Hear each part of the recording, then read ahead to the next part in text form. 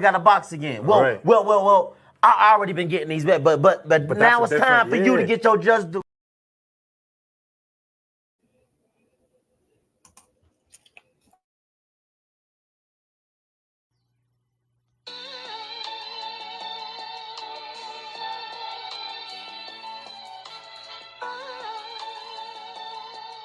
Yeah, you know the deal.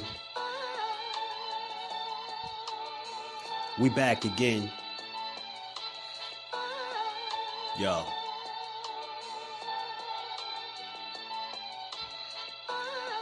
A round of applause for Jersey's finest. A lot of content creators not worthy, but they minus. They get offended and start singing like the whiners. Talking like they tough, but it's only screaming and whining. My homie JusDueBoxing is the cat you don't come to. Your squad get run through. By the time you come to, you duck food. You suckers talk tough on the internet, revealing all your threats. Now we got you trapped in the net. JusDueBoxing be on this grind, y'all better hustle up. You deadlifted 90 pounds, we doing muscle ups. There's really no comparison. His voice sound like a derringer. Throwing a towel, it's just embarrassing. My dog Just very philosophical and psychological, and he mixed it all with good boxing news. These YouTubers feel like Bishop, I guess they got the juice, but it's lonely at the top to Just to feel like child abuse.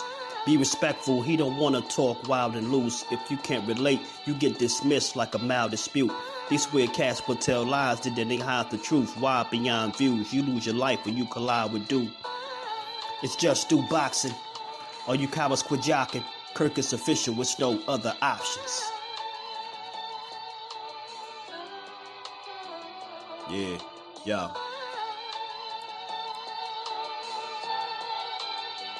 You know the deal. Judah Benn, we in the spot. JusDueBoxing, yeah. And of course, shout out to Mrs. Do, holding the whole family down. Word 'em up, word 'em up.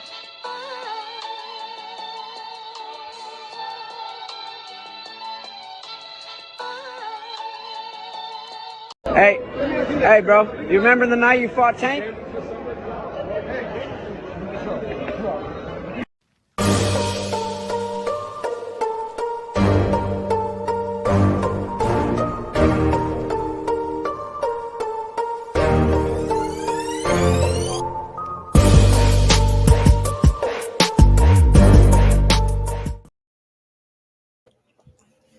What's good? What's good? Salute to the family. We are back again on this good Monday. Another good week of boxing talk.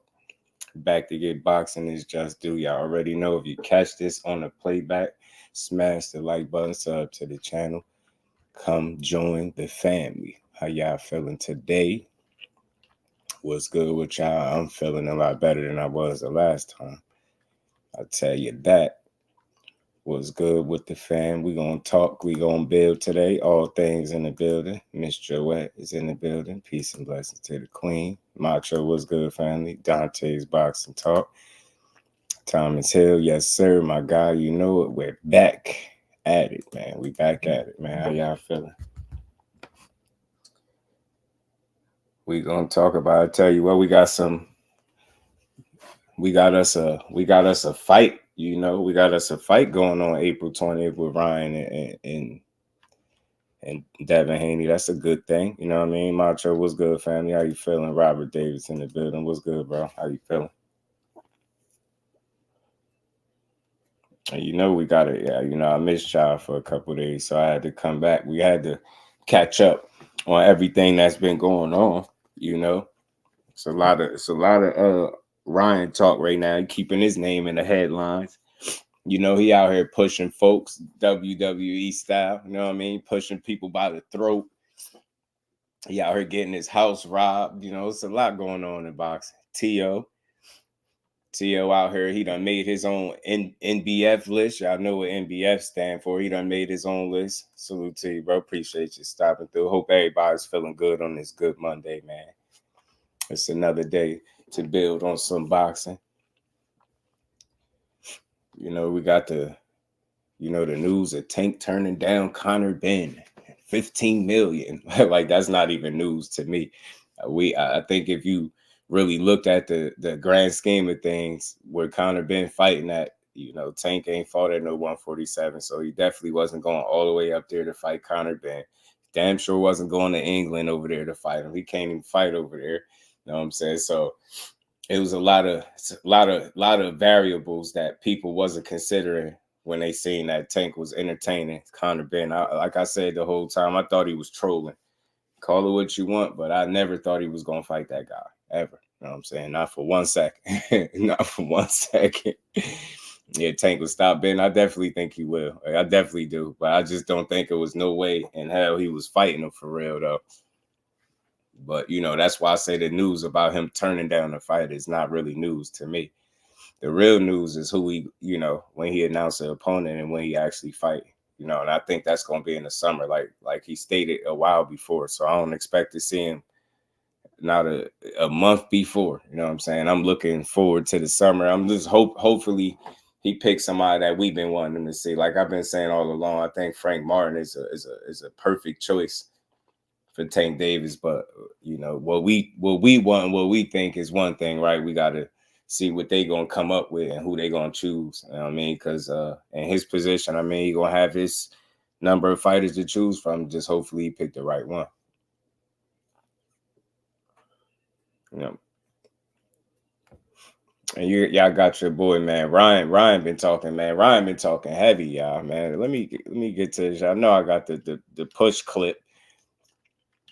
The push clip that everybody been talking about, man. That's absolutely funny. Yeah, I think Frank is it, man. I think when it comes to Tank turning down Conor Benn, I don't even say it as him turning it down. I just look at it as him never really being serious about fighting that dude for a number of different reasons. And here we are, back where we was before, waiting for him to announce who we actually gonna fight.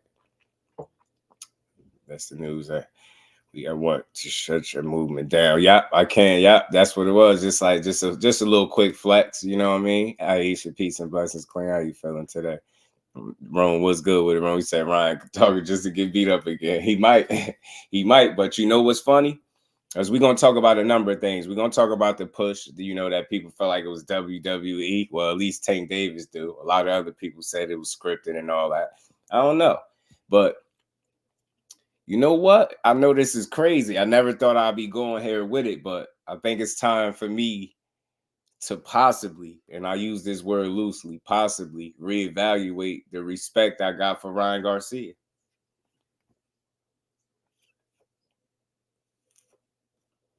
I might have to reevaluate it, right? And reason I say that is because we all hear all this talk about the four kings, and yeah, he definitely trying to sell that fight, and I ain't mad at him. It's cool because you know why? Nobody got hurt, and it ain't nothing. Devin Haney, a big boy, he can handle that. He ain't get hurt. Pretty sure he's seen it for what it was. I mean, he pushed Loma, so I mean, it's all fair. You know what I mean? It's all love. Nobody got hurt. That's the most important thing. That's why we could come here and laugh at it and talk about it. But like I was saying about Ryan Garcia, it might be time for me now. I can't tell nobody else how to look at him as a fighter, but I could reevaluate him slightly, right? Slightly as a fighter, just in terms of, we hear about these four kings all the time, and we knew who they was, right? But out of the four, if Ryan Garcia fights Devin Haney, and he got a history of pulling out of fights and different stuff like that. So we always got to be aware of that. But I think out of the four kings, if this dude actually gets in the ring with Devin Haney, he would have gotten in the ring with two of the four. I mean, I think I gotta give him his respect for that. He win, lose, or draw. The fact that he done found his way in the ring with two of the four kings and more than likely guys that he's picked to lose to. I gotta respect it. I look at Ryan, like I respect it because to me it looked like you trying to stand on business. You get what I'm saying? By you fighting fighting Devin Haney says a lot. I think it says more for you than it says about Devin Haney, right? No disrespect to Devin Haney at all. It's no slight to him. He just looked at as the better fighter, more experienced. He's picked as the guy that's gonna beat you, but I think just like we seen with Ryan fighting Tank, it was a lot of people that genuinely felt like Ryan had a shot or he was going to win. I think it's going to be the same thing when he fight Devin. Hilltop was good with it, fam. How you feeling? Says the insult to WWE. That was MLW level. The immunization shot, man. Ashley's corner. What's good, Cuzzo? How you feeling? Says your ass. The show when I hit it, this live was kinky, disrespectful. Oh, the lie. Taking respectable loss, but Devin, come on, I got Ryan in the draw. Damn, Ryan fought two of the so-called kings. Yeah, that would have been. That you had to respect it. Lonnie Lee was good with it. JBT in the building. My God, Thomas Hill as well, man. Zoom verse. Peace and blessing to my bro. Was good with it. Two of the other three. Yeah, man. He is the fourth. You get what I'm saying? Like, I just, you know, I'm just due. So I'm always gonna look to give a fighter some wiggle room and give him some respect where I see fit. But you know, a different respect would be going out here and not getting completely embarrassed and ran about the ring by Devin Haney, you know what I mean? Get boxed out your shoes. So, I mean, we going to see. I hope he don't pull out of this fight. I hope this is the next fight. I'm not here to tear it down. I think it's a good fight. It'll be entertaining. I think it could be a little more competitive than what some people may think, being that Ryan is young, fresh, you know what I mean? He got some athleticism about him. He got some things that make him dangerous, some speed, some power, right? The left hook that everybody knows about, that ain't no secret, right? Tank knocked him loose. You already know. Ooh, man, you already know. Take lullabies, you know his own. Mike was good with it. He lullaby. Hey, man. I was rooting for the ass until they ended with it. I didn't skip. I appreciate you, cuz. Said they was kinky with the ass today. Part twice in the building was good, bro. Said depending on the game plan. Oh, I bet. Ryan getting stopped. You think Dev gonna stop him? Look, I think it'll be a real good fight for as long as it lasts, if it's to be a stoppage. But again, if I'm seeing stoppage in this fight, I know that it might sound crazy. Then I'm leaning towards Ryan. I'm not saying Devin can't stop him. Maybe accumulation or something like that, but I don't know. I think as long as Ryan is upright, he presents a certain level of danger for whoever you're in the ring with, if that's fair to say, right? Unless you just beat the fight out of him, and we haven't quite seen that, right? Tank did it the way he did it, right? But you know, I think, you know, him in a fight with him and Devin gonna look a lot different. It's not flat-footed. They're about the same. Yeah, they're about the same size too. They're comparable in size for sure. One lady helped you get all your paper today, just. Nah, I'm telling you, salute to my cousin, man. He ain't knocked out no one in 5 years. Yeah, I just don't see he can, but I don't see it. Yeah, he can, and I want to be clear. Can he knock him out? Yeah, I think on some accumulation type stuff, unless he was to catch him with some punch you really didn't see, and it was a haymaker, but I don't expect that, right? If it's a stoppage, I would see more so accumulation, you know, ref jumping in there or something like that. From accumulation, but I think again he had to beat the fight out of Ryan a little bit, if that makes sense. So he had to really take it to him. And again, as long as that young man up on his feet, he pretty dangerous in there, man. You get what I'm saying? Because he gonna try. You suspect that he will. He's gonna try regardless of who he in there with. He got in there with Tank. He didn't just lay down. Tank had to, you know, force him. I mean, he had to drop him. He got up from that. He tried to fight back. I mean, the rib shot wasn't, you know, all he could handle, but, you know, Tank still had to beat it out of him, right? And I think Devin Haney's just going to go about it much differently. And they do have some real history with each other. They fought 6 times in the amateurs, man. 3-3 ain't, you can't just completely bury it. I know it's amateur fights, but they still have some type of, you know, understanding of each other in that ring. Rude exposure in the building was good, family. Can't turn his back on that. It's stoppage by referee. If it is to be a stoppage, that's the way I see it. You get what I'm saying? Frequent fire in the building was good, family. I go Devin decision, Ryan by knockout. I don't know what round. Yeah, I'm more than likely saying a decision win for Dev. I don't see him knocking Ryan Garcia out. You know what I mean? Ryan got a real shot too, though. The thing is, fighters like Ryan that possess what he got, it's not that he's trash, he's just limited, right? I think that's the best way to phrase it without tearing him without shitting on him as a fighter. I think he's just limited, right? And with his limited set of tools, he still is dangerous because the things that he do well makes him a little dangerous, if that's fair to say, right? So I think as long as he's up on his feet, you know, it's a certain level of danger that he presents for anybody, right? So I think that's the difference between fighting, I think, Devin Haney and the Tank, right? Tank takes that off the table for you, right? Your likelihood of making it to the final bell. Devin Haney being that pure boxer, you know what I mean? Not the biggest of puncher, but, you know, still get the job done, right? I think he can,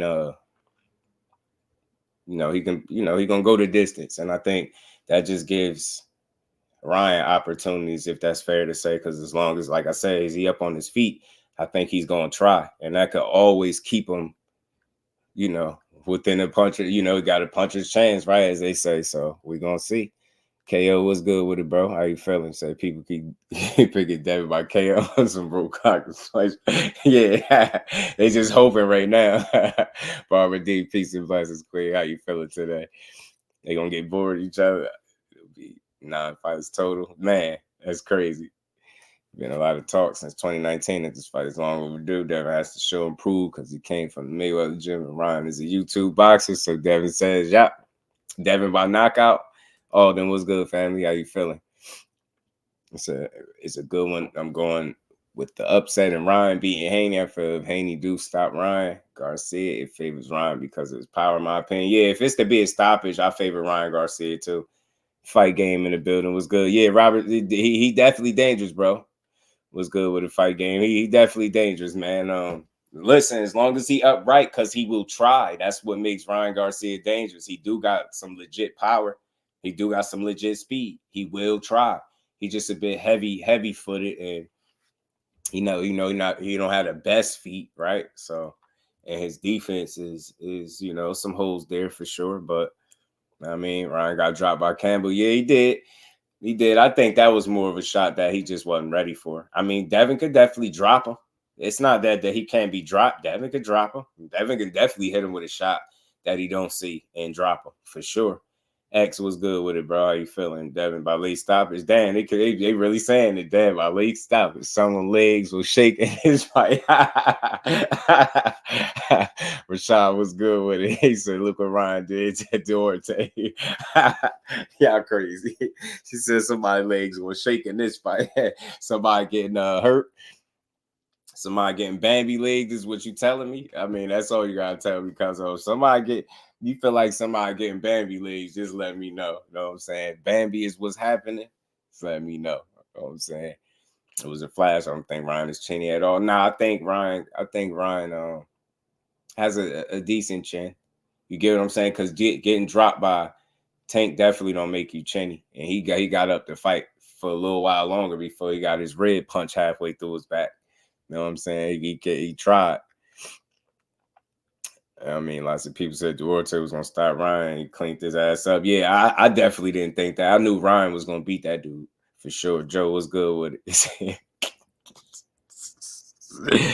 The Water Walker is funny as hell, bro. He said 12 zip or late 10th round stoppage. You're going to see Thrill Hill in the building. What's good, family? We're going to see, because, look, they got history with each other. We being honest. We know it. They got history, so it's not out the realm of possibility for Devin Haney to you know, or for the fight itself to be competitive, right? That's all I'm saying. I'm open to the possibility that this fight could be entertaining just because they've seen each other before. And 6 times, man, like, I ain't saying they ain't gotten better and, you know, evolved as fighters since then. That would be weird, right? But there ain't no way I ain't changed 100% is what I'm saying. So tendencies and things like that is still there. Like, it's still present. So that's why I think this fight is better than what people think. I think it can be competitive, more competitive than what people think too. Because again, Ryan gonna try to be on his front foot at some point in this fight, and he gonna go for it. And if he could land, this fight gonna be entertaining. Barber side get a fight 50-50. You know what I'm saying? Ryan ain't no chump, man. You know what I mean? He getting in there with another one of the kings out of the 4 kings. Everybody saying Ryan was not like that, but all of a sudden he has a chance against Devin. Listen, let me put this in perspective, bro. It's not that he don't have a chance against Devin. It's the likelihood that people think he'll win the boxing match. He'll win the match, right? It's the lack of experience and him being limited in certain areas where Devin Haney simply excels, if we being honest. Devin Haney ain't got no issue with feet in the ring. I ain't trying to say he got the greatest feet in the world, but we know he don't struggle in the ring with movement and things like that. So it's just those disadvantages that he's at, depending on who he getting in there with, you know, it just make it a tough fight for him. But look, he still has a chance. You know what I'm saying? As long as he upright, he got a chance. To his fight, gonna be competitive. Regis got y'all guys. AKO, man. Regis got people saying he figured out the southpaw stance is the wildest thing I ever heard.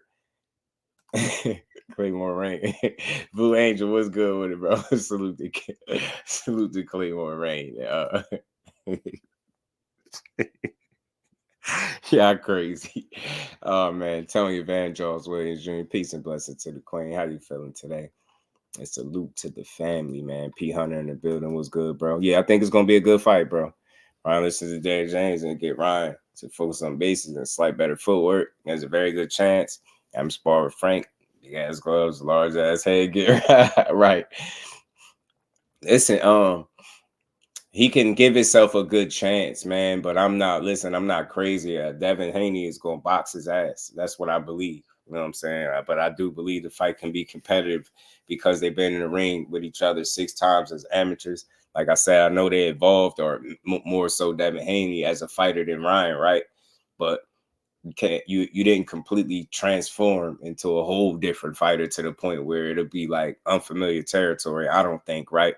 So I think them sharing the ring a number of times makes this fight fun. You get what I'm saying? That's not saying, oh, I think Devin Haney gonna lose. No, I don't. I think he's gonna win. But I do think Ryan, I'm giving him, you know,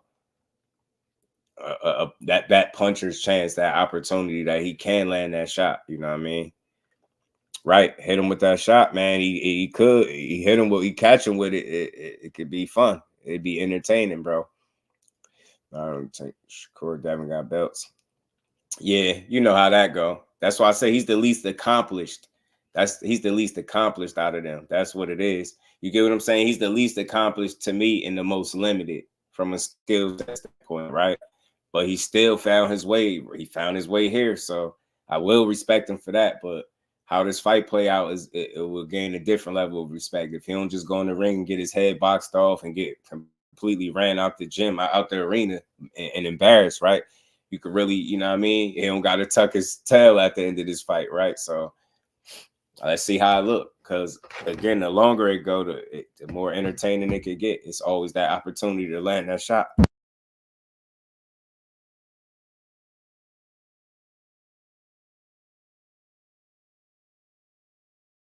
Pardon me, y'all.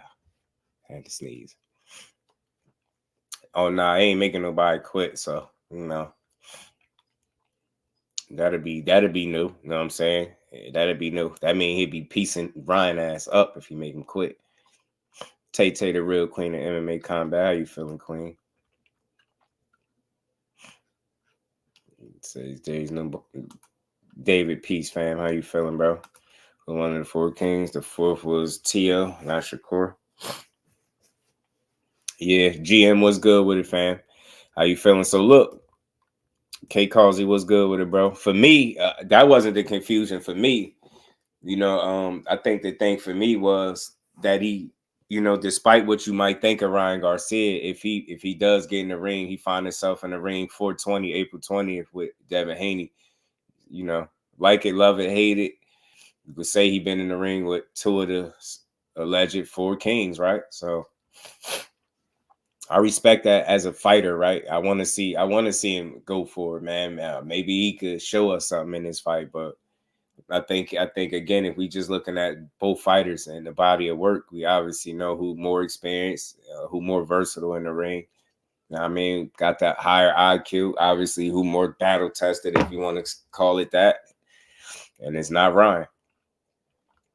Rashad said that pillow hands not making nothing quit. Yeah, no, I mean he ain't making nothing quit, but I think he could sting Ryan up if he ain't prepared. You get what I'm saying? Because Devin Haney got that fast, laser fast jab. if Ryan can't keep up for whatever reason, he get touched up pretty good in there. Like I can see him getting dropped for sure. I can see that type of, but that's different. Like I seen Tank drop him and hit him with a clean shot, and he got back up from it. So I don't think if Devin Haney hits him with a shot like that and puts him down, he won't be able to get back up. Like he's gotten up in the past. That's why I don't think he's chinny, because getting dropped by Tank don't make you chinny, right?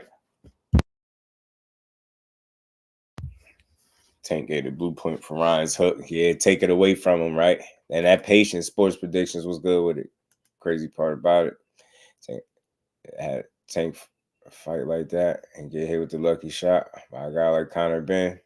That shit ends careers emotionally. Yeah, man, Tank gave that blueprint. And he got the patience, you know what I mean? Devin Haney, I think, will have the discipline and patience to create his openings and pick Ryan apart.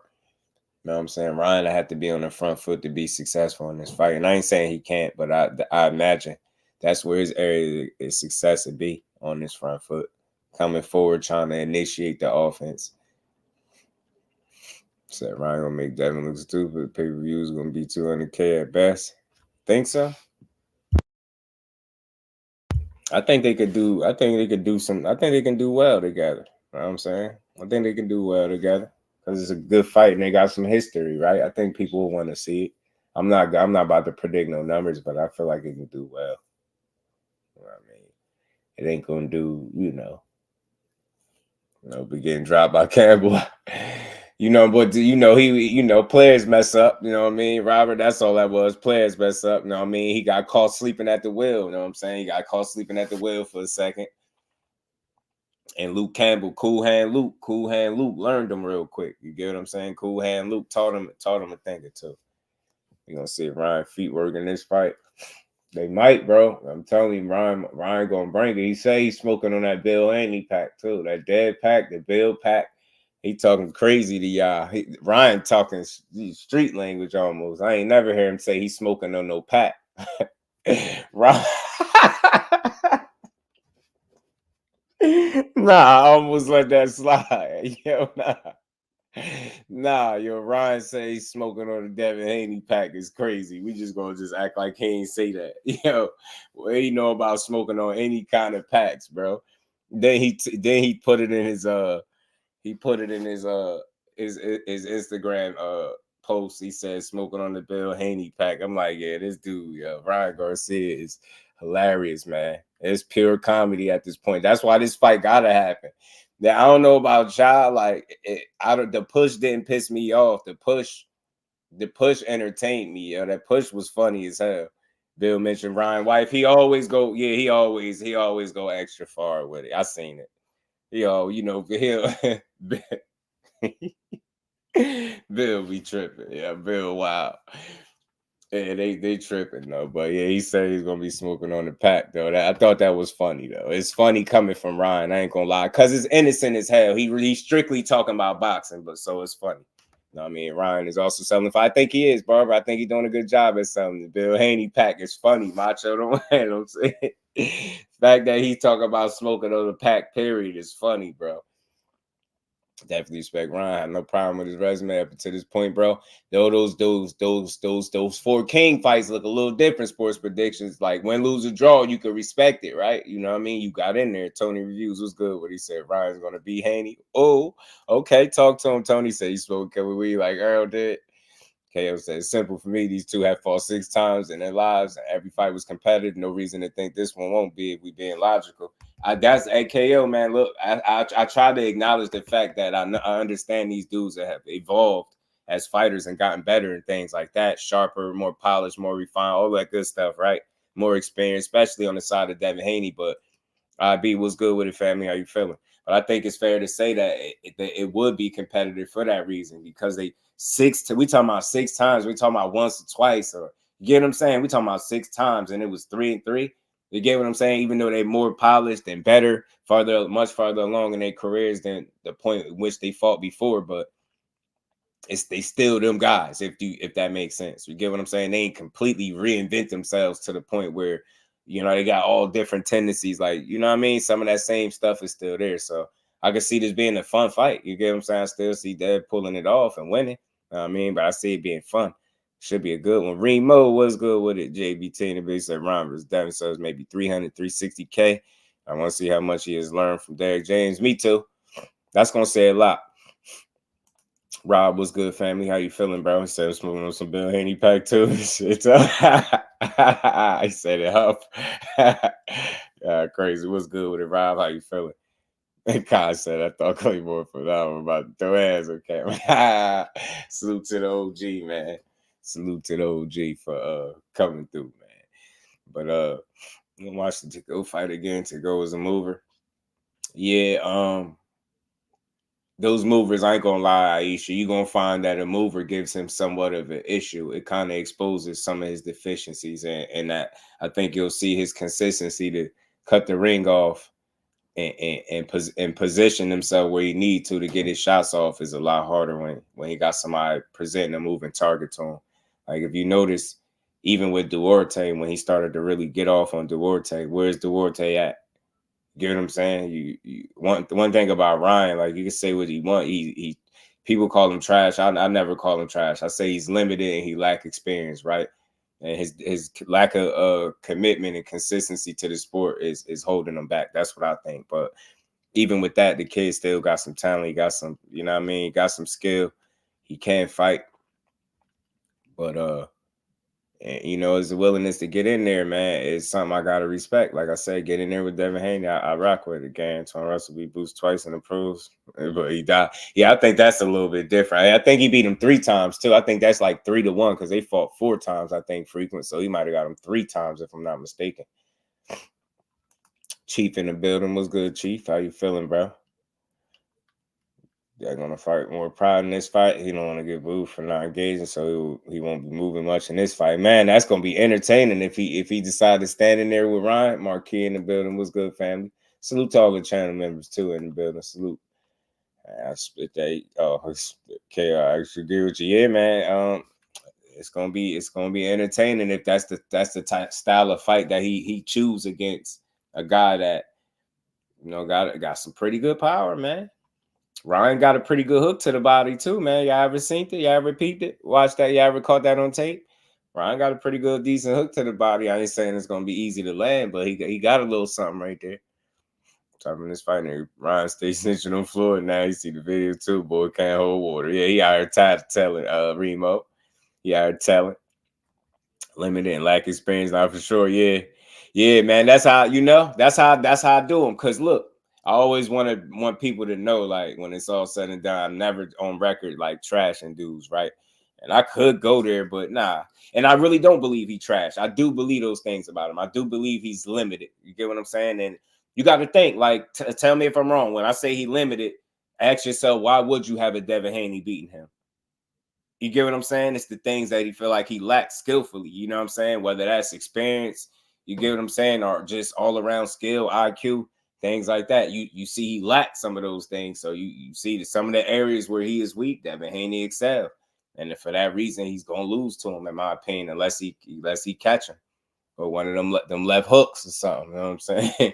Catch you with a punch you don't see, then you get yourself a shot. But other than that, you got a boxing lesson coming to you, kid. That's what I believe. Ryan's too quick to be standing in there. That's what I'm thinking. Aisha is gonna make it entertaining if he tried. You know what I mean? If he's trying to stand in there, you give him an opportunity to land that shot. It'd make the fight fun for sure. I tell you that. I don't think there's no way you put them 2 in the ring and it's not fun. Right? Are you splitting hairs 3-3 in the amateurs? Boy, man, this fight number 7, man. They both want to win. I don't care what you say. Ryan signed his contract and he actually getting his ring with him. He want to fight. I'm gonna assume he really want to win, just like he tried when he got in there with Tank. Now Ryan stopping Devin. Damn, remember I told y'all sports prediction is making a prediction. Bro said he got him stopping him. I feel you. Dev don't fight dumb. Big Tex was good with it, bro. How you feeling? Nah, he don't. I don't take him to be a dumb fighter. This fight ends in stoppage. Chief said it ain't going the distance. What's good, Big Tex? How you feeling, bro? 3-3. Yeah, man. That amateur scrap starting to be more and more interesting as you think about it. Mathias the Boogeyman, 140. Ryan or Devin won't matter soon. You like somebody got to see. Somebody got to see Subriel. Devin is smart. We be giving him a boxing lesson for sure. I mean, that's the smart approach. But it's always that opportunity or that pressure to want to impress and do well, right? So, you know what I mean, I don't know, but maybe just a points victory is enough. But I tell you what, the longer the fight go, the more opportunity you give a guy like that. You get what I'm saying? Devin Smart will give him a boxing lesson for sure. People talk Devin. God, whoever beat him deserves the credit. Right. Ryan, the YouTuber, the tuber. He said, how about the Chiefs? How about them? You a Chiefs fan? I don't know too many Chiefs fans, to be honest with you. I damn sure ain't one of them. I knew they were going to win, too. Because some of them, bugging, but saying WBC did franchise loan back in the day before the TO fight. I always heard they try to say Loma asked, but Loma said that was something that his team did, or it was some confusion about that. Kate calls, he said Ryan gives him a fight and go the distance. Ryan might get the nod. That'd be crazy. Cause that I know from what my bro Dub told me, the 420 date is a golden boy date. So you never know. Pay-per-view fighters are required to put on the show. Devin got to go do Ryan like he did Regis. Yeah, sit right there and put paws on him. Yeah, that was a fun fight. I like the way he approached the Regis fight. Yeah. Oh, you said you from Kansas City. Salute to Kansas City. Yeah, I know. You happy then? You happy today that your Chiefs got another one? I already knew they were going to win though. Better fight a better resume, but I still love boxing. I'm gonna go Ryan. I'm tired of Bill Haney IG clips anyway. Otherwise, people ain't buying the next one for sure. Right, for sure. I get that. Can't anyone tell me if Ryan stops Devin? Fight breakdown. Please just say left hook. I don't know. Left hook might catch you. Might be a sucker for the hook. Sucker for the hook. But I don't know, man. It'll be tough, man. It's gonna be tough. Like I think that's his most likely chance at winning root exposure. I don't know if he wins a 12-round boxing match per se with Devin Haney. I just think Dev got more layers. It's easy to see for me. You know what I mean? More experience for sure. That's got to work. You know what I mean? Got that in his back pocket. But again, you can always consider the fact that they should be a bit familiar with each other, right? So I don't think that's crazy to think. Bub said gonna be feathers all over the ring. Damn, Bub, you think he got feathers? Dad could sting you in there. After I tell you what, Ryan better not go in there and keep getting punched or jabbed in his face. That's how you get your nose broke. But I get you, he ain't no concussive puncher or nothing like that. But I think he got that stinging power, right? Like, those shots that you don't see, they catch you off guard. They sharp, you know what I mean? They crisp, they accurate, you know what I mean? Good timing, stuff like that. You got good timing. That's how you knock Regis down. You get what I'm saying? And he set the shot up from the Bay Area and they cheated in the game. He cheated in the game. Damn. Everybody knew the Chiefs was going to win. Right. Ryan needs to spar Hitchens. That'll be some good work for him. We just did stinky. Yeah, crazy. But yeah, man. Look, like I've been saying, man, for me, Ryan, I respect it. I respect it as long as he get his ass in the ring. He been doing a lot of talking. He from saying he's smoking on the Devin Haney pack to the Bill Haney pack. And Dev told him to smoke on them dudes that robbed your crib. Boxing is funny, bro. Devin is shot out, man. Said 420 would be smoking on that Bill Haney pack. # Super Bowl. Oh, man. Him and Dev going back and forth. This is gold, though. This is funny, man. I got to play the clip, man. I got to, y'all. Where is that? These dudes going. As long as I'm clear, I'm straight. Remember that. Yes, I'm about to run. He's about to run. Turn your back. Don't play that friendly shit. You don't play friendly over here, my nigga. You turn along like that. You don't notice that. Remember that. Knock it off. Remember that. Where? We about to fight. Are you an idiot? Are you an idiot? We're about to fight. You're stupid. He's about to run. You're literally stupid. Where did she go back? Where'd you go back? What you mean? We can do it right here. We can do it right here. We can do it right the fuck here. Why'd you go that way? We can do it right the fuck here. I'm right here. I'm right here. Why'd you run that way? Why'd you curve? You just curved. We can do it right here. We can do it right here. Look at Ryan Leather Jack. Now what's up, motherfucker? Look at the pleather Jack. What's up? You got him. Got him.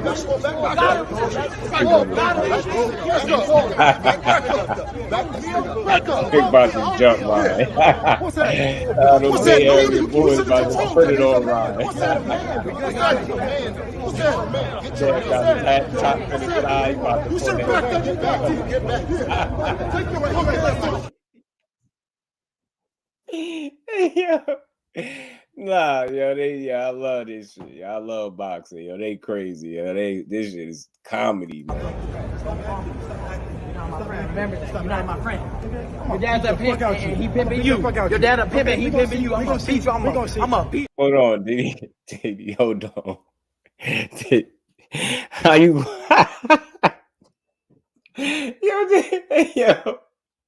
Hey, yo, did Ryan just walk up to Devin Haney and say, "You not my friend"? Like, what? See, I love Ryan, but that's what lets you know he's still young. Like, why would he say that? Like, out of all, y'all going back and forth. Y'all, it's heated, yo. Y'all just got to a shoving match. Yo, bro walked up to him and said, "You're not my friend." He said, "Oh no, I'm gonna play it again." He told Devin, "You're not my friend." Oh my God, yo. Oh my God, this is funny, man. I'm telling you, this is pure funny. Clarence Bang said, "Dad about to box Ryan's shoes off. I'm still gonna buy it though." Teach was good with it, Teach. Cobain, Bill Haney versus Bodyguard. Let's get it. You know what I'm saying? Somebody got to fight. He said, "Get it WWE scripted out of here, man." He said, "Shorty right there in the center smiling." They love it, yo. I like it. Now, this is funny, bro. 12 threes. We're going to have some fun with this. We got to. I don't know how everybody else looked at this, but this is our opportunity as fight fans. This was free. Nobody had to pay for this. This is entertaining. It's funny. I know people saying it's scripted, but didn't he grab Dad by the throat a little bit? Hold on. Let me play this. Remember that. You're not my friend. Your dad's a pimp and he pimping you. Your dad a pimp and he pimping you. I'm gonna beat you. I'm gonna beat you. I'm gonna beat you. I'm gonna beat you. I'm gonna beat you. I'm gonna beat you. I'm gonna beat you.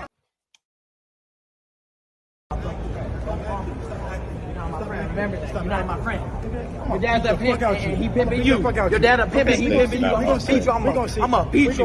I'm gonna beat you. I'm gonna beat you. I'm gonna beat you. I'm gonna beat you. I'm gonna beat you. I'm reading everything. You saw. I already know you back now. Your dad can't talk for you. Your dad can't save you. Everybody know you really whack, nigga. You're whack. I'm up with something you're better, whack. bro. No, you're whack, me, bro. That was whack. Okay, that was whack. You soft, bro. You soft. I've never been soft.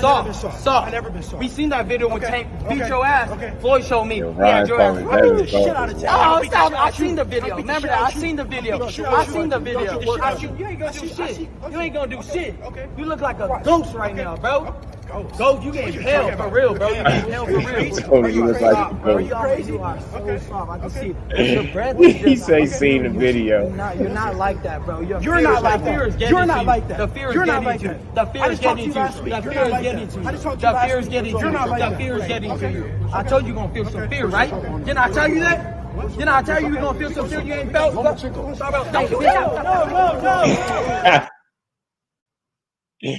He pushed him.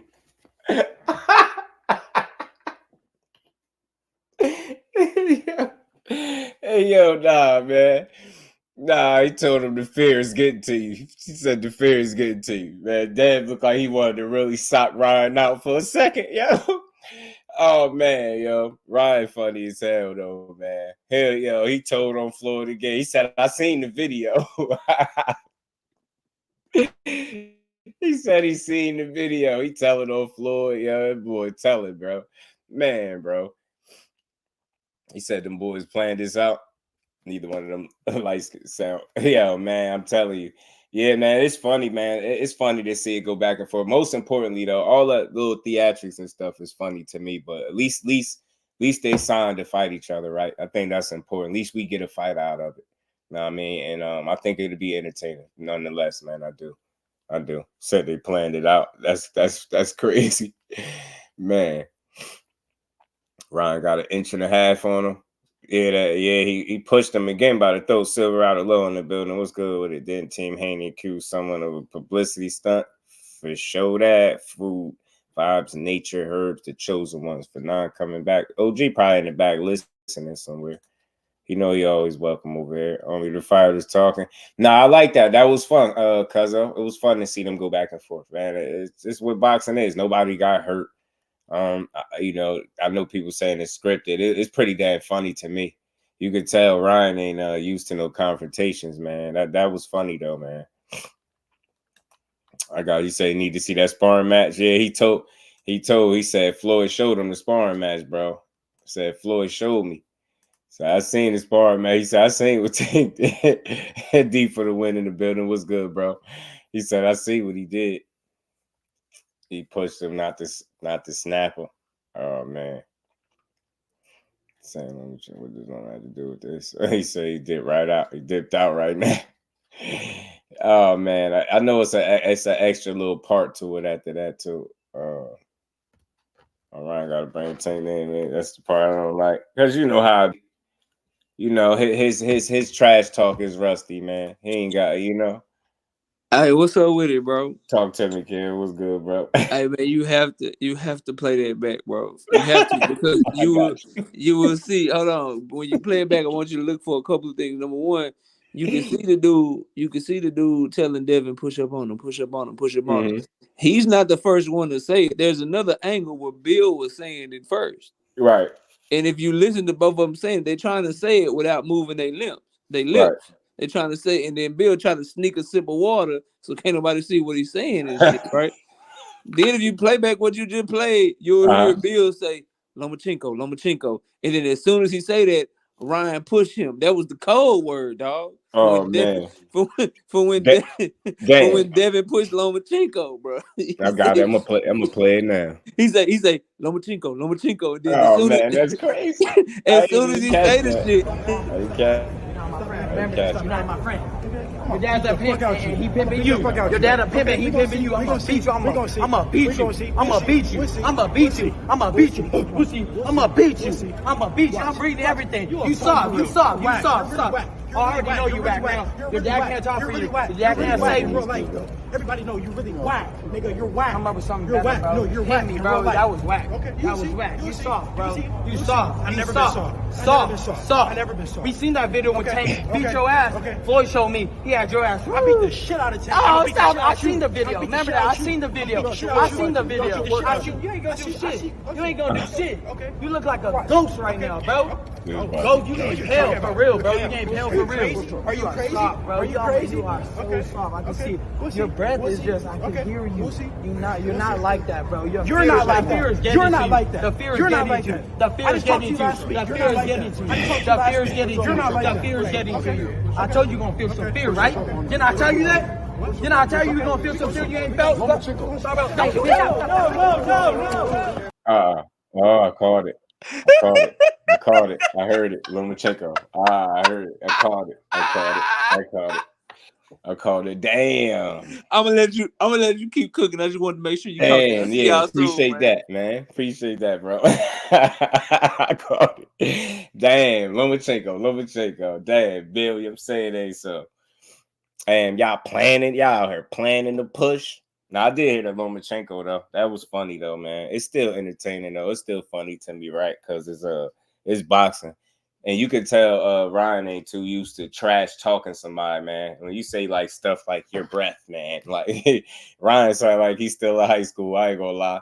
He got some growing to do. But look, respect to him, because like I said, man, I do laugh at a lot of this little side stuff because it's entertainment for me at the end of the day, right?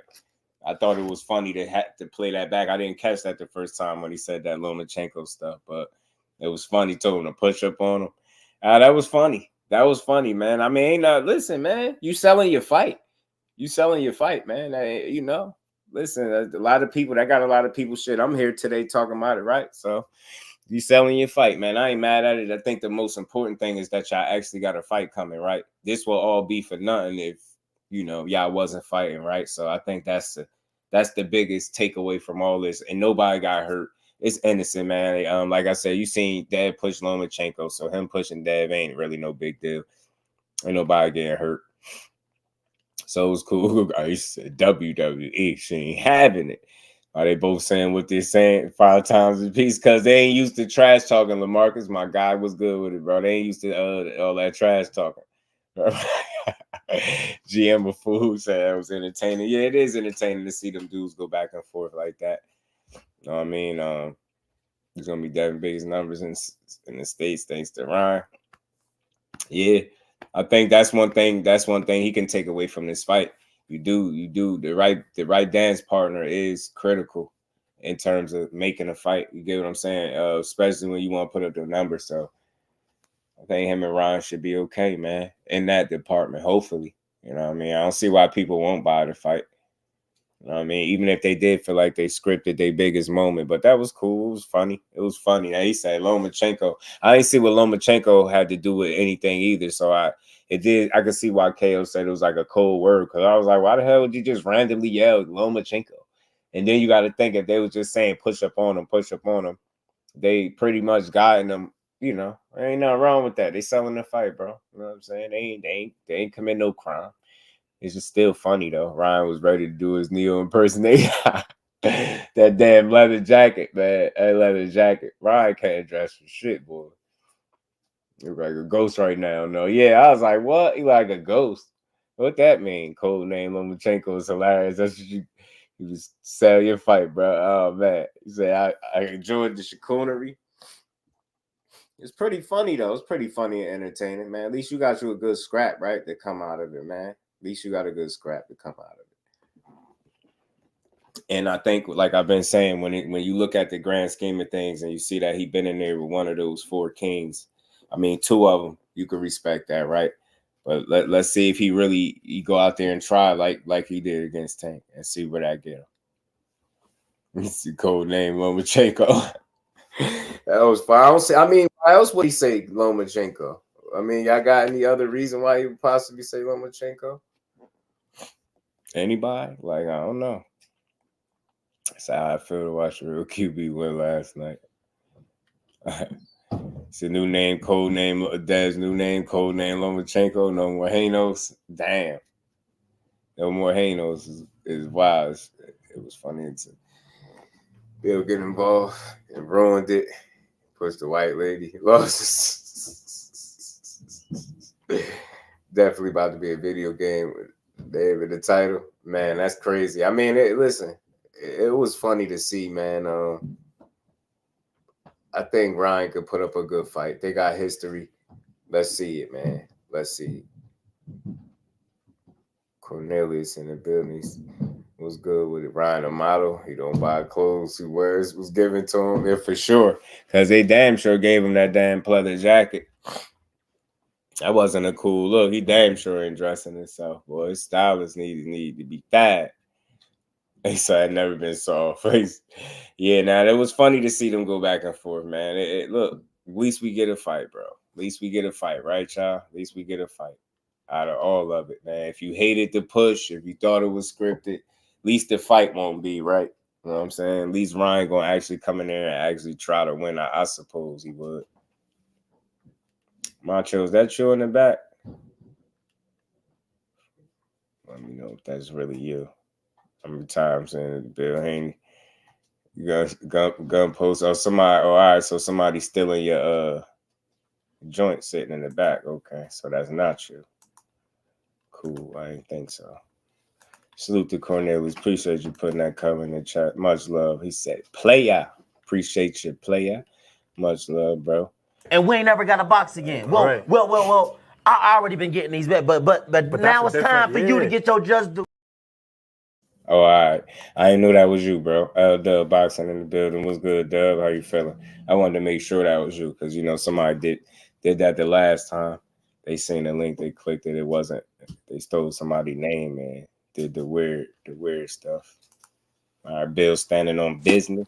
Yo, what's good, Josh? What's good, bro? I'm making sure that was you. Nah, that was me. I was trying to give my little Ryan Garcia take, but Nah, talk to me. It's all good. Nah, that's bro, why we here. I can't stand that dude, Bill, bro. I mean, he's a great fighter. I mean, you gotta give it to him. He, like, his amateur record, everything, it adds up, but like just his cloth, you know what I'm saying? Just you had information regarding Erickson Lubin for like what, a year and a half, year and 3/4 type, you know what I'm saying? So it's just like ain't no telling what else this dude may be hiding, so hopefully Ryan brings something out of him. Hopefully Ryan has that second win that I seen in that Oscar Duarte fight, that it was just like, bro, skillfully, that's why that's where he transitioned into that little shell that he got. But once he realized his little game plan wasn't working, Derek James really wasn't shit, and the shit just started crumbling. Like Ryan, he was kind of good by himself, and that's why his win he was able to stand on his win the way. I mean, he still has to build up his resume, but at the end of the day, I mean, you gotta give it to him. Now that was a pretty shocking performance. I mean, as far as predictions. Yeah. No, I agree. I do. Said why Bill don't got that energy for be hot, because he was smart by not going to no bathroom. No, I said that before. That was a smart move, Bill. But yeah, man, I don't know. I mean, it did. That kind of did slip my mind. The fact that he was getting a little active and pushy. It was only Ryan. You know what I'm saying? And I think he was selling it for sure. Because they don't want to do nothing to each other. Not in that way. You know what I'm saying? They make millions in the ring to fight. That's where they're going to fight at. It's cool to sell it. Like, some people going to look at it for what it is, entertainment, right? That's all it is to me. It's funny, though. Too much credit for Duarte. I didn't want to take credit from the win. Like, it is what it is. He went out there and got it done, stopped him. But that dude was a career, lightweight, 35-pounder. So, and you see how that just flew under the radar. See how ain't nobody cry Duarte or River for him being pulled up to a weight class he's never been in. Matter of fact, a catch weight at that. You get what I'm saying? The dude never fought outside of 135. Ryan had no problem snatching him up and beating him up. But the why I can respect this fight is I think this would be his real official fight at 140, because they put an emphasis on no rehydration, no catch weight. Okay, it's about time you got your ass to 140 anyway. You the only fighter I know that snuck to 140 and ain't really had a real fight there yet, and ain't really fought a real 40-pounder since you've been there. So this would be a first opportunity. It's a lot of different little reasons why I can't pick him to win this fight, but still don't mean it won't be entertaining. You know what I mean? As long as it lasts, and I do expect it to go the distance. So, but I mean, let's see. It's enticing. Yeah, I think it'll go the distance too. I think Devin will win in decision though. I mean, he may shake him a little bit, but. Yeah, CD, what's good with it, bro? I can see him dropping him. Like, a knockdown is not outside the realm of possibility, but I think Ryan has showed the ability in the past definitely to get up. Man, I don't think you can call a guy chinny from getting dropped by a Tank. I get the Luke Campbell knockdown, but then it was the way he got up and he wasn't noodle-legged. That matters to me. Like, you could be sat on your ass. It don't take that much. And it was a punch that he clearly just wasn't ready for, right? And we know those are the ones that, if we're being honest, those ones knock you out. So the fact that he just put him down, he got right back up and then knocked that guy out with a shot to the body was impressive. So I rock with it. And then again, he took a shot early in the fight from Tank and got right back up from it and fought back. So I don't think he's chinny, man. I think he could take Dev the distance, but I think what level he gets outclassed is what I want to know, right? Because I ain't expect him to win the boxing match. I think he can make it interesting for as long as it lasts, though. He got a pimping, yeah, right. Hey, where'd that come from? Somebody who teaching Ryan how to trash talk, man? Can Ryan outbox Dev? No, I don't believe he can, because I think again, I don't want to say his feet are trash. They're just not as good as Devin's feet is, right? And I think that's going to be an area for him exploit, similar to the Regis. I'm not saying he's Regis level, man. Pardon me. Somebody did ask that question. Is he more skilled than Regis? I mean, it's definitely possible on the downhill, for sure. yeah. Because I think Regis was on the downhill. He wasn't doing too much crazy. He just lost to Josh Taylor. Like, and I think people kind of shit on Ryan's pedigree, but he been in there and you know, with some of the who's as an amateur. So he obviously got a pedigree. He can hang. So I don't know. I think he is a little more skillful than Regis. And he much younger at this point too, a lot fresher. Yeah, at this point, I don't think the fight will be as one-sided as that one. Now, I could be way wrong, but I don't think Devin and you know, Ryan is as one-sided as Devin and Regis was. Probably needs 2 knockdowns to win. Yeah, for real.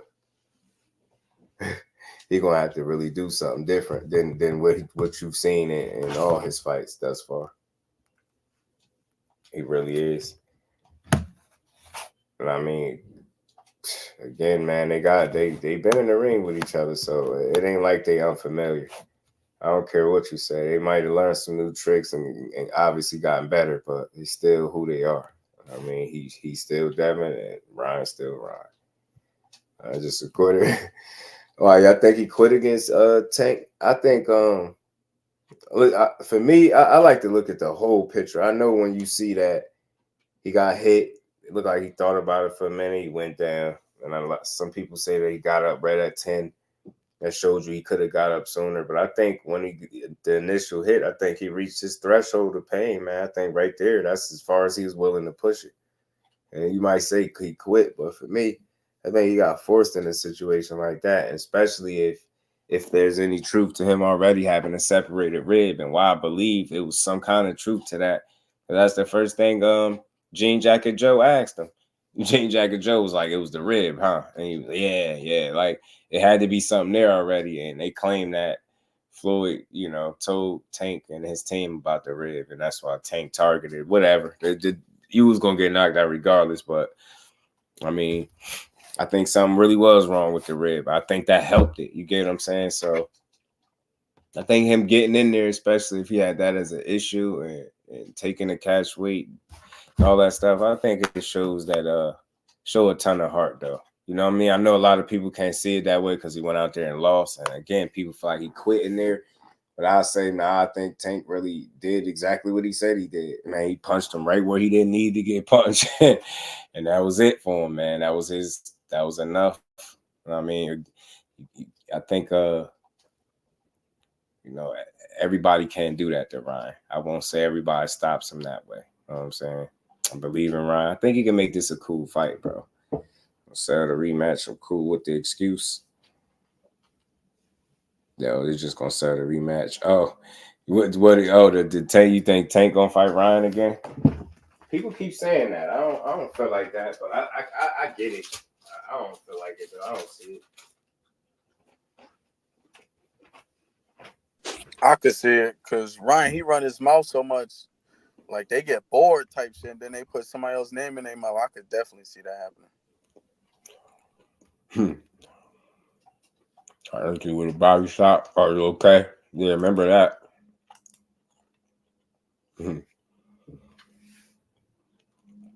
Or so you think he'll run it back down the line? No,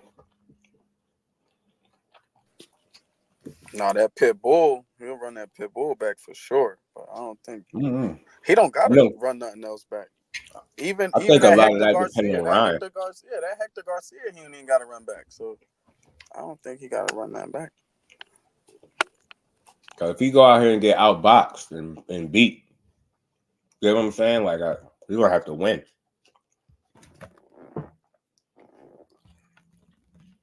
I don't see why that makes sense to fight him if he could go out here and get smoked and beat up.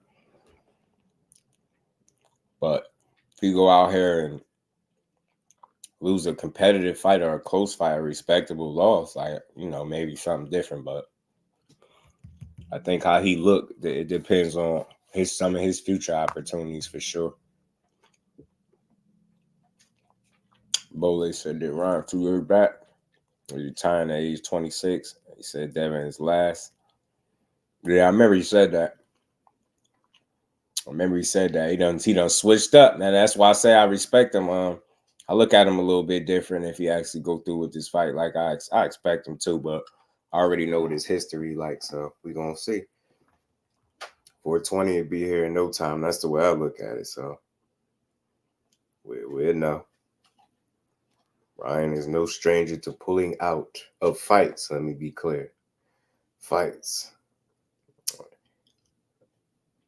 Ryan knows what Ryan Power feel like. That's a good point, Aisha. You do. I see people saying it, but for me, I feel like rematches, when you're speaking about Tank, especially given how good they did the first time, you think if Ryan is putting himself in situations where he's winning since losing to Tank, then you could see a potential, right? But you know what losses do. Them losses hit different, bro. So I think it'd be a different situation, them trying to sell it if it's a guy that keep going out there taking losses. You get what I'm saying? So I know this will only be a second loss he get beat by Dad, but where do he go from there? You get what I'm saying? And that Oscar Duarte is a solid win. It's cool, but he ain't even beat nobody in your division. You literally do what Canelo be doing, bring guys up, or what they say Tank do, right? Bring guys up. That's clearly what you did, so. He said Ryan rematch still bigger than the Devin fight. Could be. But think about it if he was winning, especially if he was to win that fight. You get what I'm saying? Now think about selling that to the people. So you said Ryan getting that Ivan Drago treatment. Yeah, man. That push is funny, man. Then the man done got his house robbed and everything, man. I'm like, damn, Ryan. Damn. Yeah, man. Ryan out here getting a crib burglarized. Hold on. He getting a crib burglarized and everything.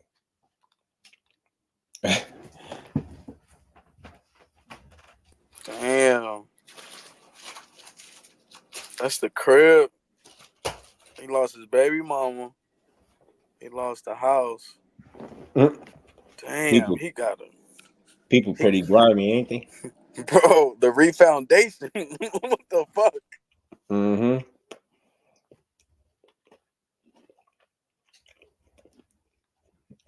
Wow.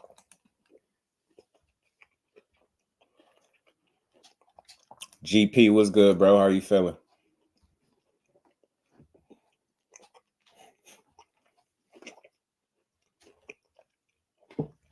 Damn fools, robbing. Stealing from that man like that. Said Ryan be lying. He probably made that up too.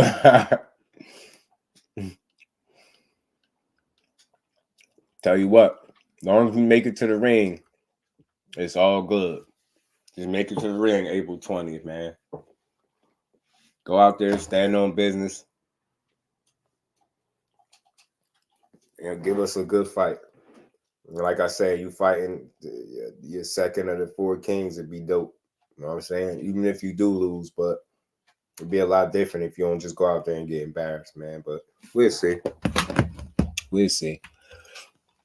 But we're gonna so we'll see at 420 if Ryan really be smoking on the Devin Haney and Bill Haney pack, or if he get his ass smoked. D-Free was good, bro. How you feeling? Let's see, talk is cheap, and he been doing a lot of it. He even got bold and pushed Dad. Pushed him by the throat a little bit too. I said, okay, Ryan. He got up out of there too. Ryan got up out of there. He got little behind the security after that push, bro. Said, let me casually get up out of here, man. You know what I mean? Slip to the back. Justin in the building. Was good, fam. JBT in the building. But man, Teo, man. So Teo, let's move on. Let's talk about Teo for a minute, man. Again, it's been a lot of little mixed results from his fight recently. You know what I mean? I came this last Thursday, and look, he ain't proved me all the way. He ain't make me a complete liar. I ain't bet against him. I mean, he still went out there and won, but damn it, looked like they might have took one from Ortiz. He outlanded him. He outthrew him. I get that he moved, but I feel like one guy had a game plan. Teofimo, this was a opportunity for him to prove if he could put together back-to-back performances where we could say, all right, this Teo on top of his game, and right on par. He did. He had me. He gave me the Sandor Martin Teo vibes. He gave me the Do I Still Got It vibes. I definitely got that. I mean, like Tim Layton in the building was good, bro. I got those kind of vibes, man. I just felt like I don't even know if it's a lack of focus at this point. I don't even think it was that. I think he kind of got the areas where he is not good at. It got exploited by Jermaine Ortiz, and I think a lazy way to look at the fight is to just say he ran, because even with all the running that he so-called did, he still outlanded this guy. So I'm like, I'm not really a fan of that narrative that he ran. And again, I understand he did a lot of moving, and more moving than people probably like, but you got to understand, I think it was a method to his madness. I think it was a reason for it. I think his game plan, he had a game plan and he executed. I think he wanted to limit the opportunities Teofimo had by not standing in front of him, being a stationary target. You get what I'm saying? He simply had a game plan, right? That's what I got. That's what I got from it. You know, Teo just like a dude that was lost, trying to come on the front foot, and when he didn't have success, he got frustrated. You know what I mean? And he sat around and he kind of waited. You get what I'm saying? For Ortiz to make mistakes that, you know, fortunately for Ortiz, he didn't make too many of. You get what I'm saying? So I just felt like he had a better game plan, even though it wasn't the most offensive fight.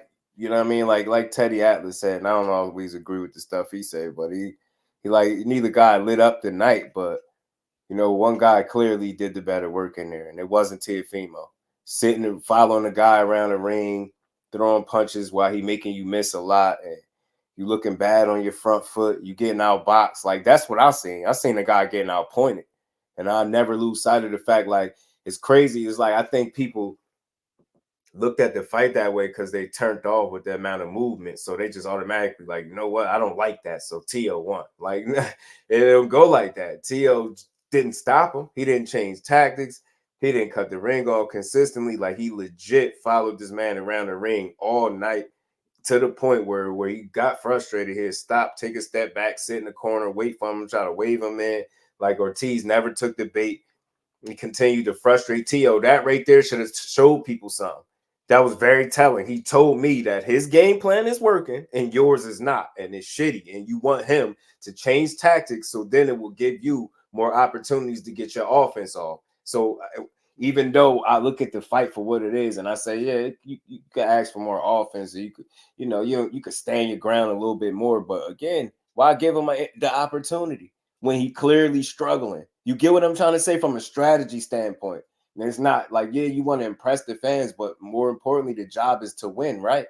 You won't get another opportunity, you won't win. And I think he fought this style of fight that wasn't going to be the most pleasing to the eye, but it was the most effective for him in that ring. And he kept Teo, he neutralized. He never put any consistent offense together where he was like, all right, Teo looking good. He never had those moments. You know what I mean? Jermaine Ortiz literally limited all of those moments for Teofimo Lopez, the same dude that just took Josh Taylor to school when they fought, right? That's the same guy. That's the same. One fight ago, he was just beating the hell out of Josh Taylor. He getting here. Now he can't land none of this. I'm going to give Jermaine Ortiz a ton of credit. All that, he ran. I think that's just lazy. I think that's that's just one way to look at it, right, man? Some people just want you to stand there and fight. I understand the sweet signs. I seen the sweet signs. Yeah, you could have seen more offense, but it was a method to it, right? I can see if he was doing this stuff and it wasn't working, then I'd be like, yeah, man, maybe you should stand your ground more and fight. Man, he had Teo all balanced all night, and he just never looked comfortable, and his performance suffered. And to me, he lost. He got outlanded. He got outworked. Think about it. The guy, imagine saying a guy ran from you, but he threw more punches than you and outlanded you by a couple more. Just imagine that. He won the jab battle. Like, you name it, he did it. Power. I don't know if Teo got him in power punch connects, maybe. But that's grasping at straws at this point, bro. You got out hustled and he outlanded you for what it's worth. He had a game plan. He displayed the sweet signs, I think, on a more consistent basis than Teofimo. You look like a guy that can punch to a little bit and just was relying on that and it never came. You get what I'm saying? The Rise podcast in the building. What's good, seeing? How you feeling, bro? Slide said, because Ryan, Canelo, Teofimo, and Pitbull fans don't understand that boxing is not fighting. It's just hit, not get hit. Yeah, it is, man. It's to hit, not get hit. You can't. You not. And again, if I know that you clearly are the guy, you're relying on your bigger shots. You get what I'm saying? You landing your bigger shots to neutralize what I got going on, right? To kind of win you over in this fight. I'm going to fight in a way that neutralizes all of that. And you never really got off the quality of shots that you were looking for. You was just, nobody was home. And I appreciated it because I understood what he was doing. At least I felt like I understood what he was doing. And he wasn't putting himself in positions to get hit. You get what I'm saying? And just what it is, T.O. exposed how bad he is on the front foot. He showed that how much work he actually need. And after I played this clip, I got a question for everybody that's in here. Is after T.O. making we know the comments that he been making, but for him to say the stuff that he been saying lately and then saying how he not going to fight this one and that one, he made his own NBF list, man. Like saying he not going to fight this one. He going to stay away from all of them. You get what I'm saying? Like I question at this point. And salute to the queen, Key Alexandria. She was cooking on something, man, and she made a great point. You shouldn't have to roll the dice with T.O. and figure out where it's going to land with this dude in terms of what you could expect from his performance, right?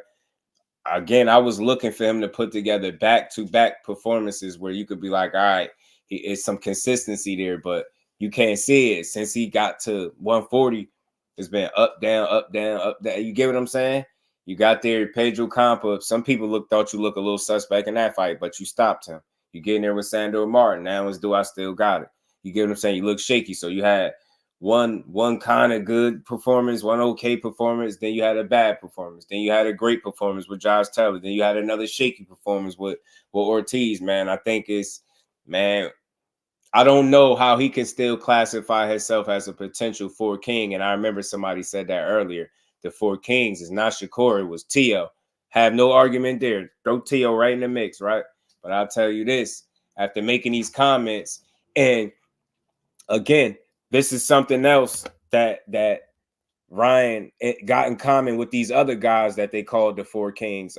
And if you want to throw Shakur in the mix as one of them, I mean, you could at least say that ain't none of these guys ever been on record saying what Teofimo has said. Like, you ain't never hear Ryan Garcia say, I'm not fighting none of these guys. You ain't never hear Devin Haney say, I ain't fighting none of these guys. Same thing with Shakur, Tank.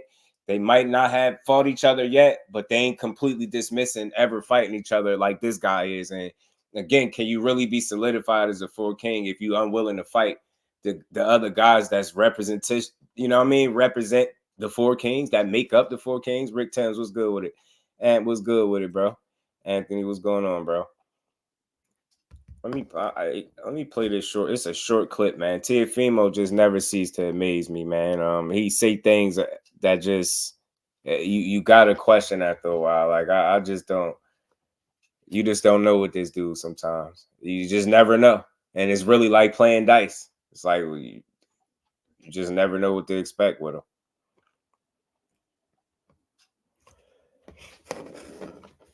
They can't touch the real 4 kings besides Tank brings the heat like the 4 kings did. Now I get that, but you know, I think what it is though, bro, is they can be this era's generation, or this generation of 4 kings in this specific era, right? And I think they all have that opportunity, at least to say the least, right? They all in position where if they just make the fights.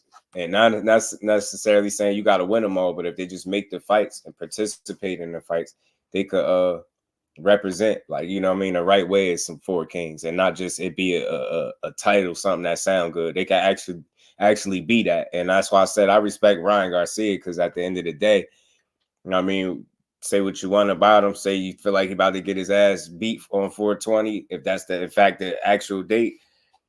He still have been in there with 2 of the 4. You get what I'm saying? And you got to respect it. So, like I said, you never heard Ryan nowhere on record saying he not fighting this one or that one. But to hear Teofimo say these remarks, man, it just make me question, like, is he really still a 4 king, or do he need to let that go? Because his performances don't back it. You get what I'm saying? Yeah, he got a couple big wins, but outside of that, he act like he bigger than boxing, and I think that's where he go wrong. I think that's where Teo always hit his head. Yeah, I was gonna say that, bro. It seemed like he, like, even during his fight, that's why I was like trying to, like, I watched a fight with you, Just, you know, and I was just pointing out a few things, and it was just about his footwork. You know, I'm watching Jermaine footwork, like, that's what I'll be watching a lot of times, like, especially when something isn't going the way that it's like supposed to go, or it's like going like kind of competitive, like it's a dog fight for real a little bit. But I was just watching his forward. I was looking at his left foot. I'm like, he's kind of dragging it a little bit. It's almost like uncomfortable. It's like you bigger than boxing, but like you kind of expect him to, like, who's to say Jermaine Ortiz didn't get better after the Loma fight? Right. You know, like you just can't like you can't go in there and think, oh, this is cookie cutter. This is how it's gonna be. That might have how it been for you coming up 135 undisputed, but 140 undisputed. They expected more work than that, T.O. Yeah. Like you really look like in this, and like, you know, Shakur does that too, you know, depending on his last fight, but like you really showing that you bigger than boxing. Like it's more like your words are you know, and that's bigger than selling the fight, because them all that talking don't add up to numbers, brother. Right. He still got something to prove, man. I mean, they all do, right? But I understood why Bill did that video saying something about Teo and not being the king. Like, I'm starting to question some stuff myself, man. I think it's fair. I don't knock him. Still think he's a hell of a talent, but I think what we starting to see too, you know, some of what we seen more so than this narrative that Jermaine Ortiz ran. No, Jermaine Ortiz came in the ring with a game plan. And although the game plan just wasn't the kind of one that get fans out their seats and, you know, jumping up and down, and I get that. I get it, bro. I get it. But let's not act like this was some pay-per-view event and you paid an arm and a leg to watch it. Shit was on free TV. Let's not lose our minds about it. He came in there with a game plan with a guy that's clearly a bigger puncher than he is, obviously on paper and in the ring from what it seemed like. He just he eliminated his opportunities to hit him with those type of shots by just not being a stationary target, which is clearly evident to me today that that's what Teofimo needed to look good.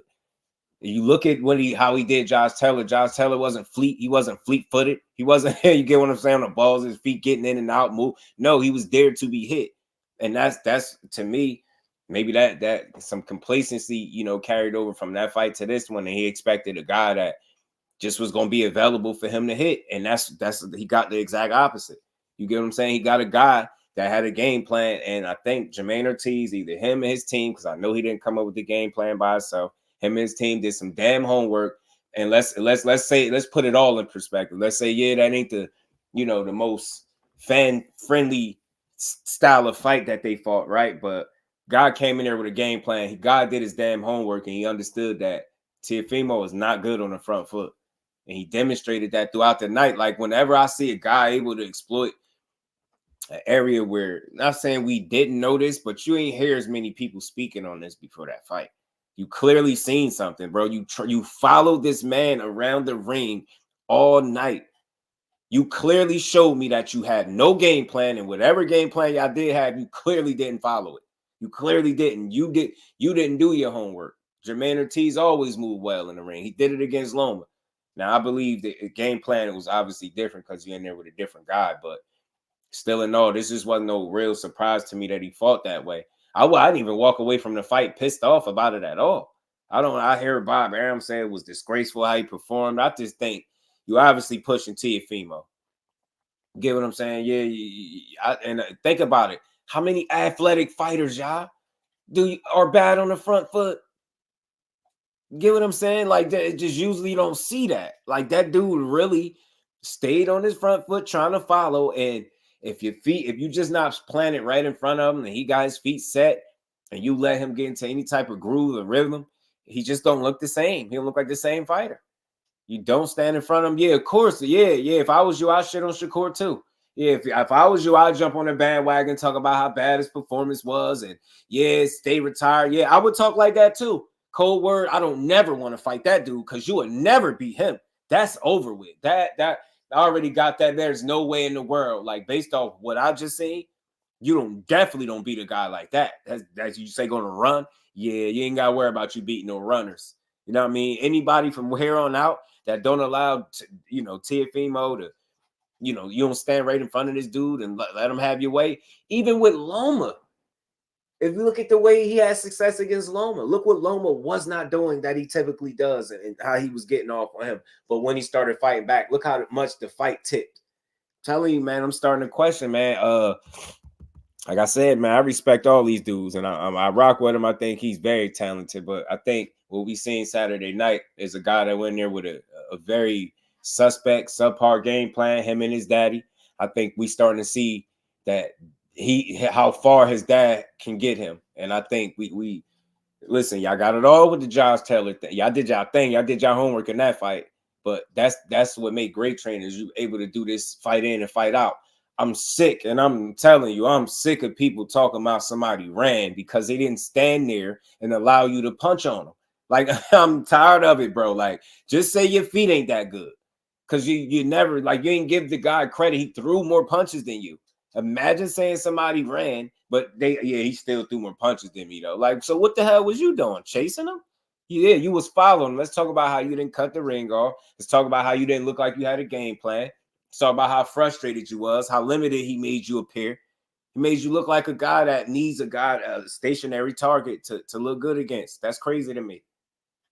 And then again, a critique a certain somebody for fighting all these guys that's flat-footed this, flat-footed that. I mean, he got in front of somebody that wasn't flat-footed, right? Remember, he said he figured that style out when he beat Loma. Well, I don't think so. Jermaine Ortiz showed me you, in fact, ain't figured nothing out.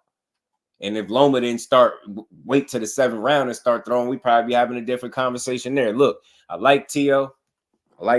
He's talented. He's skilled. I think him and his father ran their course. I ain't saying in terms of friendship and relationship, but I'm talking about in terms of success. I don't know if he beats any of the other champions at 140, looking the way he looked against Jermaine Ortiz. I don't think this is a one-all type of fight. I don't think it was just the style of Jermaine Ortiz. I think this is a sign of things that come. And when you got guys saying stuff like this in interviews about who they're not going to fight, which I'm about to play in a second, it just don't sound good. And again, how could you be a 4 king if some of the guys that make up the 4 kings, you taking them directly off the table by saying you're not going to fight them, but you'll criticize them, you'll ridicule these dudes, you'll shit on them and talk about how much better you are than these guys, but you won't fight them to prove it. It's crazy to me. That's weird energy, and I don't like that from a fighter. I like the banter. You could talk all your shit, but be willing to get in there and stand on some business and fight, man. Jordy's Mexican fan base, and they be shitting on them. Devon, what's good with it, bro? How you feeling? What's good with my guy Don in the building? What's good, bro? Cash Crypto in the building. What's good, bro? How you feeling? Ant McQueen. What's good, Ant? Isolated, yeah. What's good, Thomas? Thomas, get up here. Thomas said something when I came in here. Frontline, what's good with it, bro? He needs a top level fighter for him to come in and fight at a top level. You get it? I get that too, and I know that's always a possibility. Like, people feel like he fight to the level of the competition, but I think he could have overlooked Jermaine Ortiz. He was on record saying he didn't expect him to get this far. Like, he didn't think he was that good. Well, the news flash, and then it's no surprise that you went out there and you look like you did. Like, I'm blaming him and his damn pops, man. I don't give a damn. Miss me with all that. They ran from you. Just say your feet are not good, because I ain't never heard no guy with good feet say somebody ran. You just don't hear it. You usually don't hear that. You don't hear it. Do Tank cry about people running from him? Because they damn sure don't all be just standing right there in the pocket wanting to fight. You get what I'm trying to say? You got dudes that be boxing. You don't hear him crying about people running because he know he got the feet to go get him. That's why you don't hear him crying about that type of shit. So I ain't giving that to no fighter.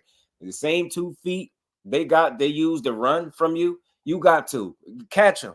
Go catch them, bro. Unless I see these dudes physically turn their back and start running, I just don't want to hear it. I think it's a weak excuse, and it's a way to justify you not being disciplined with your feet. You not being, intelligent with your feet. You not being good with your feet. You get what I'm saying? You not being able to stay patient and cut the ring off. You need a guy to come right to you. You need this shit to be all one way for you to look good. Nah, bro. Hell no. I want to see that. Go get him. You know what I mean? You don't cry about somebody using their legs, bro. Oh, he ran from it. Yeah, he just didn't want to engage. Then and not only did he throw more punches or landed more, he threw more as well. Miss me with that, bro. Nah, he just didn't want to stand right in front of you. And I think, again, that's why I like the shit that Terrence Crawford said. I like what Shakur has said. Like, miss me with all that he ran shit. Nah, go catch him. You get what I'm saying?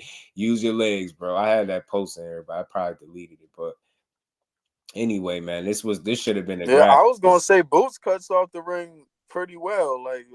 If even if you want to make a broad comparison, like Boots really does cut off the ring really well. No, that's a good point. I just think and you see where people ran to right when they seen the Karen fight. He can't cut the ring off. Now that's BS. Go watch it again. He didn't do it consistently. That's why I said that with Teo. It's times he probably cut the ring off a little bit, but for a lot of the fight, we all clearly seen that he was following him. And it looked like it was a problem. Boots looked like he got impatient after a while, and then he got in his own head.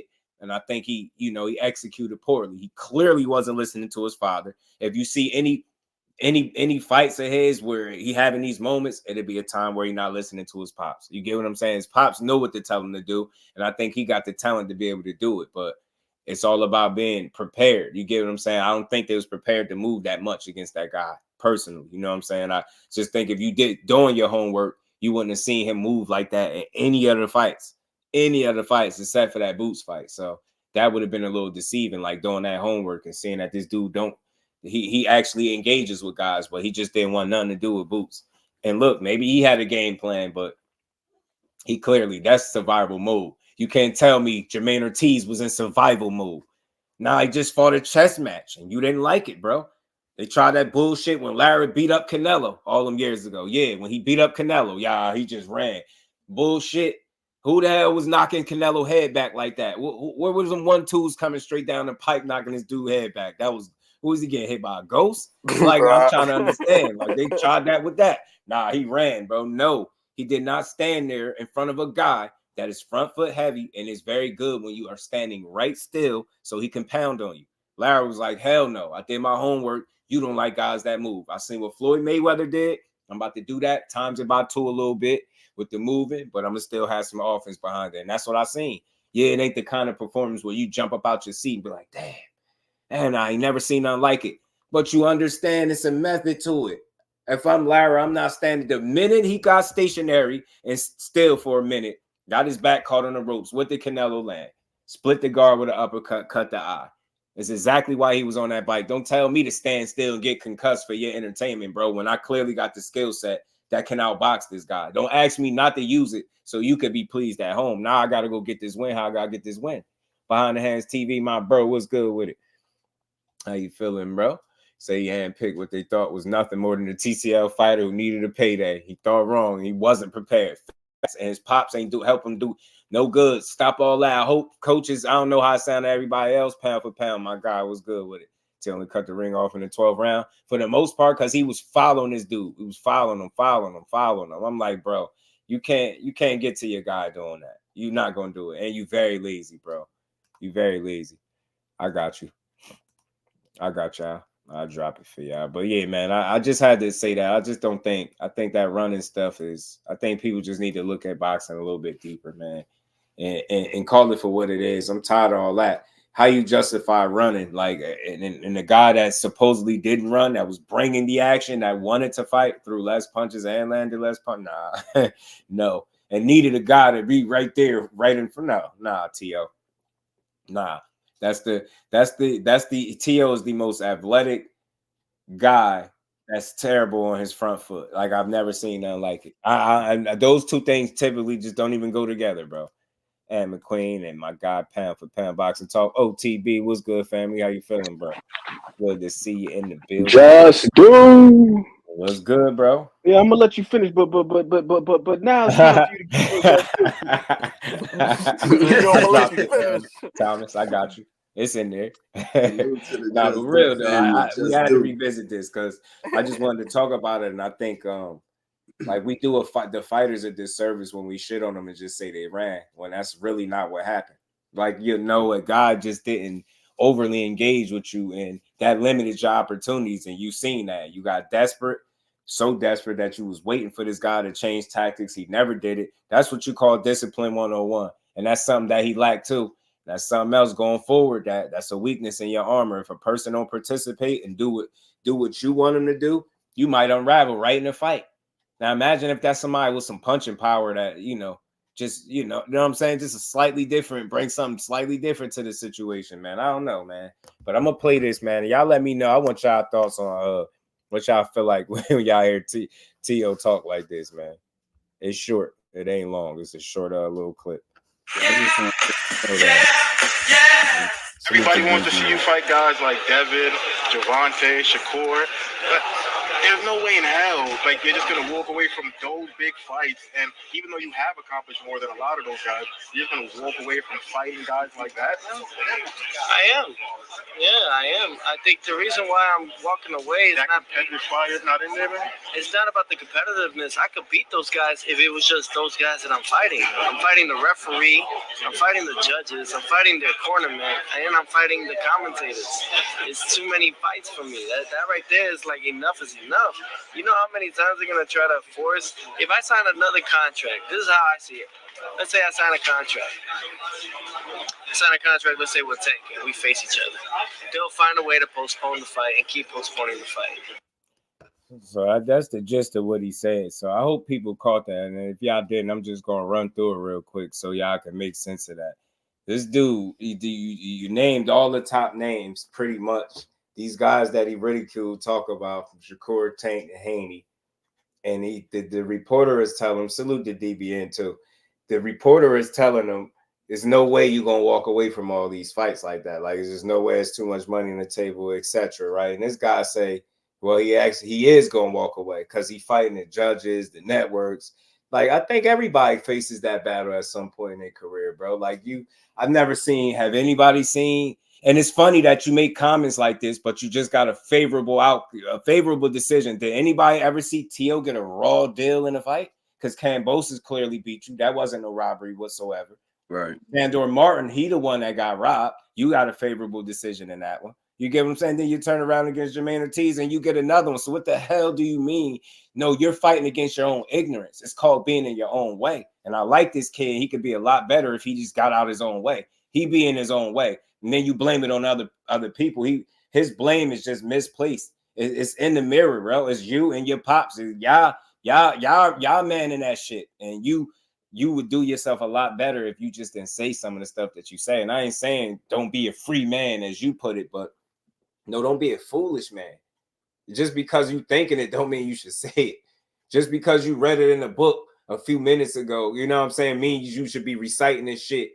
You know what I mean? Like, you process what you actually learn. I think that's why he comes off as a dude that wants to be deep rather than the guy that is, man. I think all that stuff plays into his career and what kind of fighter he is. You know what I'm saying? I think that dude still trying to find himself. I think it was some truth to it being turmoil in his camp a while back when he decided to try to bring somebody else on board that butt heads with his dad.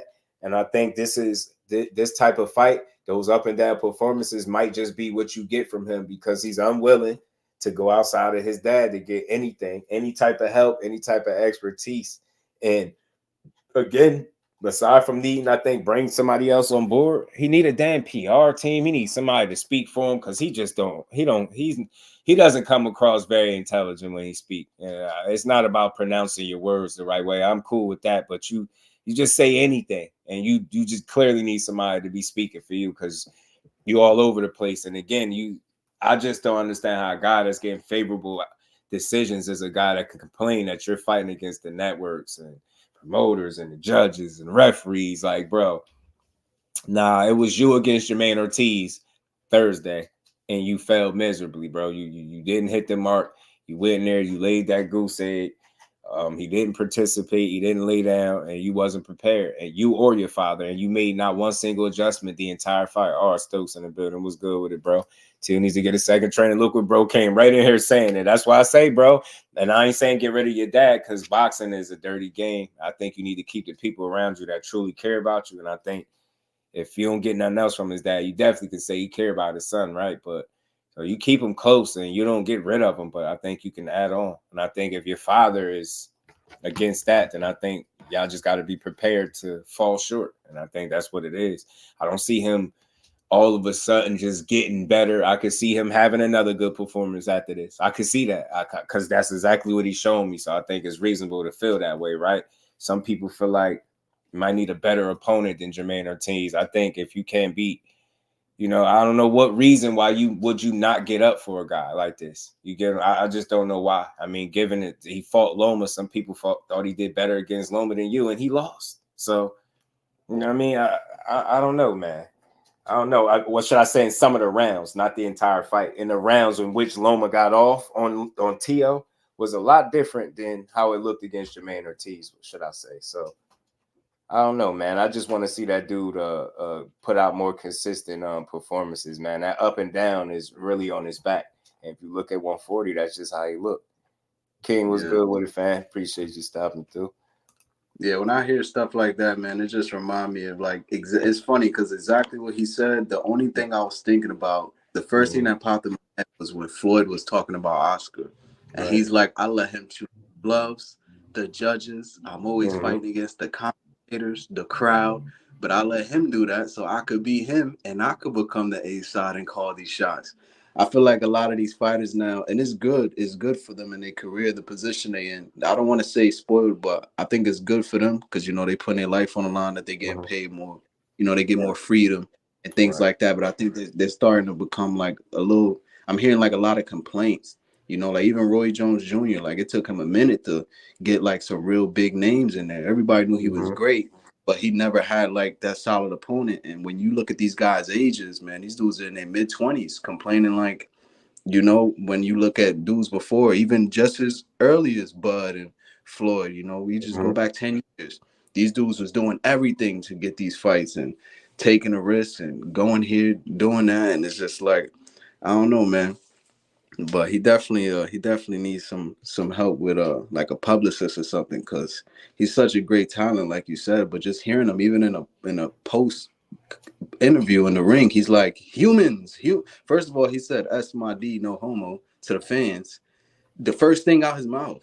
After That's the a win. fact. That was wild. He said that no homo, just like that. You know, and then after that, he's like, humans, calm down. Like, I don't know, like then he brought up Rosa Parks, and then he started speaking about God and the one race, the human race, and then he was back on Jermaine.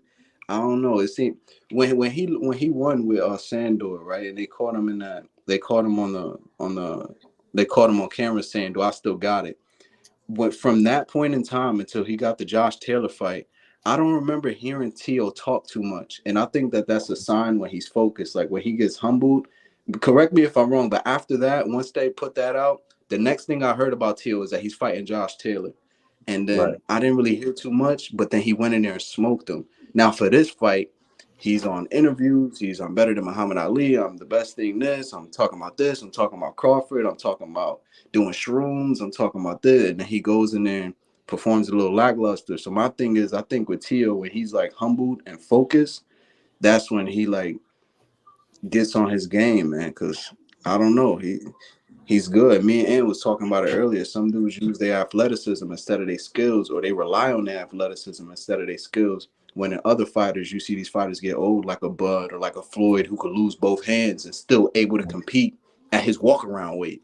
You know what I mean? Just strictly off the skills. So a lot of these dudes, well, not a lot, but like just for example, Teo, like he seems like he relies on his athleticism more than his skills. But I don't know, man. When I hear that talk, I think he's just frustrated. Man, Wood in the building. Now that's a great point you brought up. That over relying to the athleticism and starting to see the lack thereof of a game plan and how far. Like, I think he really a guy. Like, look, I ain't gonna say his father ain't helped him. That'd be crazy, right? I'm pretty sure he's guided him to this point, but it clearly Teo's starting to look like a dude that's winning more so off his athleticism than the actual game plan that you know what I mean, you prepare for in the gym or whatever the case may be. I just feel like that's what you get. Seemed like with Josh Taylor, I had a game plan with Josh Taylor. It's so it seemed, but like I say, you just be up and down. 1 minute it's the game plan, you look good, then it's your athleticism is just not getting you. You know what I mean? Where you think it should, where you think it's gonna get you at. So I seen that in the Sandor fight that backfired. And again, look, somebody that moved. Didn't he say the same thing with Sandor Martin? Didn't they say the same thing? He ran, right? So why the hell are you fighting guys that run? Do your homework. Like you do all this running in your mouth And you mean to tell me it's all these other A-level fighters that you won't fight, but you fighting guys that are less than them and struggling with them. Good luck getting that. How much money he said he won? What they say, 20 M's. Yeah, good luck. Good luck with that, buddy. Next Gen, what's good with it, bro? Good luck with getting your 20 million. Meanwhile, staying away from the people that matter. That's what I'm saying. Where would you rank Jermaine Ortiz after the fight? Like, you gotta give it to my dog. Like, where would you even put him at? Like, as far as like amongst like the rest of the fighters, like, okay, you could say it's 135 record because he came up with Teo too. And Teo was a champion, and if they didn't, you know like just put it this way, right? These guys at like as far as the 140, because it's a lot of guys. If you want to put Jermaine Ortiz in there, he got to at least see Mathias, you know, on the loss. He got to see another champion. That's what I'm saying. Like, based off his performance, his next fight has to be another championship, bro. It has to be, because he put on a championship performance while the dude was undisputed and he had a whole bunch of pride, and Teo wasn't gonna throw that jab. What? My question for y'all is this, though: at what point are we gonna say maybe his development has been suspended, and not this he's fighting up and down in accordance to who he's matched up with? Mm-hmm. Because irrespective of wherever the hell he is in his headspace, whenever you fight a certain guy, specifically a southpaw, and you're not looking to establish lead foot dominance and things of that sort to where it could make it easier for you to contain this guy. And this has been a constant thing. This is not an isolated incident now. This is just where the hell he is. So until he changes that, the level of competition is not really going to matter as long as there's a guy that knows that, understands that, and they're able to maneuver around him. Because here's the thing about all of that athleticism and all that other stuff, it don't really matter if you ain't in position to do anything with it. You got to have a delivery system. You can have all the power in the world. If you can't set it up, it don't mean nothing. Right. That's how you see these guys like, and no disrespect to him, but like Edward Berlanga. He was knocking everybody out. These guys that were overmatched, that couldn't get out of the way of a right hand, 16-0, and then you fight against a crafty veteran like Steve Rolls, and then now you go in the distance. I don't think he's had a knockout since. And that's part of development, is knowing how to set these things up, knowing about positioning, knowing about leverage, you know what I'm saying? Like knowing about rhythm, like how to get in the rhythm, fight off of it, how to break rhythm, how to fight without rhythm. Right. I mean, you making all great points, and I agree with everything. I think man, his I think his progression has definitely been held back, if you would. Now again, I gotta attribute a lot of that to the person that's at the helm, the guy that I hear not only got rid of a trainer that had you doing great work from what I understood from the inside, and you got rid of this guy, and then you had your son doing football drills. And I ain't saying like that's all bad, but it's just some of the training and things that you got this guy doing, you kind of question it. You get what I'm saying? You question it a little bit, and it's just like, y'all got far, you know what I mean? You got some big wins, like, but I mean, are you cool with the way things are going, being an up and down performer? Like, are you cool with, what is it, you know, out of your, what would it be, your last 3 fights, you claim 2 of these guys ran from you because they didn't stand in front of you and allow you to get off on them? Like, I'm just not cool with that. I just see a lack of growth. Like, Sandor Martin fight, okay, give you the benefit of the doubt, but damn it, you're gonna get in there with another guy, and that's what you running with. Yeah, he ran. See, I came to fight. You came to come forward. That's what you came to do. You came to come forward and be athletic, and you thought he was going, you know, lay down or kind of, I don't know, participate in your kind of fight, and he didn't allow you to do that. I seen a guy controlling the pace of the fight with his movement and keeping another guy all balanced that just wasn't prepared to cut the ring off all night. B-Dog was good with it, bro. Yeah, like reaching with that brick hand, that ain't just fighting up and down to the competition. That's technique right there. Right. Like, if you can't throw a damn right hand without squaring up and damn near falling over, that's an issue. And then the other thing too is I don't think that there's anything wrong with the cross training thing. You said his dad had him working with a guy doing football drills. Well, yeah, learn how to gallop and square up seriously, like learn how to gallop and square up just a tad bit, and how you beat a guy, you know, to the spot. We were just watching film on what's my guy's name, Tim Tszyu. And I know Tim Tszyu ain't got half the speed with his feet or agility that Teo does. How the hell is he able to cut off a guy like Brian Mendoza? I'm going to square up a tad bit. I'm a beat you to the spot because I'm going to move diagonally. And then when I get to the spot, I'm going to frame you, hold you where I need you to be. And I'm going to use my right hand. So if you try to escape out to your left, I got a right hand waiting for you. It's like, it's just these small things. It's like, yo, you got to be thinking in there. Like, to me, it doesn't really feel like Teo is thinking. It feels like he's reacting. I think that's why he looks good when the guy's in front of him, because he's got great reflexes. He's got fantastic hand-eye coordination, but that doesn't necessarily require you to think. Where you're placing yourself, you're positioning and putting yourself in a more advantageous position, that requires some thinking. And it seemed like he ain't doing that. Right. That's what they got to work on with him. Have his ass sit down, watch some film, other stuff, and just look at positioning. Smoke session was good, bro.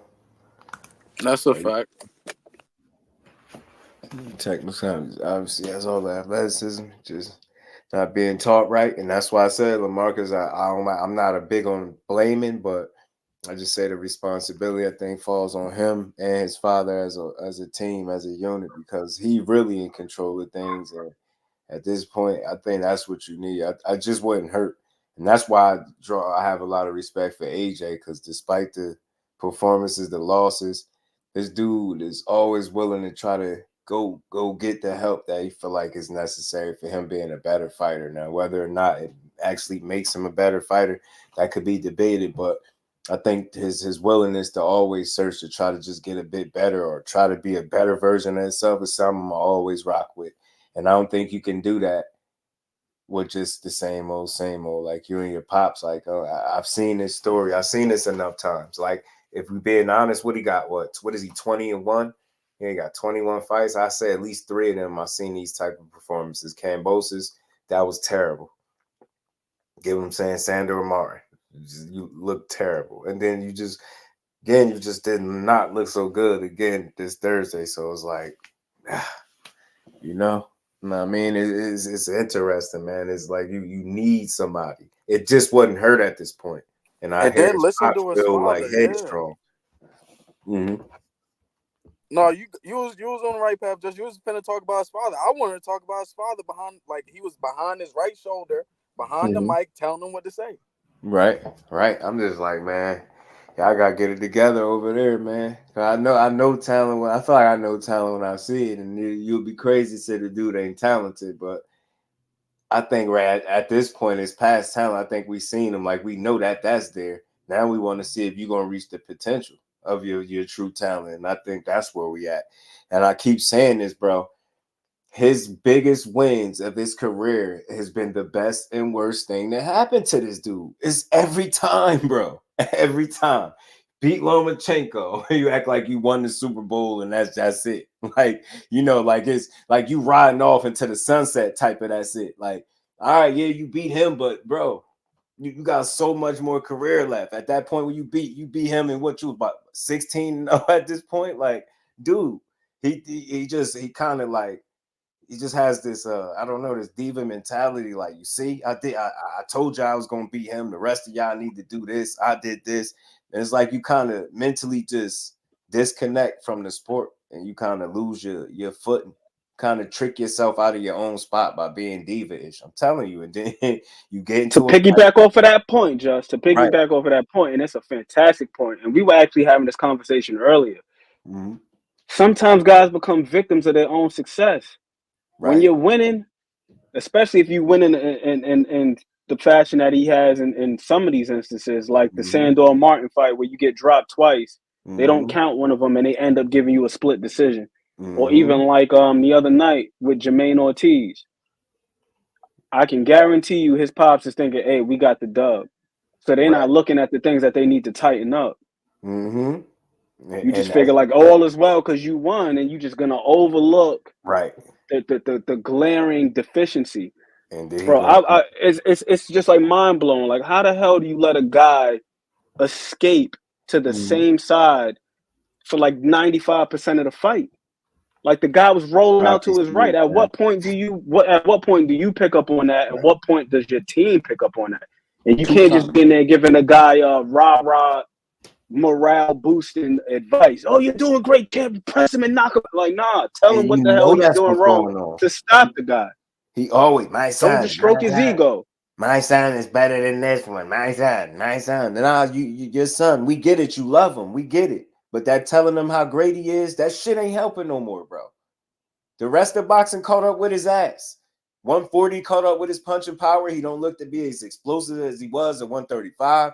Now you mean to tell me that he struggled on the front foot, and that's where he spent most of his time at? And all we got to do is got a guy in there that's willing to move for the fight and actually box his kid and not stand in front of him, and he gonna look like that every time? You telling me that's what's gonna happen? Nah, bro. Stop talking about how great he is and actually put him in a position to be better than what he is the last time out. And I don't see them doing that. I could just imagine them conversations being a fly on the wall, keep telling this man how great he is. Man, that's bullshit. There's some people that's going to whoop his ass if he get in there with that type of performance. Straight up. Like, after seeing the way he performed against Jermaine Ortiz, like, again, him and Haney would always be a good fight, but man, I don't got him beating him. My man, I got Haney outboxing the shit out of him right now after that. Because I'm telling you, he's going to be disciplined enough to fight how he wants to fight.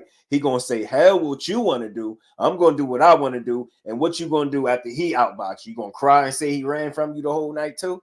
That's the only thing I don't like about that camp. They're cool with that. And they done cry runner.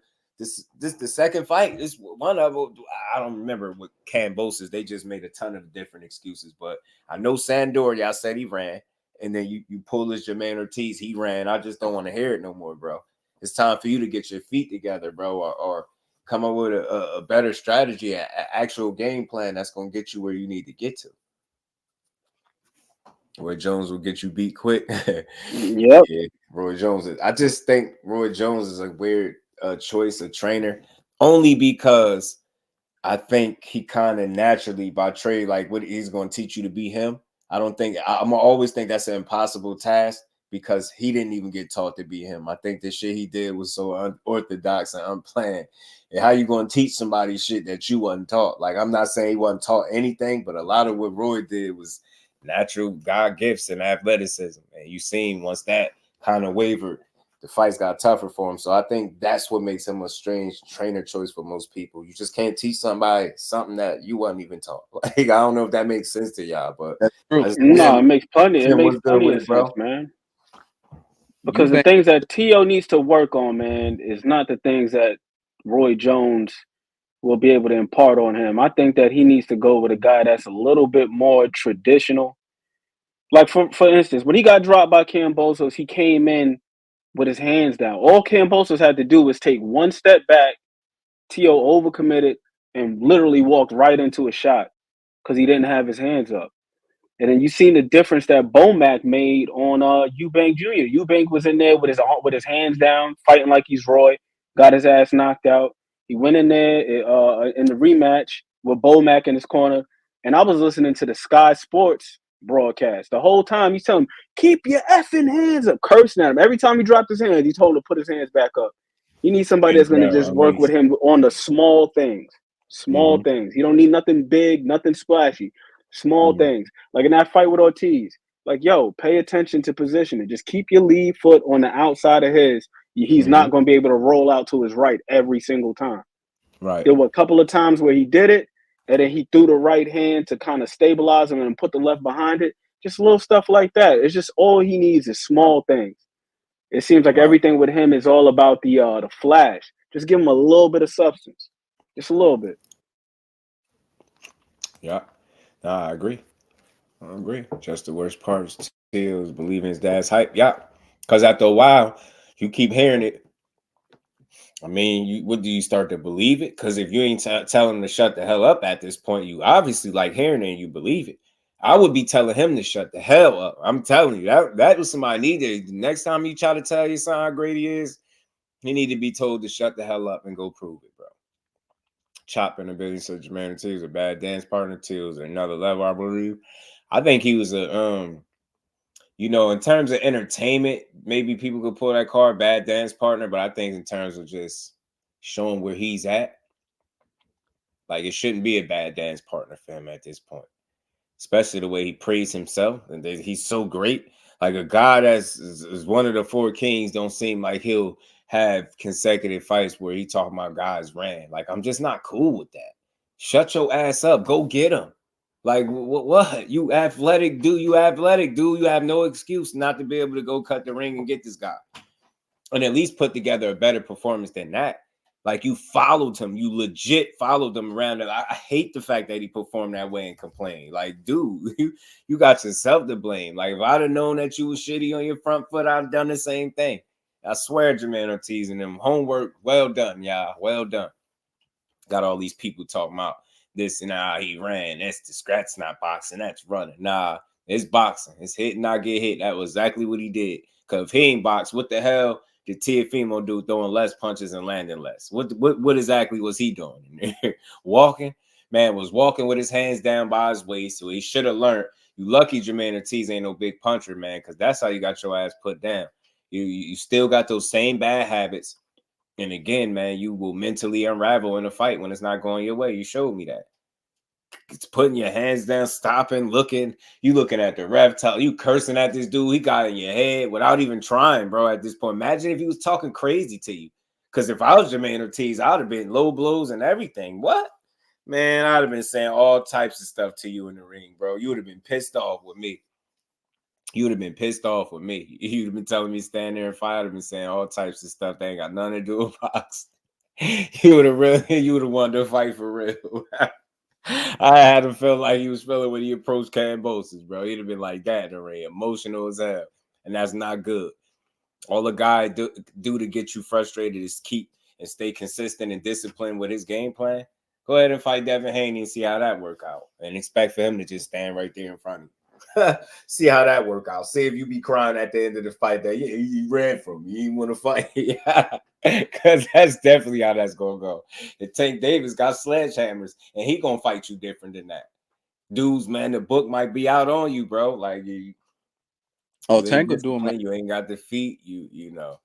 I just don't know this technique. Like, you missing some things. Your athleticism. What I'm saying is the rest of boxing caught up with all that athleticism. Yeah, you'll still get in there and beat people, but it's guys that are going to continue to be to make you look bad because of, I think, the areas where you are not improving at. You still good where you good at, but again, you're not hitting as hard. And I think that little element from your game is missing now. Like, you get what I'm saying? That pop. I think he still can punch, right? I think that's part of the reason why Ortiz moved the way he did, but just don't think it's getting the same. You don't have the same impact in terms of, like, especially the way he was doing people at 35. He had some real highlights. I think even the one knockout that he got it's cool. It's not bad, but you know, he was smoking people at 35. Well, he's there. He was going to be fireworks. He fizzles his dead. You know they be selling that fights on that fireworks shit. He got in there. He was like, "Oh, this dude need me to stand in front of him. I bet I won't be doing it." Till told his father stop sounding like a bit. Yeah. I got the video, bro. I made a video that he was tripping, man. Tio, yeah, that's why I say, man, that all y'all got. Y'all there's some turmoil going over there. Y'all ain't on the same page. Yeah, that was I was on standby. Like Tio gonna fight an Uber driver in his next in Honduras. Like my bro behind the hands was saying, I could see. I mean, maybe if he ever get off that Arnold Barboza's a bum stuff, maybe he can fight him. Maybe they will put him in there finally with Arnold. He said he's staying away from Tank, Shakur, Haney. I mean, Subriel did kind of responded to him a little bit. Subriel had something to say. You know, he speaks Spanish, but I don't know who putting together his short videos for him too, but bro said something about I think Teofimo's Did he say his manager, promoter? Somebody not confident in making that fight. I got the little clip in here, but he seemed like he willing to fight whoever too. And some one of the top guys got to fight Mathias. I really want to see if he gonna give somebody at the top trouble like that, or is people gonna just avoid him until he, get old or move out. That's the best fight for Teo because Subriel gonna be right there for him. And you just talked all that shit about it's Subriel Puerto Rican. Yep, I believe he is, ain't he? Yep. And then he do all that shit talking about Puerto Rican fighters too. Oh yeah, nah, you got us. It's mandatory. I forgot about that. I almost forgot about them comments, Teo. Yeah, nah, you ain't got no choice. The boxing community spoke. The minute you start talking crazy like that, is the minute you gotta get in there and fight Mathias, man. That shit punishment. All will be forgiven if you get in there and fight Mathias. We'll forget about that stuff you were saying. Oh man, get in there and fight that man. Somebody gotta give him a shot. Jermaine got to see him again too. Jermaine want the rematch. I read on it. He said he hoping you get the rematch, but you got to think that's an opportunity at the title again. You ain't get no damn rematch. They just cried about you running. What you think they giving you an opportunity to possibly beat them better the next time? Nah. Bob not paying for that. Bob not paying for that again. They ain't giving it to him. They ain't giving him that chance. So, well, Mathias is there. Yeah, you done said all that stuff about Puerto Rican fighters. Yeah, man, he disrespectful. You gotta see that, man. You gotta prove that shit you was talking. And he said Mathias is the softest at 140. Yeah, he said that too. He been talking crazy. Yeah, I forgot you been talking crazy. Now he gotta fight Mathias at this point. Even though I know he ain't, but you ain't see what he told Keyshawn. He didn't really say that about Mathias and Puerto. It was free. It's just the press twist up his words. Just you got to understand how the press twist people. Oh yeah. I forgot. Yeah, it be just twisting his words up and making him say stuff that he don't be saying. Remember he was saying that. I'm looking at this dude like, bro.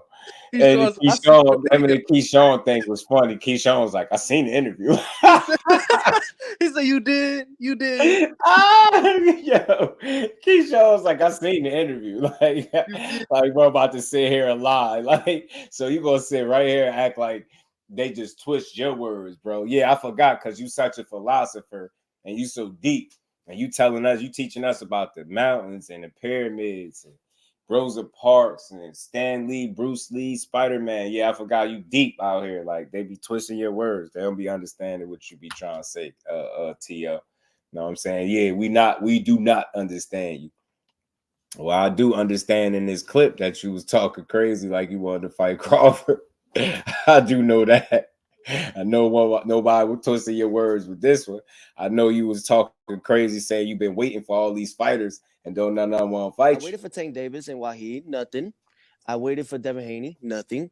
I waited for Terrence Crawford, nothing. Nobody is holding down. Everybody's just collecting what's theirs and saying, this is mine. I got to take care of me and my family. And it's like, yes, you do. But what about the next generation behind us that are looking up to us and saying, that's the fighter I want to be like? Now you gonna sit there and say that you waited for all these people, right? But then he'd get in the media and be like, yeah, they twisted my words. Nah, we clearly heard you. Richard Passing and Benn was good with it, bro. Show that Keyshawn 6-round stoppage. You know what I'm saying? Keyshawn put that pain on Pedraza, didn't he? But I'll show you something better.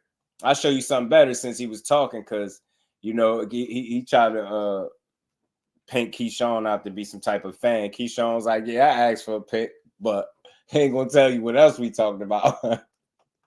He said that man told me don't call him out after my fight too. That's exactly why he did it. Called him out, but I don't know. Maybe this right here, this little clip right here, y'all think this might be the reason that he told Keyshawn don't call him out. I mean, I got this little. Let me see. Little clip I got. I'm trying to see if this might have something to do with it, man. Where that, man? Where at? Let me find it. I said, "Oh, that's what's going on." Okay. No, that Keyshawn stoppage was crazy. You seen Pedraza go across the ring? You said, "See Pedraza do what?" I said, "You seen Pedraza go across the ring?"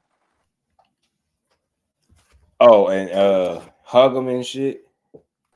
Yeah, he was trying to hit him with the phone booth shots all night. Oh, Yeah, you talking Bomac about said lean back. yeah? Yeah, he say lean You back know what? with That them was shots, and he strange. say just go straight for it. That's how I know he must feel like Keyshawn at a certain level for him to do that, because the second time that I seen him kind of abandon his boxing skill to a certain degree and just employ these weird tactics that deep for the win the bill that didn't win, did that shit against Tank. I don't know why he tried to fight him right in the pocket. And I seen his pressure. I think he was gonna wear Keyshawn down, possibly, bro. Maybe he thought he was gonna wear him down, and you know, for that reason, like, you know, get it off on him. Man, hold on, where is this at? I know I got it in here. Am I tripping? Gotta look for it, man. But yeah, you know, him and Keyshawn had got some work in. I got this little ass clip that I had found of him doing. I said, oh, so they sparred a little bit. Okay. That's cool. I said, that's why he told you don't call him out after that, though. Okay. So they sparred. Nah, yeah, but it wasn't nothing bad like that, though. But there was a little sparring clip, like 40 seconds or something like that. But I know I'm pretty sure it was longer, but it's still funny to see these things resurface, like when they be kind of going back and forth. That's when the stuff come out. I was like, the internet be right on top of it, because somebody, you know, right when they throw that stuff out there and get everybody attention, man. I appreciate Keyshawn's performance over this, you know, this Thursday, because you know, he had eyes on him, obviously, for different reasons. You got people that they don't be giving a young man his just due. You know what I mean? A win like that kind of make people at least shut up just a little bit. You know what I mean? Some people still gonna say what they're gonna say, but at least you gotta respect the way he got the work done. You know what I mean? But he was 35 and he was weight drained and he came back. Oh yeah, you know how it go. Yeah, but he was weight trained. Yeah, he was supposed to do it. Jannar, what's good, family? How you feeling? Mr. Jannar here in the building. That T was trying to find his true self. Yeah, He's absorbed too much information for him to handle. He doesn't know how to disperse it out to his audience. Hey, man, great point. That's what I said. I'm saying, I think, and pardon me if I sound different. I unplug my mic real quick. I'm fixing something. But I said that the information that he's soaking in, I believe that you know, it's good information. I believe he means well. Like, you get what I'm saying? I think it's with the intent to kind of, you know, sharpen his tool. But I think it's the difference between reading something and really trying to process and digest what you're reading. So, you know, and getting it so you can get the most out of it. And then it's like he's reading this stuff, and without processing and digesting these things, he just spitting it out to us, and it's coming out like that. It's all over the place. Like he just want to seem like he anxious to share information for whatever reason. And I think it comes across as a kid that's just all over the place, because that's what he be. He be all over the place, yo. Dude just be, I don't know. It can't just be me. I thought I already had this in. A lot of seen him reading a Bruce Lee book at the press conference. He was reading, getting information. Real, I'm like, oh, man, he was trying to read and quote him and messing up. I was like, right, T, you acting crazy, T. See, you ain't supposed to be doing, you acting silly, should I say. I don't want to use the word crazy so loosely, but you acting silly, man. You all over the place, dude. Like, we rock with you. You ain't gotta sell it. You get what I'm saying? Like, we just want to see you fight, dude. Like, you know what I mean? But yeah, him and Keyshawn got some little work. You ever seen me right here? Hold on. Me right here. Good right here. Oh,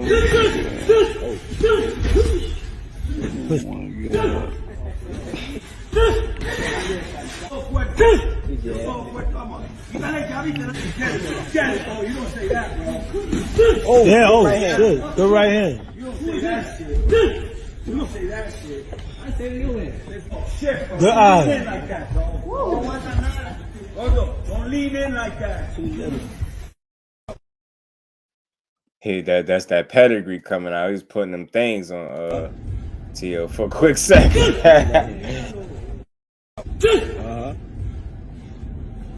Big right hand. Good right hand.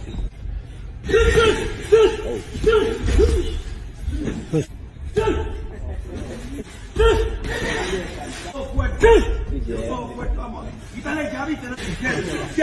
don't say that, bro. Oh, yeah, oh, shit. Good right hand. You don't say that shit. You don't say that shit. I say you in. Oh, shit, bro. Good Don't lean eye. in like that, bro. Don't lean in like that. The moving targets are if you being first and not allowing him to be first, it's like he'll allow you to kind of dictate that pace too. If you're in there with a certain level of fighter, man, that was telling. I think a fight between them would be a lot closer than what people would think. I'm gonna say that. I'm gonna really mean that. I think it'd be a lot closer than what people think. Because I really don't be thinking these dudes be most levels and levels above each other, like some they say. I mean, I doubt if he what's the name? He said reminds me of Jim Ron quote, learn to express, not to express. That's what he need, bro. Just keep some of that stuff to yourself. Like we get some of that information that you read and you feel like you just want to share with the people, but we don't want to see you do it at the expense of you sounding like a fake smart guy. Get what I'm saying? I like you as a fighter. I think it's a hell of a talent. Like I said, I hope they decide to at some point bring somebody else in and maybe try to add to the camp and help that dude really reach the level that he's trying to reach, man. I hope he make all the money he's trying to make. But again, I don't think you can do that if you taking some of the biggest fights constantly, kind of off the table for you by saying you won't even fight these guys because you're fighting against the networks and the fans and the promoters. Like you always trying to make it seem like it's a conspiracy when it's time for you to fight. But like I said, memory serves me correct. You've been, a beneficiary of 2 favorable decisions, in recent memory. And matter of fact, 2 of the last 3 fights or so, you know what I mean? So what is it, man? 2 of the last 4 fights, whichever one it is, bro. You get favorable decisions. People don't get them against you. Kambosos actually got the nod because he beat you, and everybody's seen it. He dropped you and everything. They say Shakur took the top ring deal. I'm not for sure, bro. I know they were saying like he turned it down because I seen a post. Like I think I still got it in my section where they say he turned down some 5-fight, 15 million or whatever. But I ain't getting no confirmation yet, so I don't know. Let's say he did, though. That's not a bad idea, not a bad decision in my personal opinion, because right now they're going to have a monopoly on all the belts at 135. Shit, all of them are going to be over there except for the WBA. Mm-hmm. So, hey, that's a good decision right there. Yeah, I know a lot of people feel like the quick fix is for him to go to the PBC side of things, but I think that's just us looking at who you feel like is involved with the PBC and that being the reason that we can see the fight. That's what's stopping. He just need to go on over there. William Old School, my brother, was good with it. So for me, I think it's more complex than just, all right, go to PBC, make the tank fight. I think you got to look at more than just one fight. I know people don't like to hear that, but you got to be real. Me and my bro was having a conversation. He had an interesting take on all this with him.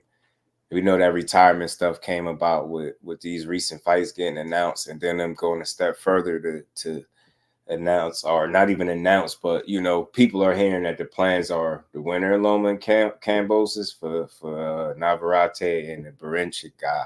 So that leaves Shakur on the outside looking in with a fight left. Bro was saying, maybe they want him to go to 140, move up or something, because I mean, you stuck out there in that island with a one fight. Do you resign? It's speculation. I'll just say that, like, some GM just said somebody saying he took it. I could show you a poster saying he turned it down. So just have to wait and see. But I think the biggest issue for him has been securing the correct fights, right? So I just don't know. That stuff is tricky, man. But I don't know how I feel about Bob. I got mixed feelings, man. I just don't know. Yeah, I know. Yeah, I mean, even it's just like, I don't know. PBC, is that the answer? I think the question is, wherever you go, is their interest making the biggest and best fights for you? I think that's, and again, that's why I say there's no immediate quick fix. Like, All this shit sound good, but every situation is pros and cons. And I think people just hear PBC and they're like, that's the money. Yeah, tank, the biggest opportunity in your life. Everything's going to be good. I think you just got to think a little bit deeper than that. Just that one fight. Get what I'm saying? You're talking about your career, not just one fight. And I think some people be like, but, they got more names over there. I get it. But you want to make sure I think that's what the interest is of anybody that you're going on board with, right? What's your selling point? What's your reasoning for being there, right? For them to put you in position to get you the fight you want, right? You are the talent. You're willing to fight these guys, right? It's just a matter of you getting the opportunities, and that's where I want to see him end up at. Wherever is he going to be, whereas he's not going to be stopped from making meaningful fights. Right, and that's what boy. Swear, man, that dude. At 135, I'm looking at the fighters that they got, and I'm like, who can he fight that he like really wants to? And that's like not even just bringing it to he should go to PBC because of this that, but just looking at the stables. Even if you look at the zone, I'm like, okay, well, who the zone got? They got that good prospect Kid Austin. I think they got one or two other 35 pounders, but when I look at Premier Boxing Champions, like. Yeah. I like to see Shakur in there with a Rayo, or see Shakur in there with an Isak or a Frank Martin, or Rolly moved up, but a couple of those 35 guys, and then there's always the potential to make those fights. And if he wanted to go to 140, I'm thinking like who Top Rank got for 140. I know they got Josh Taylor, that could be a good fight, but it's like, will Bob do that? And then 5 fights is how many times you're gonna fight a year? So now you gotta. That's what, like 2 years in that contract. So who you gonna fight at this 35-pound, division? So that's where I'm at with it. I'm just looking at the opponents like, damn, well, where would it be best for him to go to get the type of fights he want? Because it's always gonna be a struggle if you on a different side. It's always gonna be a struggle. So I'm like, for his best interest, like not even just the money and stuff, but like where's the fighters at that he. Because you feel like if you can get the fights, the money will kind of follow, essentially, right? So that's why I say I don't, I just think that's important for any fighter, wherever you at, that they should have your best interest at heart, right? Getting you the fights because you are the talent, especially if they're saying you're the kind of talent that they think you are. And I think that's where his frustration at. And I think some of it is just politics, and some of it is Bob doing what Bob do too. But it's a lot, man. It's a lot to consider. Like I really be wanting to know, because I don't see how not getting your best talent and putting them in the best position possible is good for you. How is that good for you? So it's like, I ain't saying it can't happen, but a lot of times people say that, and I try to understand, how is that good? Like, how, if you're making money with a fighter, how is not putting them in the best positions possible a good thing? How's that good for business? Is it all about just holding the fighter back, or is that just something people really think? You know what I mean? Because I don't know. Like I said, I just want to see him go where the fights can be made, and it's good to see that some of these dudes is willing to. At least they sound like they're willing to work together. I think that's a start, man. That is a start. That's how you're gonna get them fights. And it's crazy because look, shit, he was on Top Rank. Where's De Los Santos from? Get what I'm saying? Do he really have to go there for a fight? That was mandated, right? Get what I'm saying? Nah, he got picked pretty much because he went down the line. Remember everybody, this one saying no, that one, Loma go over here. He went down the line, Frank Martin fell apart. Boom, De Los Santos next in line. But I don't think it was. So you get what I'm saying? But he still was across the street. So, I mean, do you really got to go across the street to make a fight? Yeah. That's how I look at it. So I don't know. That's why I say I don't know if it's no immediate quick fix. You know what I mean? The shit still got to be in the plans. I don't care where you go. He wants the money, PBC, the belts, Top Rank, fish and chips, matchroom, cocaine, golden boy. You stupid, Don. Don, stupid. Bob not let Shakur fight Tank. Bob be a fool, man. Bob be a fool, man. Or maybe he won't be, but he'd be a fool to me, because if that's your best fighter, then let him fight the absolute best. I'll tell you this, though. That's the great thing about it, is that, like I said, these dudes are all young. So we don't know now. We definitely going to find out what happens to Tio, what happens where it ends up. It's not like these dudes are old. They just getting into it. So the fun is just beginning for me. Yeah. Trust the process, y'all. They're gonna fight now. You know what I'm saying? These dudes will fight. The promoters are more worried about their fighters not losing than making the best fights. I think that's all promoters too, Will. That's just true. But I think that's a different conversation people don't be liking to have because it forces them to think a little bit different about the guy that they like so much. Like their promoter, their investments, man. These dudes all want to protect their investments, and that's why matchmakers play a part. Like it would be no point in having matchmakers if they wasn't protecting investments and stuff like that. Some of it, again, it's not always about like, you know, somebody not getting a guy beat. It's like you want to get the proper seasoning. You know what I'm saying? You want your guy to grow progress the right way. So how do you do it? Put them in there with certain looks. I think that's part of everybody's career. That I don't give a damn what none of these fighters say. That's been part of their career, if not still to this point. You know what I'm saying? It'd be some carefully selecting and matchmaking going on, man. So, or scouting, if you would. Why do you think you got guys like Bill Haney going to people fights? Wasn't he at Regis fight and they fight him? There's that Conor Benn fight. I knew that fight wasn't immediate because of where Conor Benn is at, but.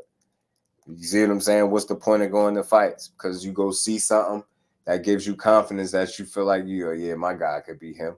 And that's boxing right there. So people seem to have this fantasy or this, I don't know, this unrealistic way of thinking when it comes to somebody like you think your guy going in there sitting down at the table like, yeah, give me all the killers and nothing but the killers, so help me God. Like, nah, bro. That's not happening, bro. It's not happening. You literally see how it happened.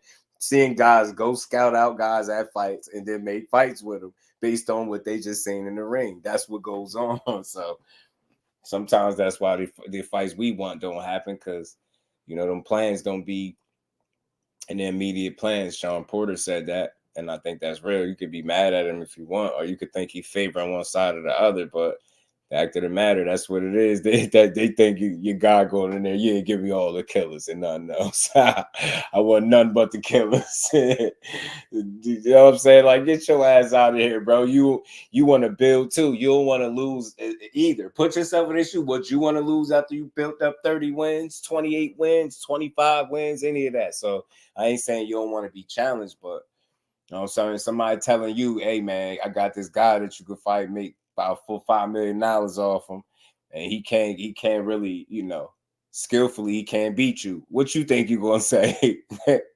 Well, whoop his ass. Like, you get him, you're going to get that bag. You get what I'm saying? So I ain't mad. Just that's why I say if you pay attention, man, whenever somebody is selling you something, there's very, very high possibility that they're gonna lie to you at some point. And that's just what it is. And that's what boxing promoters do.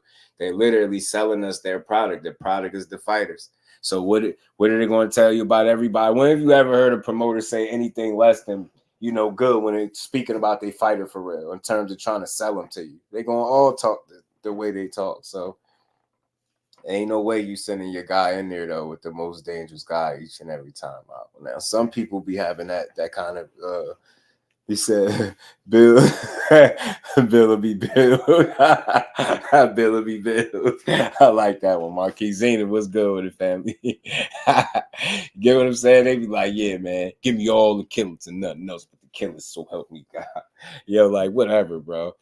Go in there and beat that journeyman ass like you already knew you was, bro. Don't go lie to the people.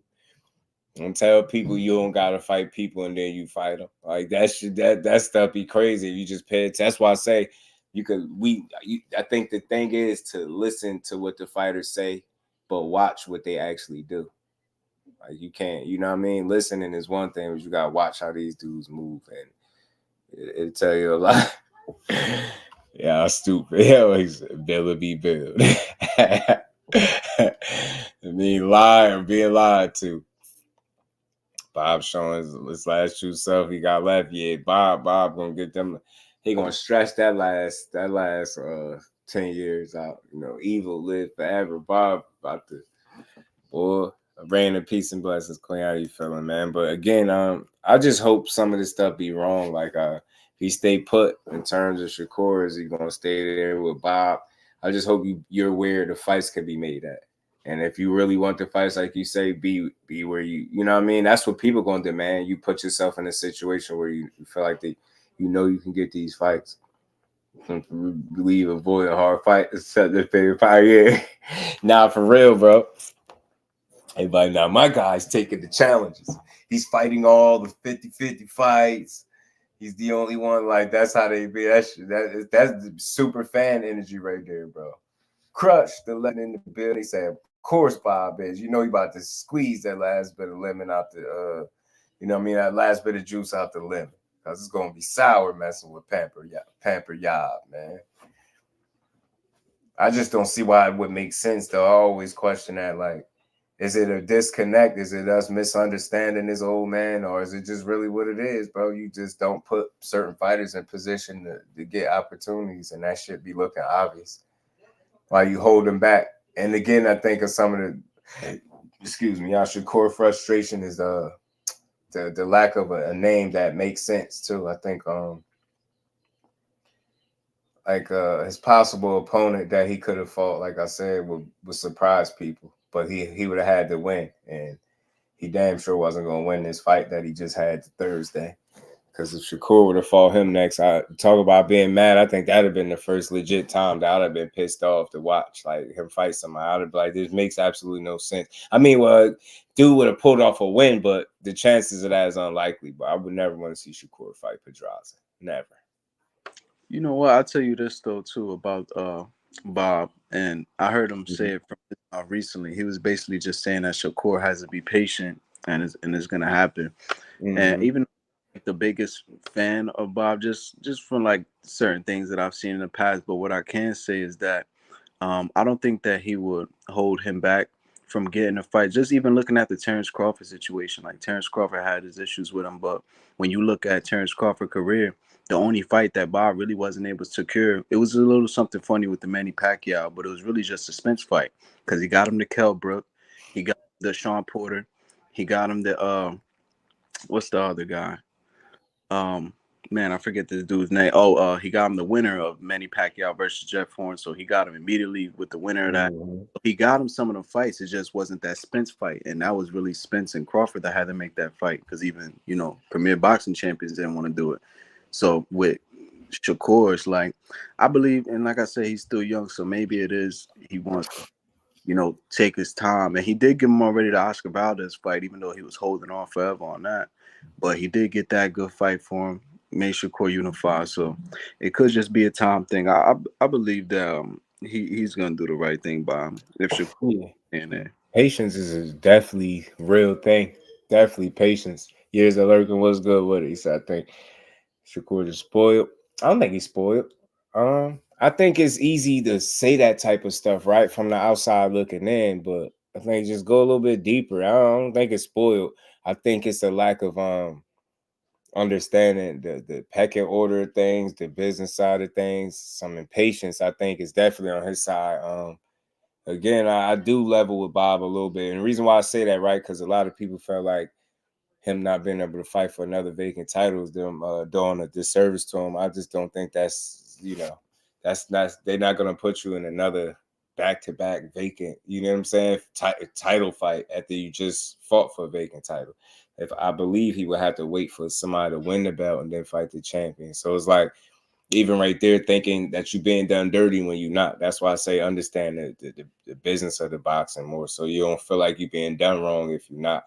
I ain't saying it's all peaches and cream over there, but and then you just wait and see. Like, can you really look at his career and say he's been held back? That's what I was gonna say. He's right now at 21 fights, a 3-division champion. I know you probably like, wow, he's still missing these names, but he's 26. You get what I'm saying? It ain't over, bro. So I just think it's impatience. You get what I'm saying? And a lack of understanding the business side of things. You know what I'm saying? Because think about it. You just put yourself in his shoes. You a fighter and you believe in yourself and your talent, and you feel like you're willing to fight in everybody. You feel like them opportunities should be right there. But again, that's why I say it's a matter of being patient and knowing that those opportunities going to be there for you, or being smart enough to understand if you with somebody that's not going to put you in position to get them opportunities so you can get away from him or those individuals. You get what I'm saying? But I think he should trust in his team, and I mean that wholeheartedly, because I think he got some people that really want to see him win. I think as long as you got that at the core of, you know, your team, I think you in good shape. It ain't just like you ain't got no team and nobody that represents you that, you know, want to see you do well. I think, and again, not even to get into the specifics of that conversation, but I think the fact that you wasn't allowed to take 25% should have showed you, if not anybody else, that you had a real team around you that knew the rules and knew that you ain't have to have no take it or leave it mentality. You ain't have to eat no shit. Sounds like I think having a solid team was the reason that didn't, you know, that wasn't the case. That wasn't the, you know, the information he was getting. Like, hey man, just take this. Nah, you know, I mean, you had some people that was trying to position you the right way. I just have to end up suing Bob. Yeah, getting their biggest payday once they leave before he realized he does stall people's careers. It's unfortunate, bro, because you have examples, man. But I'm just saying, for me in this situation, I want to know, like, I'm me personally, just watching the career. I don't feel like at this point he's being held back just yet. I think it'd be premature. Like, I don't see that that's the case, right? I see some.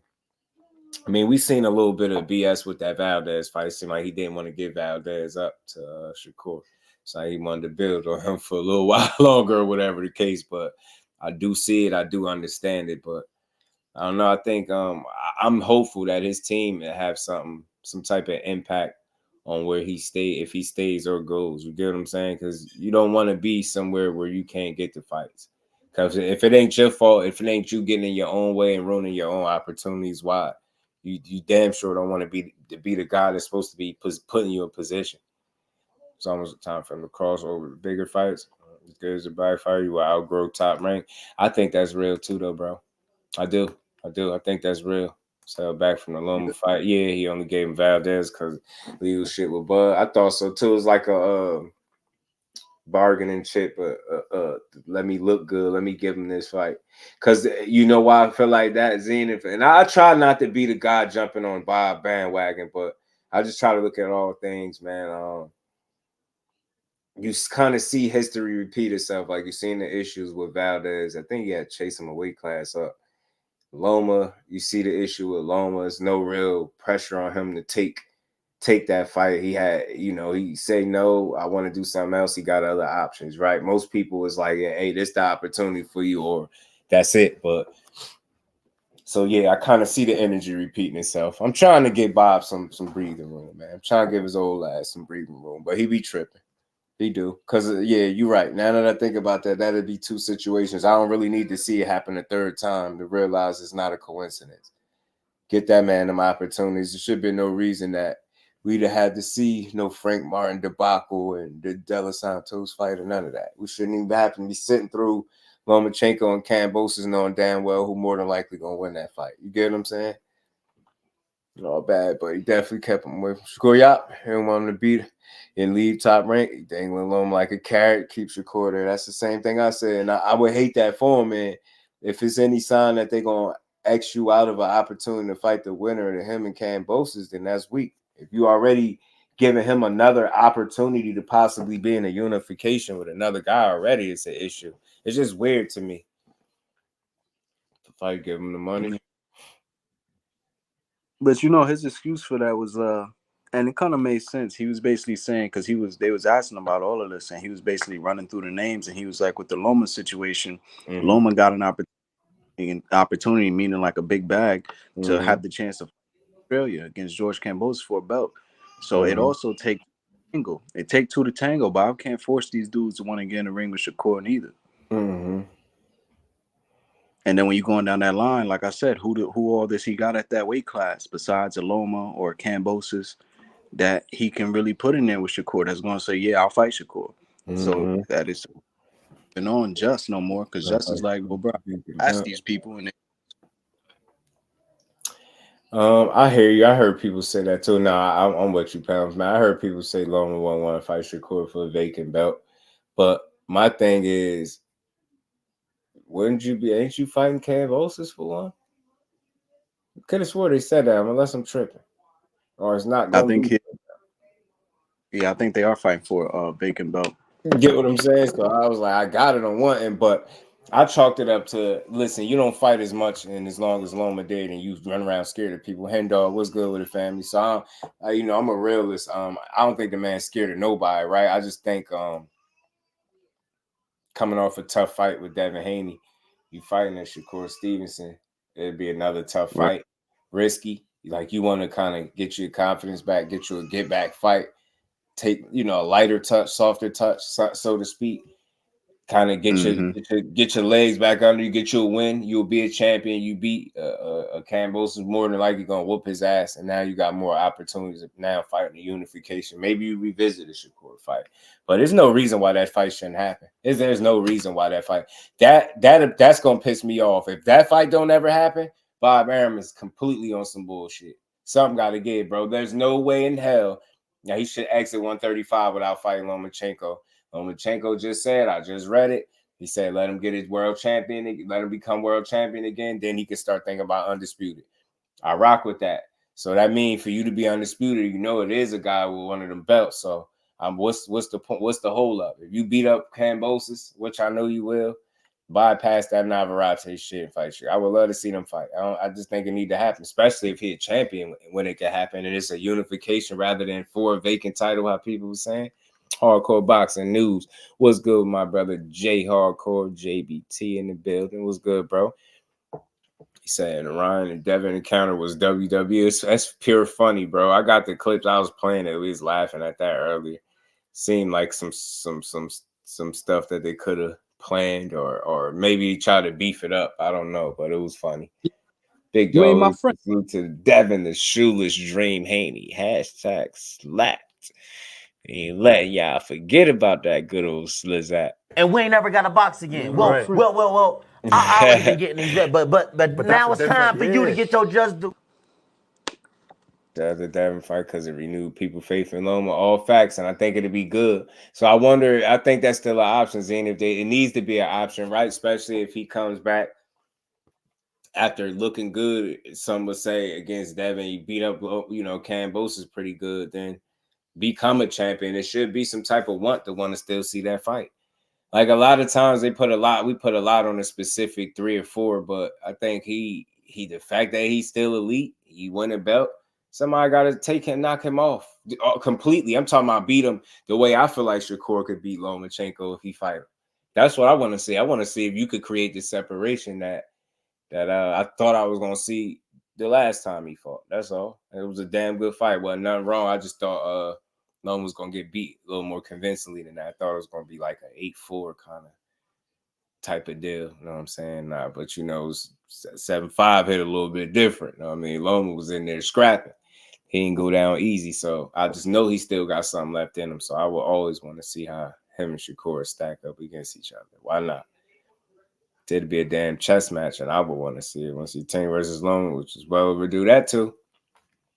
You just don't hear Loma speaking nothing about no Tank for a while now. Like, that's why I say, man, I'm always stand on what I believe. I always believe people use the fact that he had Floyd in his corner as a springboard to convince people that say they wanted to fight, knowing damn well he was moving a certain way. It's like, you get what I'm saying? They not think they doing what they're doing while people are calling them out, knowing that this is what's going on.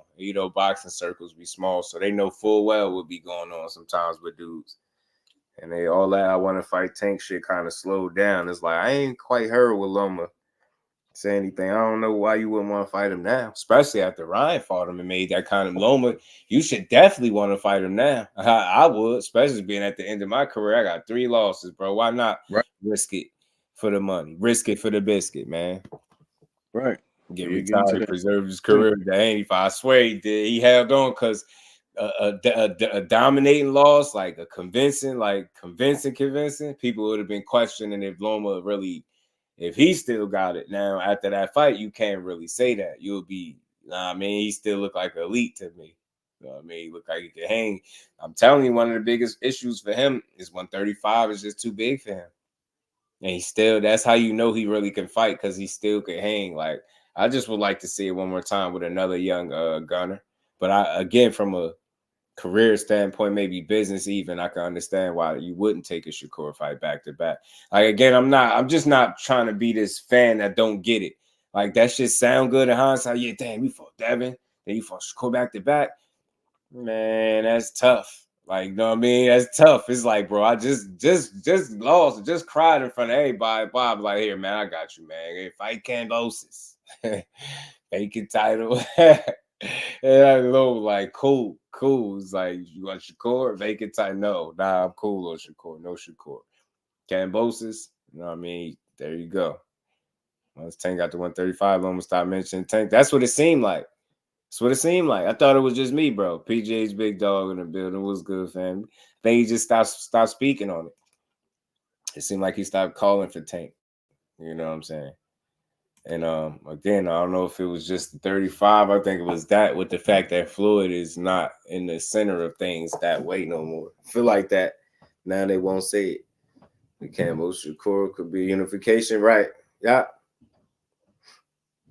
Yeah, that's why I say, like, it instead of just, and I had to catch myself because I was pissed off alone. Like, nah, man, he a duck. I'm like, hold on. All he did was pick one of his options. He didn't pick the most difficult one, but he obviously had another option that we just wasn't considering. Yeah, I wanted to be Shakur to be his option, but I'm like, damn, you just took a tough loss. Figure you take a lighter touch, you get back on the winning side of things, get some confidence back. You know, get more people, like you revitalize your career, like Zainab said a little bit with the performance against Haney, right? Got a lot of people looking at you, and you come back, you have a stellar performance against somebody like a Kambosos, beat him up, return him their relevancy somewhere, and now you cooking with grease. You're a champion again. Now you could pursue undisputed potentially again. But and then again, looking even further, if you Bob Arum and you know that, you know, Lomachenko, like his godson, you know what I'm saying? It's like his stepson, godson, whatever you want to call him. Yeah, I think he's been trying to get Loma undisputed for quite some time. I think he just fell short in a couple opportunities, and because of it is, it's like he still want that dude to be good. So I can see why. Even after a Kambosos fight, they already thinking like, nah, not Shakur next. Maybe Navarrete. Maybe they'll save him last.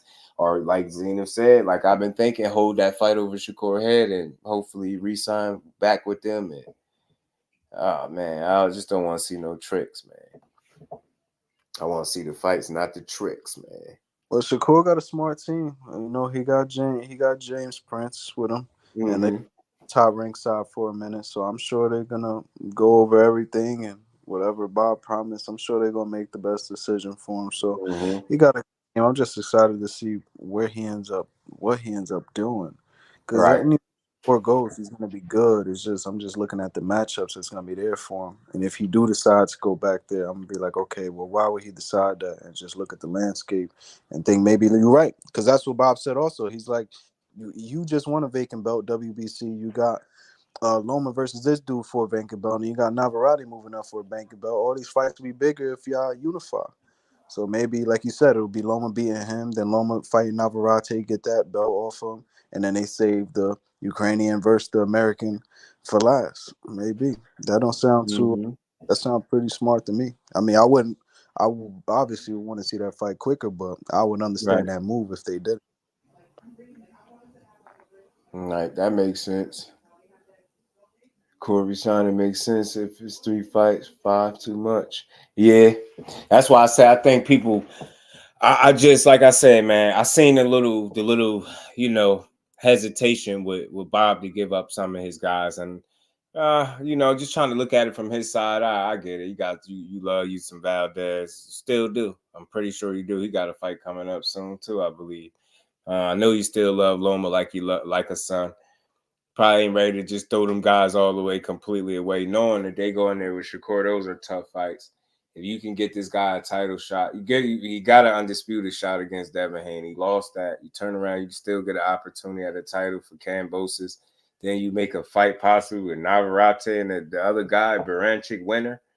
And that'll be another opportunity for him. So I get it. I get it from that standpoint. But do you kind of do? I guess somebody kind of got to sacrifice in the process, and that is gonna look like it's gonna be Shakur if he ain't in the immediate plans.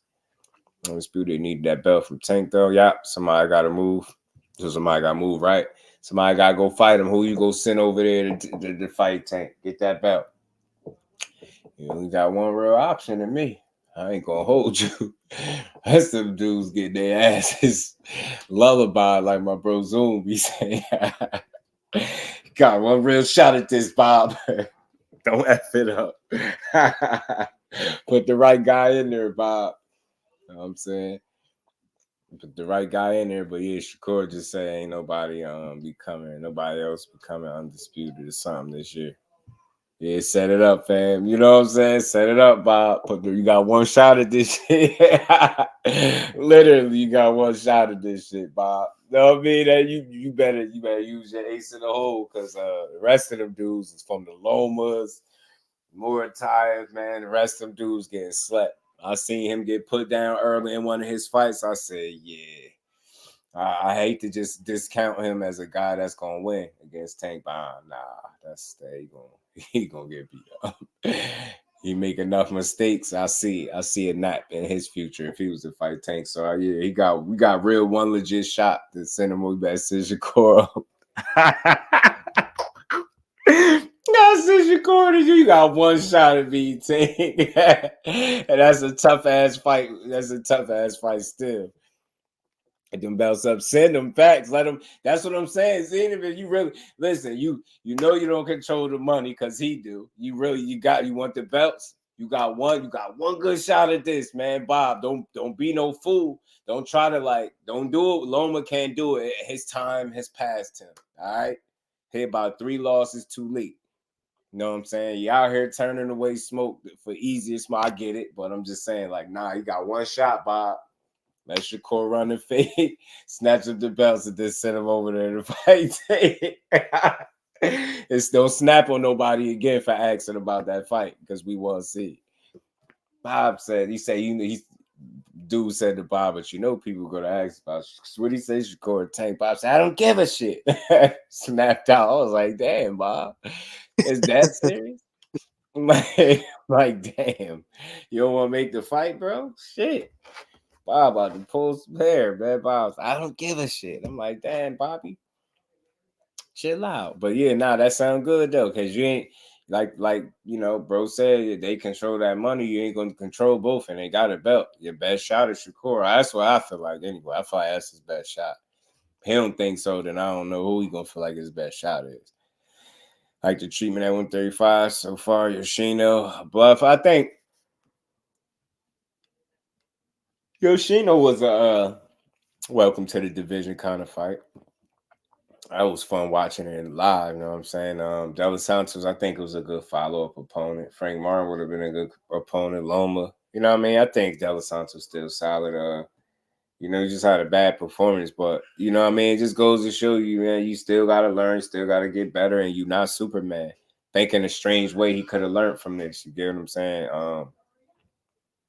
Think it could have been some overtraining going on, and there's a bunch of stuff that could have led to that.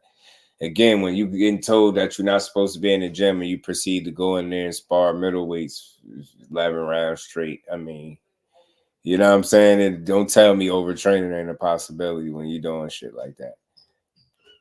Tank versus Loma still a good fight. Yeah, Loma show he's still him. Yeah, Loma's still elite in my book. Until somebody wash him.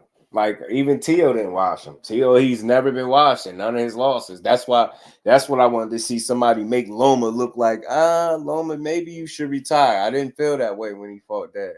Respectfully, I just felt like, all right, yeah, you still got some work.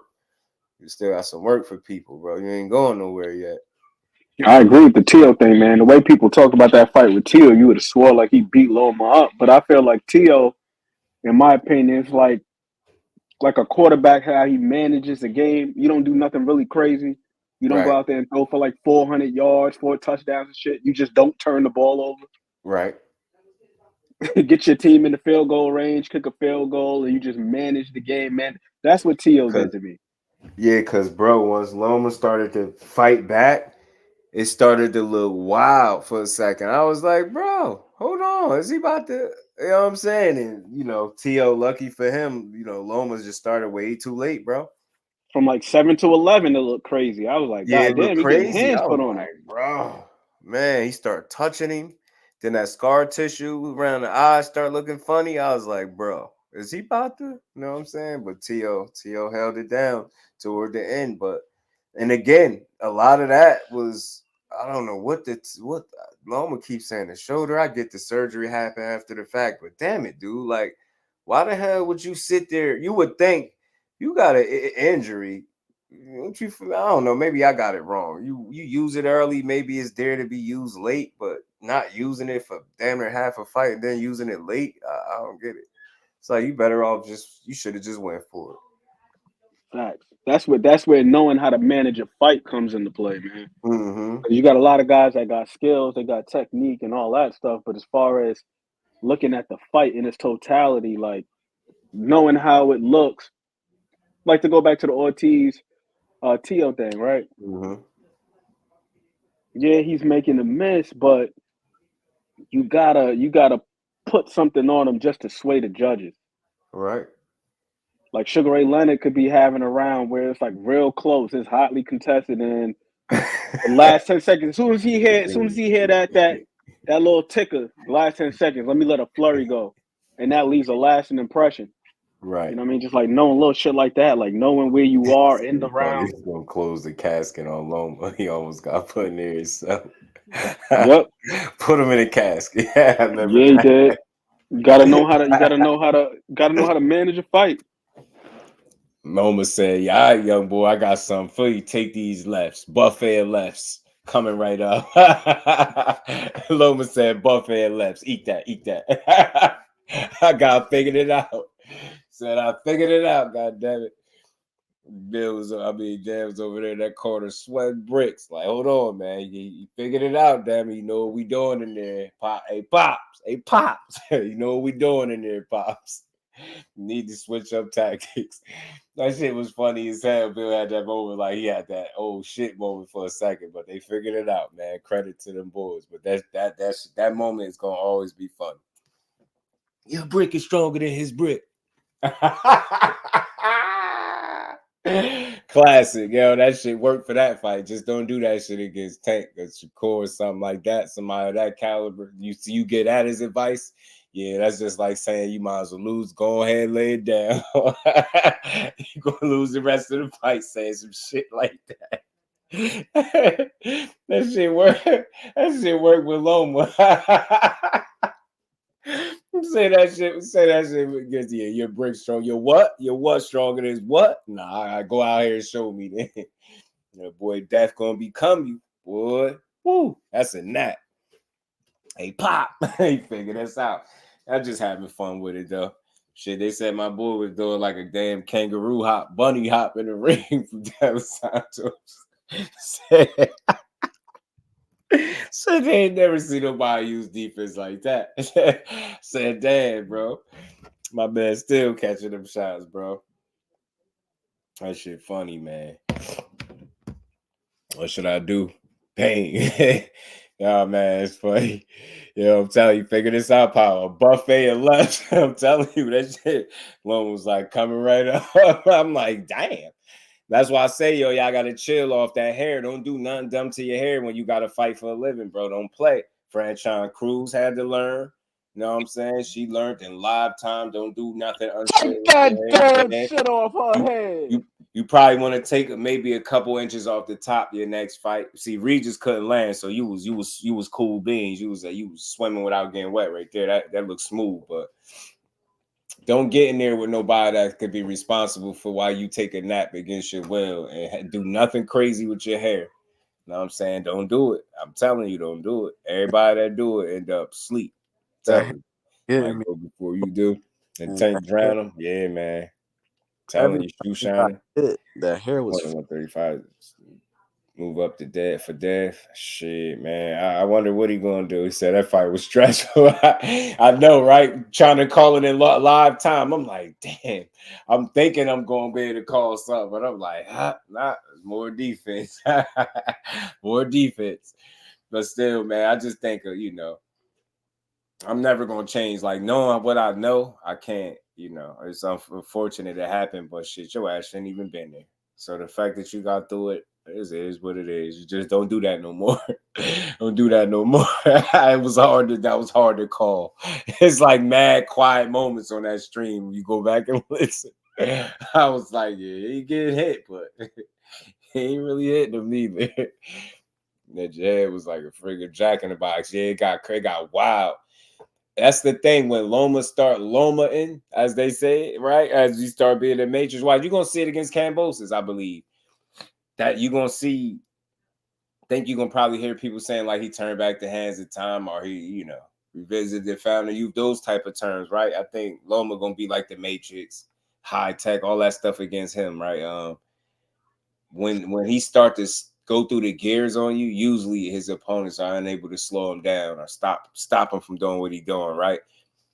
Deb was able to stop it. Teo, even though it continued for several rounds, a few rounds in a row, he stopped it right before it got too crazy. And again, Loma ran out of time. He should have started 2-3 rounds sooner, to be honest, to give himself a better shot. But I don't know, man. I think once he start doing what Loma do against Kambosos, I think that's it for him.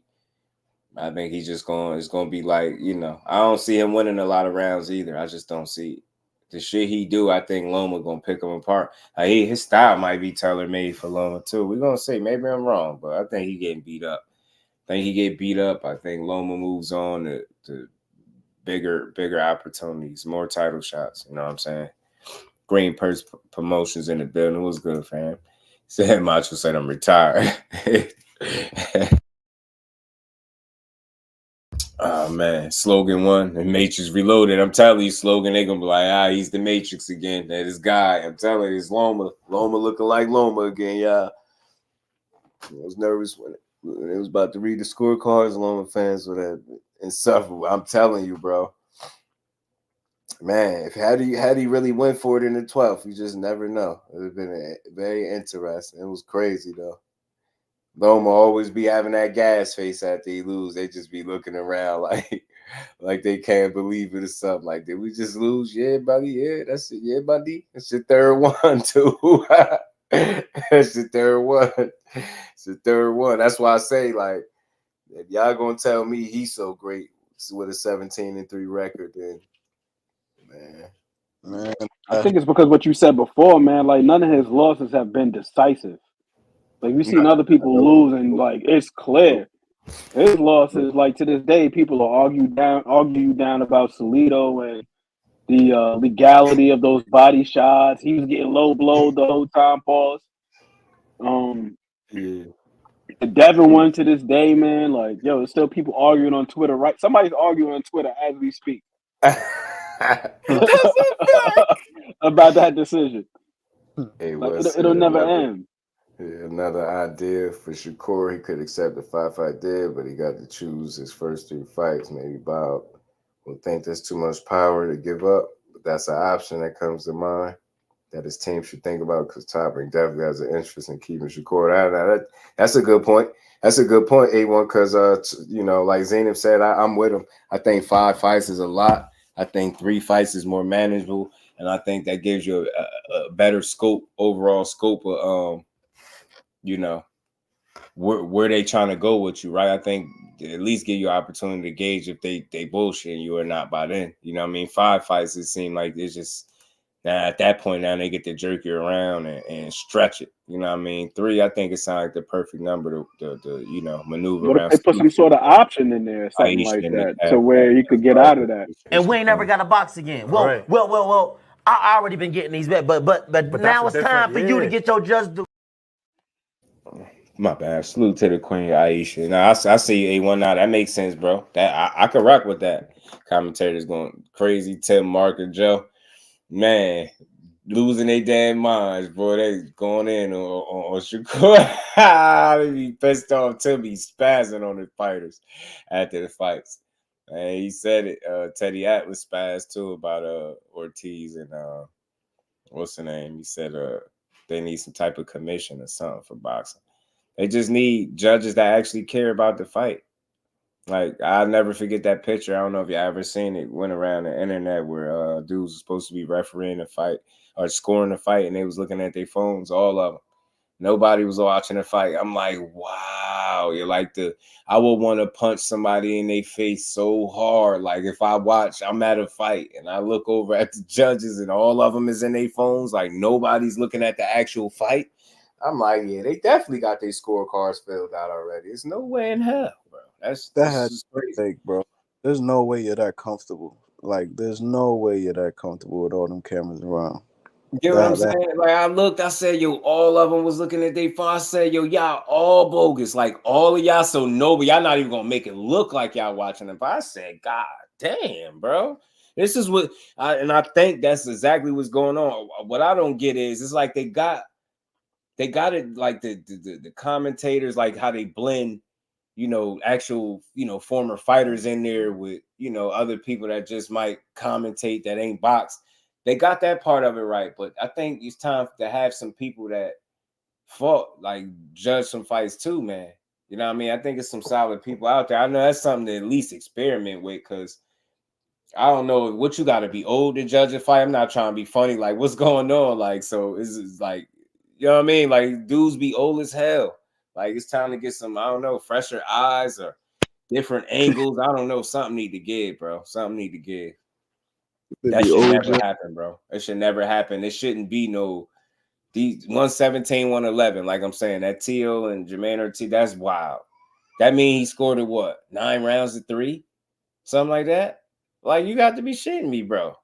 Where do you see that at? Like, what fight show me where you seen it at so I can know what I'm looking for, because I ain't no way in hell that he won 9 rounds. Shit, I don't even know Jermaine got it. He might have a case for 9 rounds, but Teo damn sure ain't win no 9 rounds. Bro, that's crazy.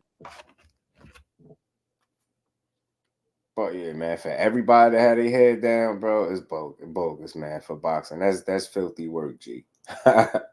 That's wild. That's like saying we don't give a damn. Whoever win. Whoever wins. But yeah, man, salute to my guy A1, man. I just hope he make a smart move. Like I said, I got reason to believe we got a pretty smart team around him. Everybody got their personal opinions. Once your personal opinion bleeds into like your assessment of somebody, I gotta take it with a grain of salt. I don't know none of these dudes, so I don't got no personal feelings. So I do hear they got a pretty smart team, and that's what I feel. So hopefully that'll lead to him being in more favorable situations moving forward. Or if not, then hopefully they'll put him in a situation where he ain't got no choice but to win. But you won about 4 rounds of 6, Mac. I'm telling you, Teo is bogus, bro. He just didn't win that fight for me. That was another bad performance. So we'll see. We'll see what's next for him. Maybe he'll stop talking about the pyramids and Rosa Parks and, all this other shit. He be tripping. Puerto Ricans, this. I was like, damn. Then he said, yo, what'd he say? Maybe I'm not black enough. Maybe I'm not white enough. Maybe I'm not Spanish enough. I said, yo, maybe you're not smart enough. Did it ever cross your mind? Did it ever cross your mind that maybe you shouldn't be saying this shit? Maybe you shouldn't read books and then try to recite what you read 5 minutes after you just read it. Maybe you should do that. Try that shit. Dude, be tripping. Like, definitely lost his Me too, Zany. Definitely did. He said, women manifest because man feast I. Break it down, man. Yeah, man feast I. You gotta break it down. Remember, man feast I. Man feast God. Like I say, yo, what? I just can't believe he started with the pyramid stuff, yo. That was bogus. That was wild. At that point, I said, somebody snatched the mic from him. Why do y'all let him do it? Your pop sitting back there with them damn cop shades on. Like, bro, say something, bro. Your son self-destructed in real time, bro. I don't give a damn where you just had a piss poor performance. Now he got the microphone. He told people to suck it in seconds. And then thank God, and you got what? Sucker, no homo, and then went on. I was like, dude, what? Nah, you good, bro. Take the microphone. Somebody cut the mic, bro. Clip his cord, dude. Like y'all just, I don't know what's. That's right up there with that Anthony Joshua situation when he threw Usyk belts out the ring. That's right up there with that. I just looked at this dude like, I don't know if y'all remember that. He threw Usyk belts out the ring. Yo, Usyk looked over at him like, what's wrong with him, man? Even Usyk had to look on his face like, yo, you good? Like, bro, just toss my now the belts don't matter because you done lost them. So you're gonna go proceed to toss my belts out the ring. Boy, that would have been round 13 on his ass right there if I was Usyk. Throw my belts out the ring. 2-piece, round 13. Let's get it, bro. I'm gonna toss my shit out the ring. Then he grabbed the mic and self-destruct. That's let you know. Like, you know when people got yes men around him. I'm telling you, him grabbing the mic, performing his own eulogy after Usyk just beat him up. This man was like at a wake or something. I was like, dude, this dude got on here. Yeah, I'm a 18-stone fighter, not a 12. So I'm like, bro, what? So you tried this. So you didn't want to hurt you, man. You went 12 rounds, but you're not a 12-round fighter. I'm just trying to understand you. So you fought in a way that would more than likely guarantee that it goes the distance because by your own admission, you don't want to hurt a guy, but then you're not a 12-round fighter. It's crazy. I was like, yo, somebody cut the mic, man. That's how you know when people make a lot of money, like they just let you just self-destruct in real time. You say we ain't land on the moon. If he'd have said that, I'd have called him out. On Twitter, I'd have tagged him all day religiously, calling him for a fade. You gotta fight me, yo. You said we ain't land on the moon or something. He'd have went there with it. I think I had it when he started the Rosa Parks stuff. That's when I started like, all right, bro, like you doing it. Why? Miss Parks? Why you bringing up Miss Parks? He called her our great aunt and stuff too. Like he was tripping out. I was like, all right, Tio, okay. You trying to make people not like you. You sure doing a pretty good job. Somebody go upside your head one day. You talking all this stuff, bro. Like I was cool with you quoting Bruce Lee. At least he fight, right? I get it. I get it. He fight. Like everybody think that you let me quote Bruce Lee, you will know I'm like, I like to fight. Like, nah, bro, we get it though. But once you did the Stan Lee, the Rosa Parks, it's more. I'm forgetting. He ain't stopped there. He's on a damn roll, bro. He just been wilding. He's been wilding for about 17 interviews now. Right, every interview is a soundbite. Yo, Tio just wilding. He's like, yo, where's father at? Never mind. His pops ain't even gonna say nothing. Poppy, no. Poppy need to chill. Poppy need to chill, bro. Poppy gonna get his ass smoked playing around. Poppy, no. That's right, bro. That's right, bro. Yes, they salute to my baby girl, Miss Just Do. How you feeling? Yeah, AJ lost it, didn't he? And then remember, after one of the losses, Kenneth, what's good with the family? How you feeling? After that, one of the losses, he spazzed on the dude after the fight. Dude said, "Way to keep it professional." He said, "Huh? What you talking to?" He spazzed on the dude. Hold on, do I still got it? Good work. What are you talking to? Who are you talking to?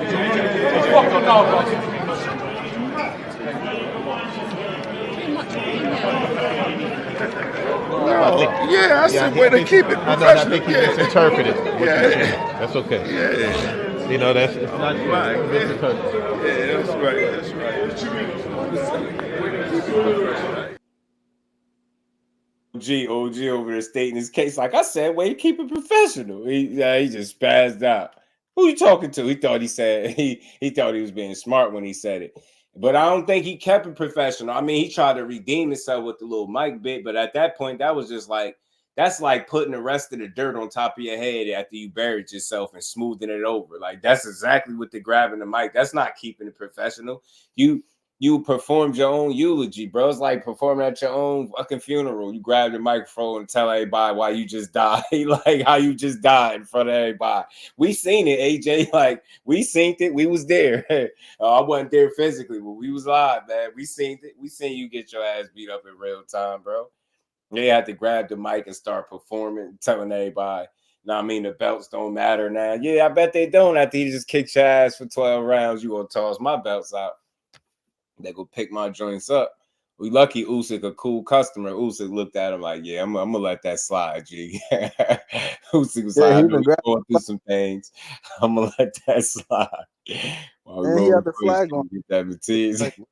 Mathias got another one for Tio. He put out another video.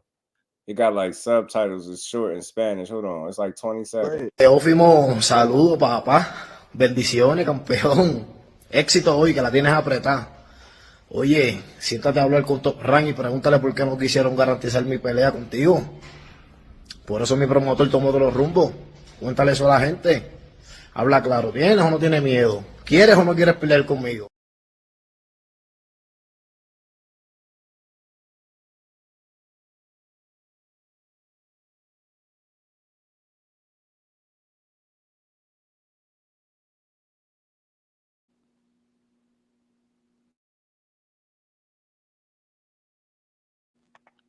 Just, you muted or I'm tripping?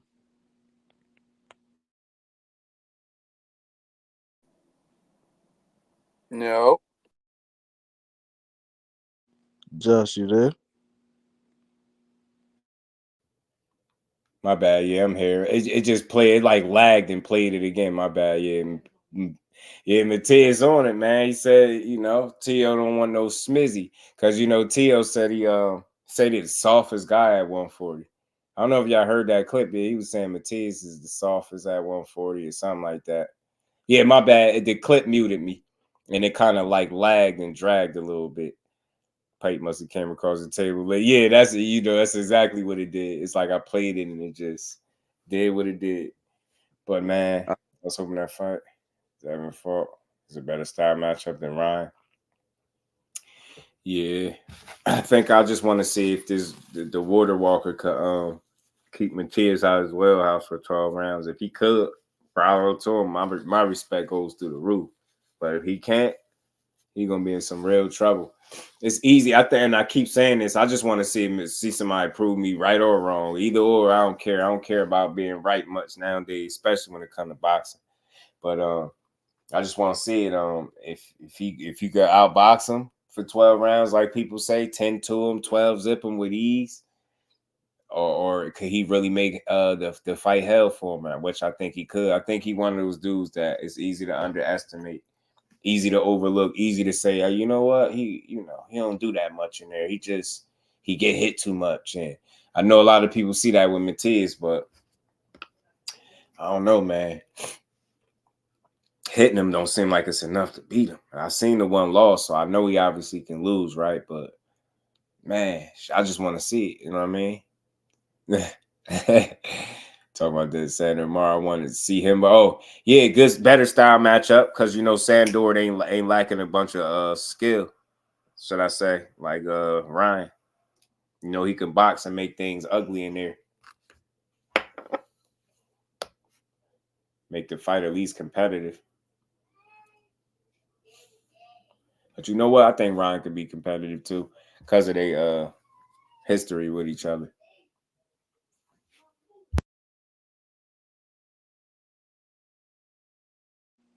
Yeah, it's gonna be a different look, period. Because first of all, I think he's still gonna have to fight Sandor.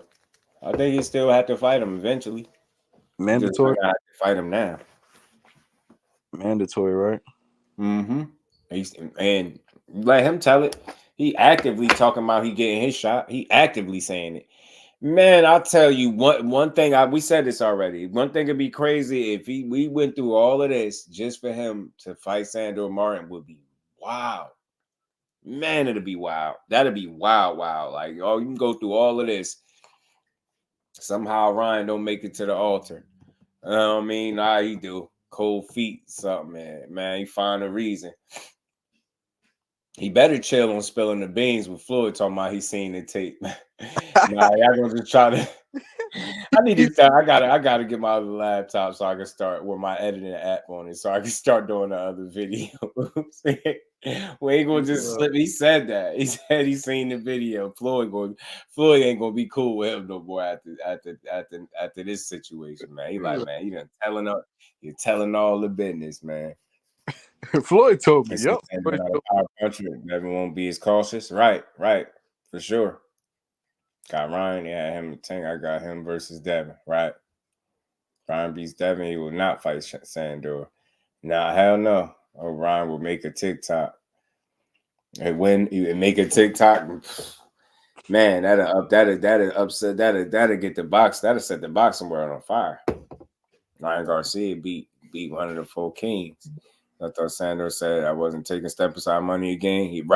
He said it, and I think it might be some validity into the timetable in which he had the fight, or maybe that's why he's still able to pursue another fight in between. I don't know, but like I said, Sandor Martin sound like he adamant about getting his opportunity. Like he want to fight. Like what he said, he gonna be champion. He gonna take his belt. I mean, that stuff sound good, but I wouldn't mind seeing it though. Either fight is cool for me though. Moving forward, and I see Raymond Muratalla threw his name in the hat with the Kambosos Loma winner. Know what I mean, that's cool. He said he'll want the winner of that fight. I also seen him say Keyshawn Davis ain't on his level. Whatever. I mean, all fighters say that stuff. It's fighter stuff, but Raymond Muratalla is a good fighter. I don't know where they're gonna throw him at next. I'd like to see it though. Devin lose to Ryan. Let's see how fast he'll say fight Tank at 35. And it'd be great. Fight games to the CTE. No, I'm telling you, dog, man. Thomas was good, bro. Man, you know I'm over here listening to you guys, you brothers cook, man, and enjoying what I'm about to feast my mouth upon. Ain't that about it? Damn, I shouldn't have said it like that. I got Paul's country. Man, I ain't part of the pause community. It's the pause free zone up here. I'm 37, bro. Remo in the building. He about to hit my ass up for sure. Not me. Bro, you gotta eat, man. That off guard. I almost got offended. Like pause. Like you think I'm gonna say that after I say something, bro? Nah, bro. Nah, you know, we come from a different era. You know, if you thinking like that, pause ain't gonna change shit. You know what I mean? You still said it. You know what I mean? So, yeah. But I was thinking, like, especially with Teo, man, and this whole little thing going on shows like the presence of people in your life and how they impact your life. Me, Dub, Right Side, and BVO, we were having a conversation, man, and it was about deeper than boxing, bro. Like influence. The influence of a father in the home, and you got 2 fighters that have their fathers in their life. You got Teofimo, you got Devin Haney. We can say whatever we want to say about Bill, but Bill aim is not to put Devin into any position where he's going to take a loss or he's going to have a negative look.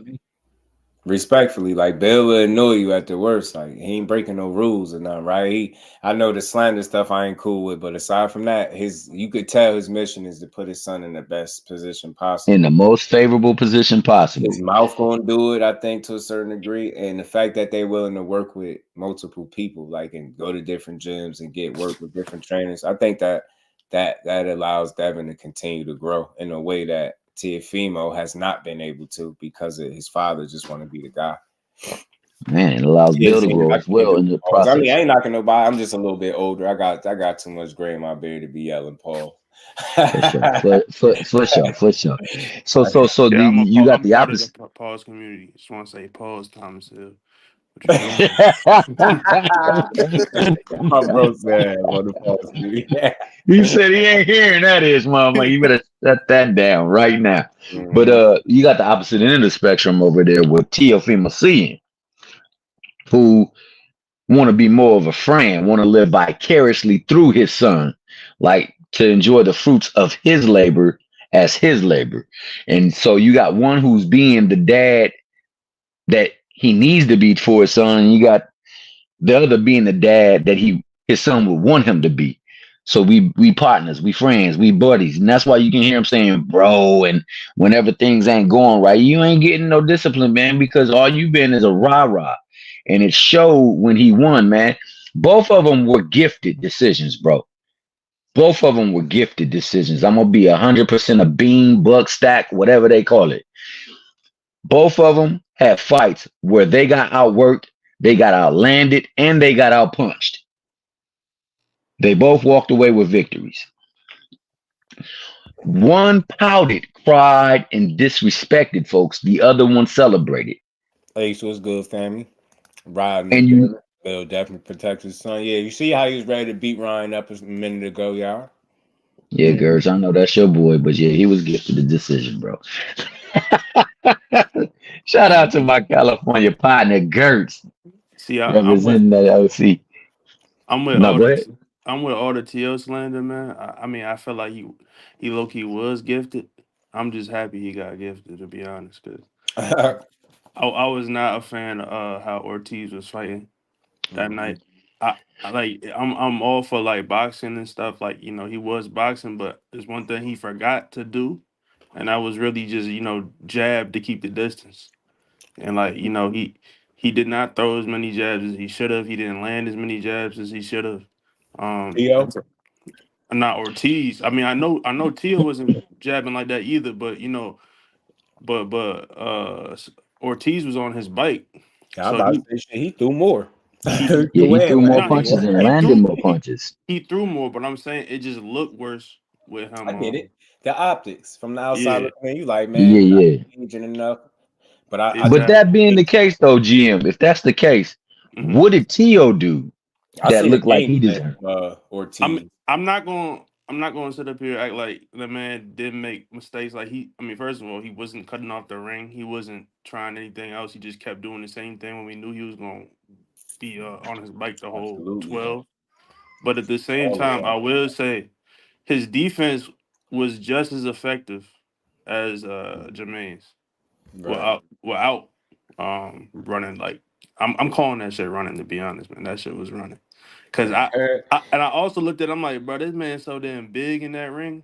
Like, I don't know why nobody else noticed this shit, but Jermaine Ortiz looked bigger than Devin when he fought Regis. That man had to be 170. That man had to be 170. Man. It's a dude. That dude got some size to him because he essentially did the same thing Devin Haney did. That's why I ain't surprised. Just staying at a weight class longer than he should have, and specifically 135. Then when he got up to 140, you know, he looked healthier, but you could see it. You know what I mean? Just stay out that bathroom. Bernard, you know, that's Bill Haney. That was the smartest thing you did in recent memory, not going to the bathroom, Bernard. Soapy. Hey, you know that's another reason why I know that was scripted too, boy. When Bill was when he got offered to go into that bathroom, you see how heavy that fool was breathing? That adrenaline was kicking. He was pumping. We could talk right here. You got to get down where you're mad. Get down where you're mad. I'm the bathroom guy, and then he invite me there, bro. You just told me a second ago you the bath. Well, I'm not the bathroom guy, sir. You'd ask me to go to the bathroom. I'd be like, well, I already used the bathroom, sir. I emptied the tank. But you got to pay. I'll be here when you get back. I already used the bathroom, sir. I'm cool. I don't need to go. I went before I got here. You know what I'm saying? I'd have told Bernard everything. Ain't no. I'd be like, you think I don't know you, man? I'd have said everything, bro. Ain't no way. Smart move, Bill. Smartest thing you did was big facts. Being sprawled out by a urinal wasn't in my plans for the evening. Yeah, definitely not. Not with the buffs broke hanging off the side of your face. That's all bad, bro. Bad publicity, bro. Get beat up like Skinny and Hustle and Flow. But yeah, he did. But in this, yeah, hey, definitely like that. Oscar De La Hoya said that Teal ring entrance is better than the halftime show. You know what I'm saying? At the Super Bowl. Yeah, Oscar De La Hoya. He fresh off for 8 too. A mountain of snow. But old code name Loma though. His man was probably geeked up watching Teal bring the circus out. He probably thought he was a kid again. He enjoyed that way too much. Damn freak. I know what Oscar like. He like that store I know what kind of stuff you into. I know what rocked Oscar boat. You see that? Yeah, this is better than halftime, baby. So, but and he would have heard him literally, Zenith, literally. Like, and I got word. Like I said, look, it's out there. Like, I ain't putting a jacket on him. Just look it up. Google it. B-Hop Soapy Hopkins. And y'all see how much joking I'm really not doing. I'm joking, but I ain't joking. Bill, that was a smart. I wouldn't have won either, sir. You just got done telling me you the bathroom guy. You gonna have to be the bathroom guy by yourself, sir. I'm the. You heard Bill say though. Bill said, "You think I was going in there by myself? He said, I got people with me. Yeah, I'm the mouthpiece. Like, bro, the bathroom, I don't know. I don't have that's not my area of expertise, but Bernard, you know what I'm saying? He said, I heard it empty your tank, but I'll be here when you get back there. Don't trip. Hell yeah, he would have heard him. He would have heard him. Like, he would have heard him for real. That's what I'm trying to tell y'all. Y'all just look it up and you'll see what I'm saying. But yeah, that little push was funny though. Little shoulder shrug. I was like, that's funny. Nobody gets hurt. Money gets messed up. I like that. I could laugh. That boy had no adrenaline pumping though, just no adrenaline. He wasn't breathing. Down when Bill, he started inviting it to the bathroom. Bill looked over at him for a second, like, hold on, what did he just invite me? Fisticuffs? Bathroom? Get down where you're mad at. That's all you gotta do is get down where you're mad at. It's a bad combination. Bernard in the bathroom, bro. I'm telling you. Bernard in the bathroom. It's impeccable, bro. You better leave that bad alone. So now the money would have. So now given the fact that we see how the money really moves the decisions. You know, the money moves the decisions, and a lot of the decisions that are being made, especially when you can see one being outmaneuvered, outboxed, outpunched, outlanded.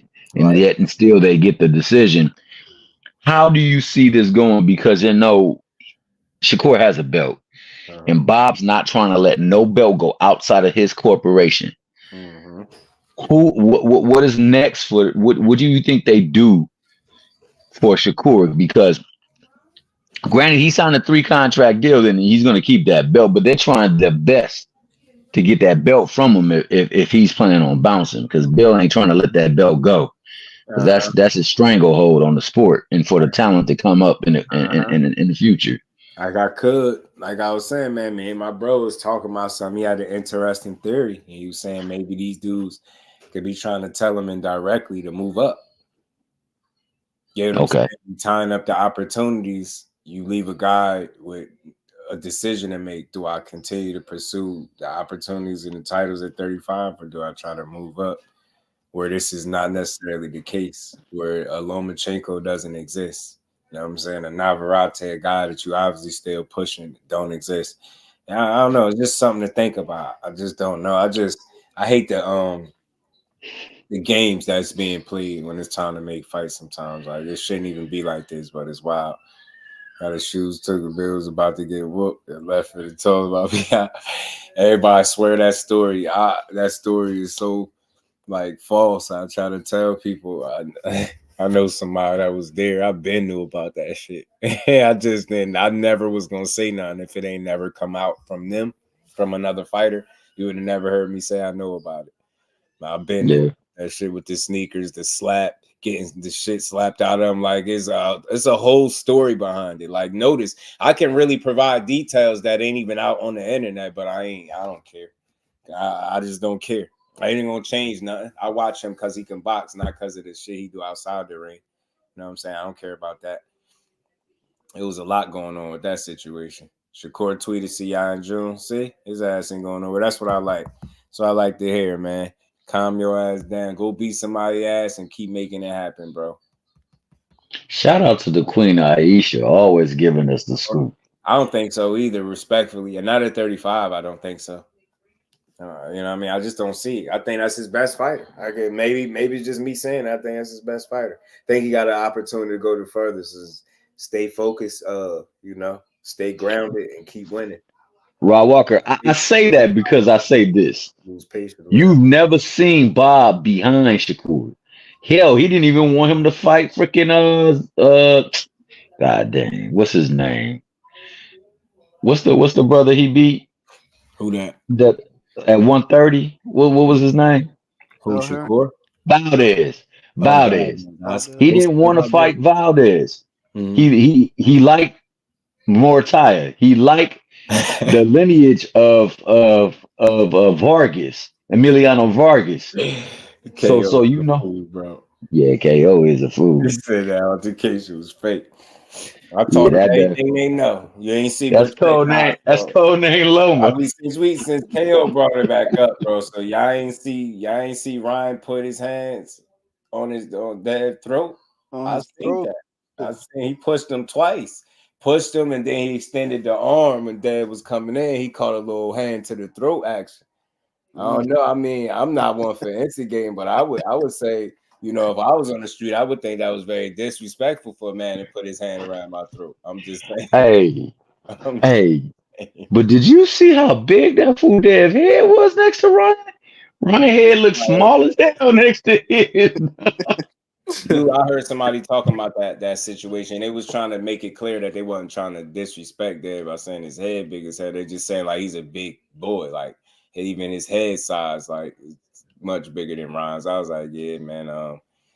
He been eating good, bro. Bro been eating. He been eating real good. He been eating, bro. He been on them snacks. He been eating them good snacks. Ryan make good fights for anybody, bro. He can make an entertaining fight for people because he gonna try, and he got some athleticism that could keep a fight interesting if you fall asleep in there on him. Which I don't think none of the top guys will, but I think he can make a fun fight for anybody. Whether or not he'll beat him is the other question. Saint Bernard, yeah. That ain't right, dog. That ain't right. That boy got one of them barrels underneath his chin. Nah, but my phone had died, but that's how you can tell when these dudes be muscling, man. When these dudes be make your head grow. Sleeping between fights. Crazy. You see how Tank face been looking for a little minute now. Face been looking slim for a little minute. You know they face, man, when they blowing up in between fights, man. It's the midnight snack.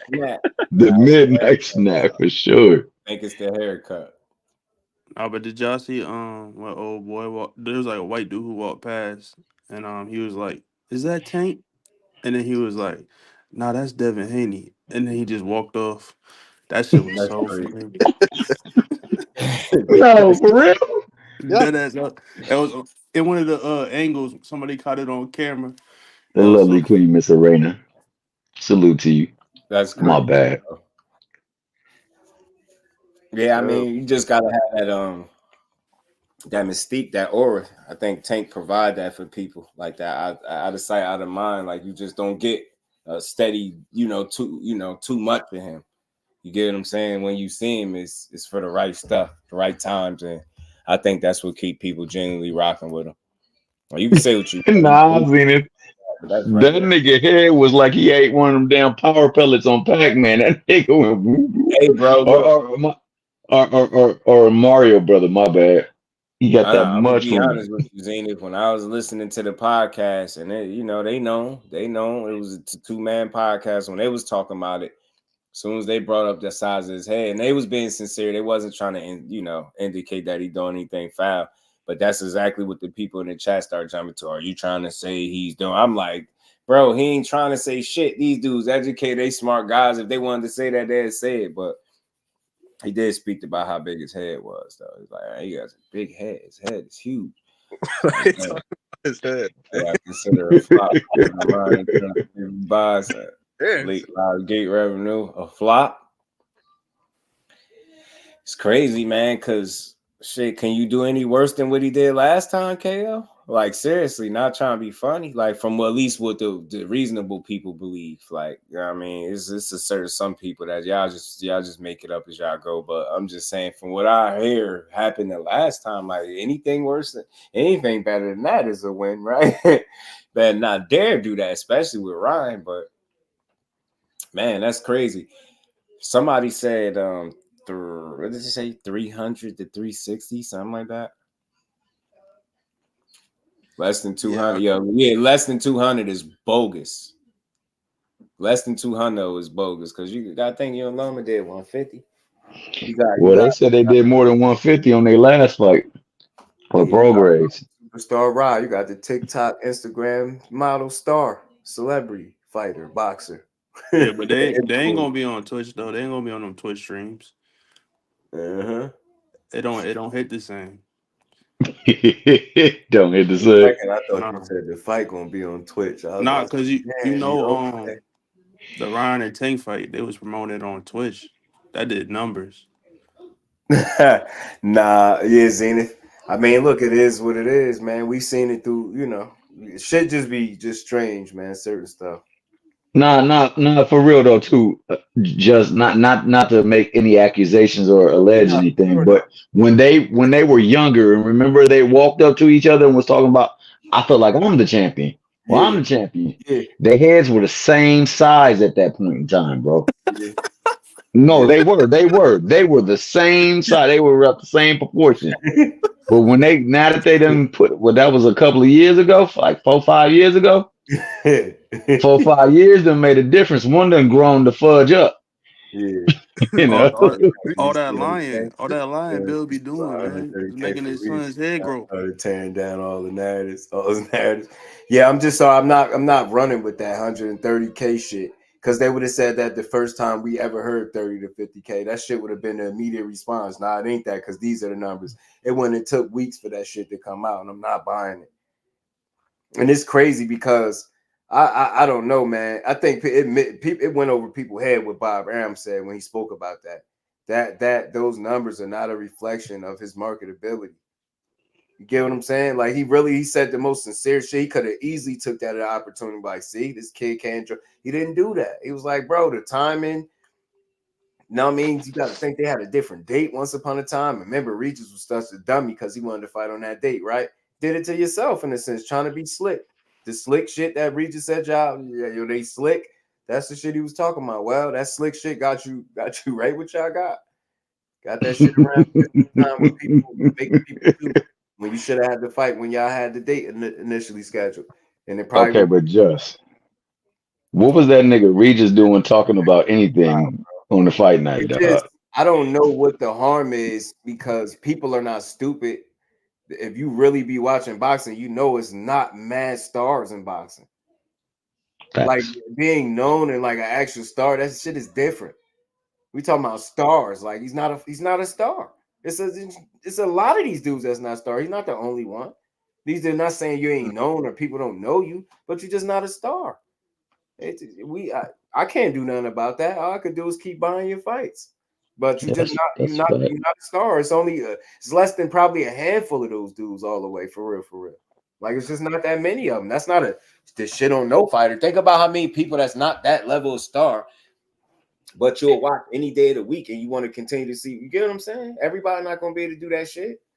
Hey, yo, Rod Walker is going in right now. Not even about anymore. It's like I think you do gotta have something I think that makes you a bit special. And that shit gotta stand out. And again, I don't know. You gotta have something that I think could capture the imagination, man, of the people, not just diehard fans, casuals too. You gotta think, Shakur, to me, his fan base is more so filled with diehard boxing fans. Same thing with Devin, because of their styles and what they bring to the table. Not to say they don't have no casual fans, but I think when you able to, obviously the knockout sell, bro. That's just what it is. And When that's you the got people that help out, you got people that want to see it because of that. Got people that want to see if you're gonna get another knockout. Maybe somebody gonna go to distance, somebody gonna beat you. It's a lot of elements at play sometimes when it comes to making people a star, and some of those elements are just missing from most of these fighters that we talk. Code name Lomachenko. Small, it's not even a full handful if that. right. Stars. It's just what it is. That's what boxing is. It ain't that's hard to. It's just not like that. This shit ain't this NBA where every team you look on, you're like, oh, he is starting. Nah, it's not like that. It's definitely not like that. All the New trainer, new game plan.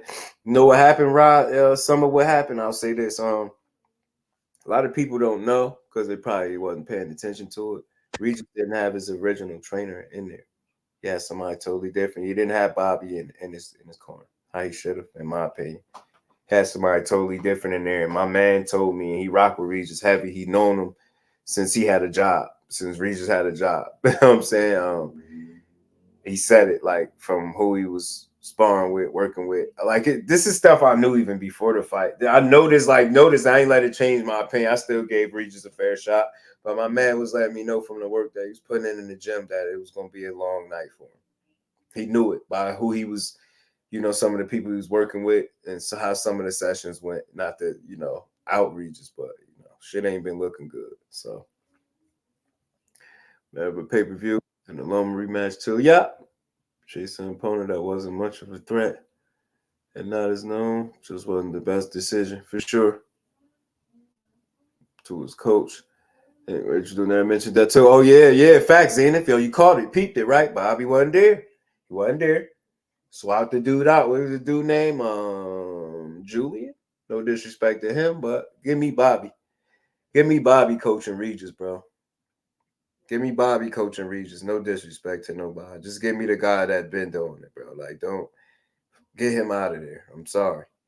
I even like the advice he was giving him. It was too conservative for me. You're losing rounds. Like, and then the fact that you brought this weak ass game plan into the ring, and then you threatening stopping the fight, bro. I'd have looked that man in his eye to be like, yo, I don't give a damn what you talking about. You stop this fight, you won't have to worry about stopping another one, bro, because you won't even be in a position to do so. Hell, you talking about you gonna stop the fight? Shit, weak ass game plan I'm in here executing got me out here looking like talking about you think about stuff. As soon as he said that, I got mad at me. I said, boy, this man stopped this fight. I know something, bro. Get your weird ass out of here. Don't just give away a knockout now. Nah, y'all done got tagged up this long. Go ahead and ride this out. Go ahead and ride it out. But yeah, man, he swapped his coach out, man. And I just don't think that was smart. I think he could have overthought the moment too. Just call it what it is.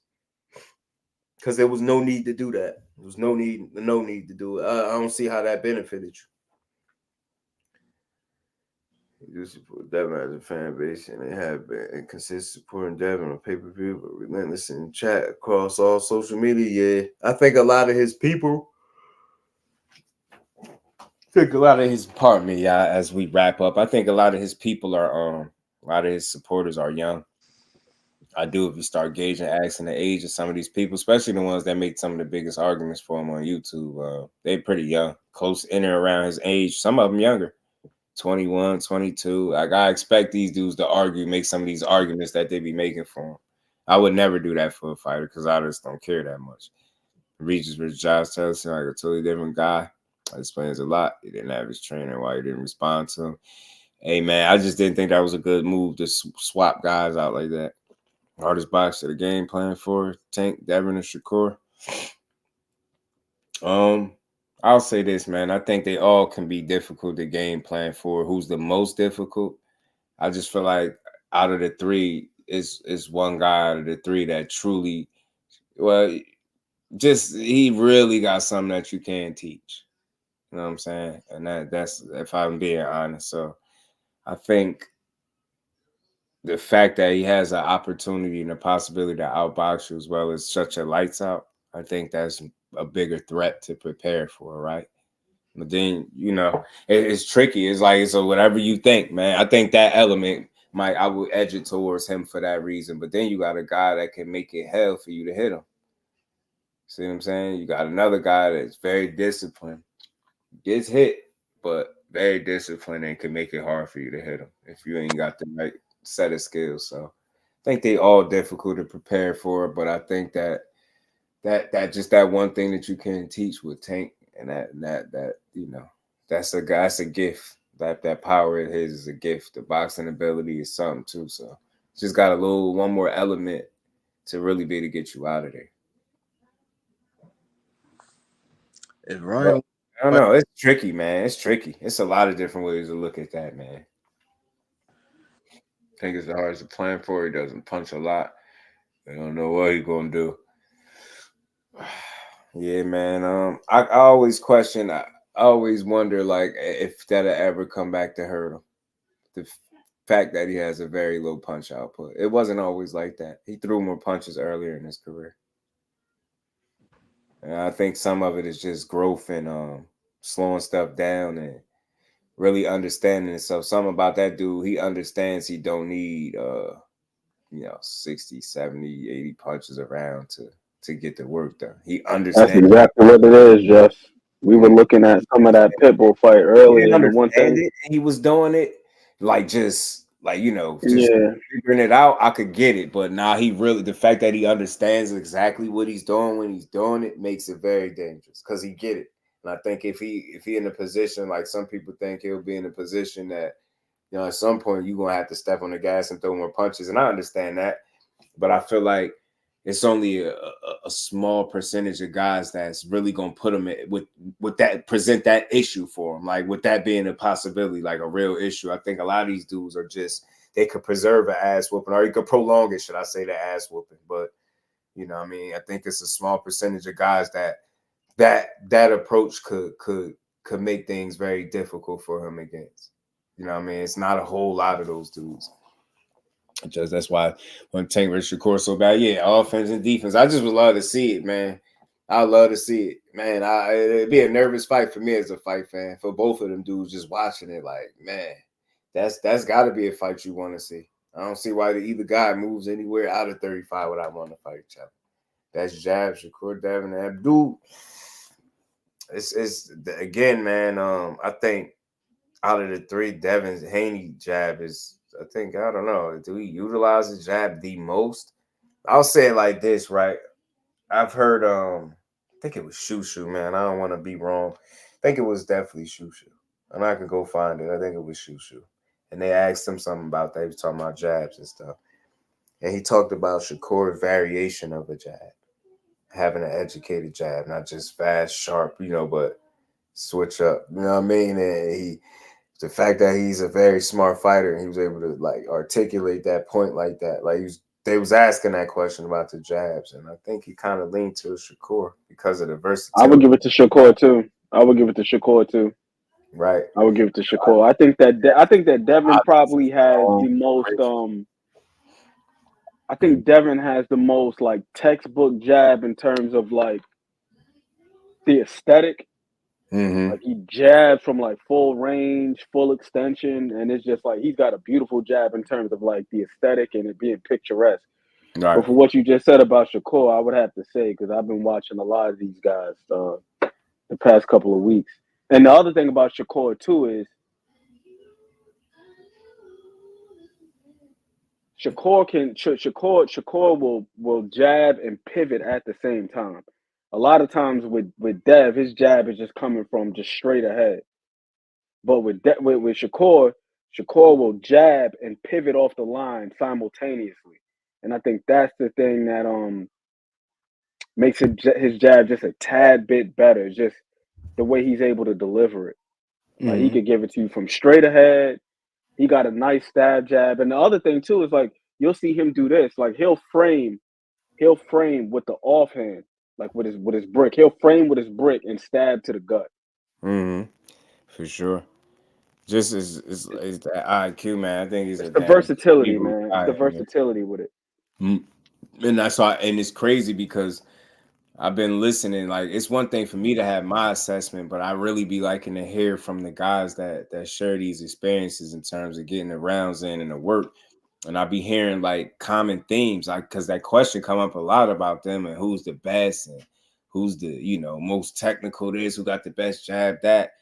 I'll be hearing a lot of similarities. I heard one dude trying so hard not to just come out and say Shakur. He was like, I've sparred both of them, this and that. He was like, man, F it. I'm just saying Shakur, man. I mean, he was like, yo, dude, just smart. He's talking about the IQ, how smart he is. So I'm like, I listen to these guys. I start to hear the common, like, stories. You start to hear it. So I don't know.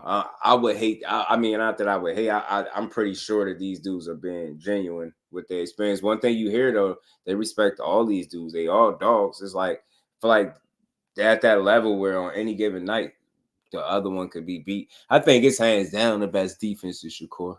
I think the numbers dictate that. I think we all know that. I don't think, for me, honestly, what he went in there with, the multiple injuries and being sick for like a week or two, I just don't feel like a lot of guys will go in there and get hit, 40 times. I just think the fight with a lot of people is a lot tougher. Like if me being hindered physically, the only thing it does is slow me down offensively, and I'm still able to. I think it's crazy because it's still two parts to the fight. And a lot of guys not being 100% of what they needed to be offensively would have got their asses touched a lot more, is what I'm saying. Not saying they would have lost, but you got to touch a lot more. Shit is impressive to do. Make somebody keep over and over. He's swinging, try to knock your head off, and he fast. Damn, De Los Santos, man, much respect. I want to see this dude again. I had a feeling that fight can make me feel like that, and I'm glad it did. Like, I don't care. The performance is what it was. I want to see him again. I definitely, and I want to see him in there with somebody, preferably that defense that it ain't as good, so I can see how he look and how he approach it. I just really want to see it. Best chin, I don't know, but I think Tank might have the most proven chin so far. Corey, a lot of real like crazy shots. I think the most flush he's been hit was against Valdez, maybe when he clipped him a couple times. Like clipped him, but still. I think the most flush I seen him get hit just might have been against Toka Khan. I think that might have been it. He got hit pretty early on. It might have been it might have been like in like the second round. He got hit with a clean ass shot too. The cop, I think that was the cop dude. He took that shit pretty well. I think Dev got a pretty solid chin too. But with him, I think it's a little bit difficult to gauge though. Yeah, it's a little bit difficult to gauge though, because a lot of the guys that he fought was, coming up. They were coming up, and they didn't necessarily like punch like super crazy. Mm-hmm. They all got some pretty good IQ though, man. I just think Tank underrated IQ. I think Shakur's is on display the most consistently because of his style and his approach. But I think Tank. I would give that to Tank. Tank is overlooked, bro. It's very easy to overlook. I would give it to Tank. I would give that one to Tank. Highest IQ, I would give that to Tank, and then I would say Shakur second, and then probably Dev third. And the reason being is because of with Tank, you got guys that are good at countering, where they can take advantage of an opportunity, but then to be able to manufacture openings. Like if you feint the guy out of position and you notice all right, he's gonna drop his lead hand, and then I'll throw something over the top when he drops his lead hand. Like being able to manufacture openings. And I feel like Shakur can do that as well too, because he got a pretty good with his gauge of distance and his spatial awareness, being able to just pull back and catch somebody reaching. That's how he dropped Nakatelia. Like he just he stood right there in the pocket, controlled one side, made him throw the other punch, made him punch with the other hand that was free, and then just pulled back, clipped him with a little check hook. You don't really see stuff like that from Dev. Dev is really good. He'll tag a guy, then he'll step out of range. Tag a guy, step out of range. But as far as just manufacturing openings like that, I haven't really seen much of that from him. Right. Tank makes adjustments so well. Yeah, he do. I think part of the reason why I could feel Ant with the IQ too, just the constant always being at this size disadvantage and fighting the much bigger guys and finding ways to figure these dudes out and beat them. You get what I'm saying? I look at all three fighters. If I had to say who've constantly had to overcome, just being at some type of obvious deficit, is him. You get what I'm saying? And just fighting a guy like Barrios, man, you say what you want. That dude can fight. We seeing it now. He beat the hell out of Ugas. He had to look up to that dude. Man, he chopped him down. That shit is impressive. And the guy is 6'1". And chest to face to face, it almost looked like, is they really about to make this fight? Tank had to look up to that dude, he smoked his ass. He found, in the end, he caught up to him and got him out of there. He made good in-fight adjustments. I think so. And it ain't just walking guys down in the high guard either, like what many people believe it is. It's when you see some of the stuff that he does with a guy like Barrios with that huge reach advantage, he's coming out in the long guard and controlling his lead hand and not even allowing him to get his jab off. If you go rewatch the first 4 rounds, Barrios probably landed one good punch. He could barely get anything off because he was just controlling that lead hand so much and being able to cut him in half. Y'all hear music? Hell no. All right. Making sure I hear music. I mean, of course I hear. I'm just making sure my microphone be picking up everything. I don't think it's Thurman couldn't stop Barrios. It's I'm just big on that, where I guess couldn't and didn't. He didn't stop him. I don't think it's that he couldn't, man. I think Barrios was game. I think that was one of them fights where that man, he wasn't coming to be stopped. And I think Thurman is missing a certain gear or two. I do believe that. That's why I feel like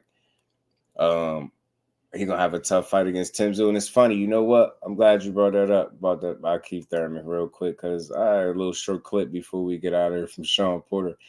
I played a different one for y'all when I think I said when I played that he said, you know, Keith Thurman was gonna win this fight. If you know boxing, you'll know Keith Thurman's gonna win this fight. Well, he spoke about Keith Thurman's power. And listen, I still believe he can punch, but I just I don't think it might be with the same I don't know, intent, velocity, whatever you want to say. He's just missing something. I think he's just not the same guy physically that he was when Sean Porter fought him. I wonder if the fact that he beat Sean Porter them years back when they fought has anything to do with him picking Keith Thurman and the way he's, you know, saying his power is going to return. Like, I just didn't expect him to say that. Let me play this clip real quick. Keith, especially at 154 pounds, I think he'll have the power that he once upon a time had some years ago. I think we're going to see a version of Keith that we haven't seen since he's been in the ring with me, certainly since he's been in the ring with Danny Garcia. I'm looking forward to the fight. I think it's going to be a fun fight to watch, but I expect Keith Thurman to do what a lot of people don't expect him to do. And I said, if you know boxing, if you think you know boxing, then you should know styles make fights. If you know that, you know right here what you're looking at is one guy who has the perfect style that's to beat the other guy. There's no reverse factor in here. Oh man, see, I get that. I get what Sean Porter is saying, but again, it's a big if on his side and what he thinking. You expected him to be close to the guy he was physically when he fought you. See, that's the reason why I'm going the other way with it, because I don't think he can return to that form physically. Like, unless he, you know, unless he revisit that fountain of youth that Manny Pacquiao revisited. Let me say that.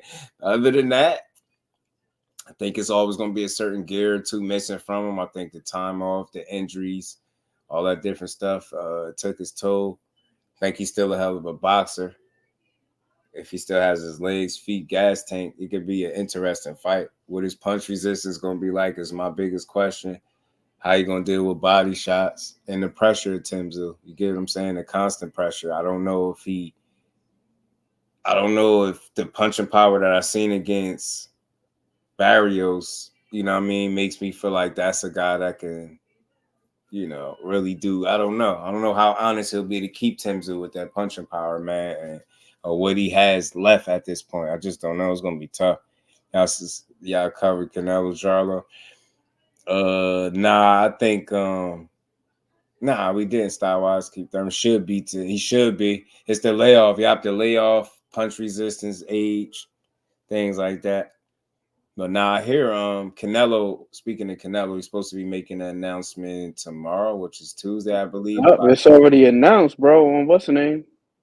Oh, is it? Magazine announced a Happy Punch. Yeah, they're saying that it's supposed to be Canelo and Jamal Charlo on May 4th. Oh, wow. I wonder if his official announcement is going to be anything different. That's probably what it's going to be. It was only him and Munguia that I was hearing anyway, and something told me it wasn't going to be Munguia. Charlo and Canelo, and then Charlo just posted a picture. He just posted a picture saying, "I'm back." Who did that? Canelo? Not Charlo. Charlo. Oh. Yep, and Ring Magazine is reporting it too. Oh man. Ring Magazine sources reveal Canelo Alvarez, Jamal Charlo, May 4th in Vegas. They about to piss me off, man. This shit that I know about Charlo just tells me he shouldn't be, but all right, he cashing in. I'm just calling it that the whole entire time. I'm sorry. It could be a competitive good fight. I'm not gonna shit on it. Go good, was good with it, but damn it, man. Under these circumstances, I'm a little frustrated with it.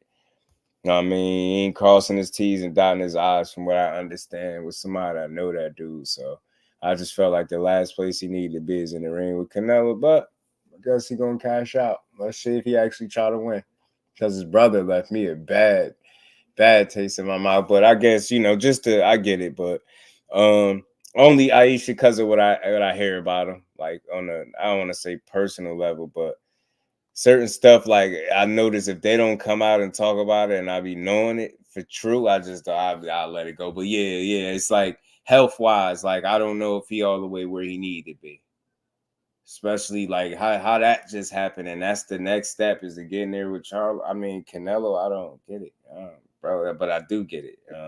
Cash is I time had to my cash out. suspicions though, just like after that slap occurred with Caleb Plant, the most jarring thing to me was the fact that he just looked like just indifferent. You know what I mean? Mm-hmm.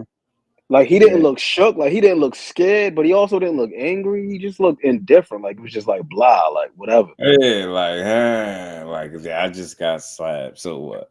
But yeah, that's the only thing. And but hopefully, you know, what I do understand about him, maybe that just won't affect him as much as I'm factoring it in. Maybe I'm thinking too deep into it, but it don't sound like, because I'm pretty sure if I was to just say, yo, such and such just dude, and y'all probably be like, huh? Like, yeah, definitely don't think that fighting Canelo makes sense. Yeah, I know y'all would say it.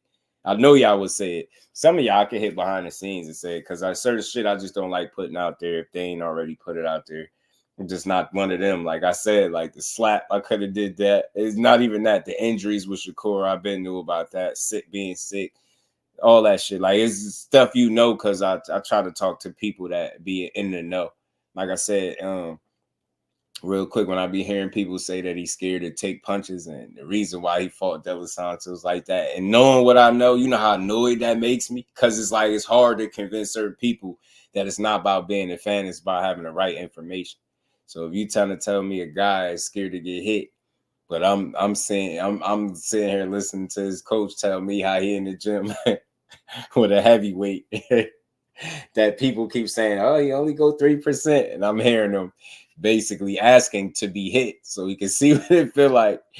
And they got to cut the clock off and shit to get this dude out the rings to kind of get them to stop being competitive. Like, you're not going to tell me that's somebody that's scared to get hit by somebody. Facts, Josh. And then here's the other part of it, too, is like the one fight that people reference when they say, oh, he was so scared that he felt the power. You go rewatch the fight, and the man is literally standing right in front of him the whole time. Beating his ass.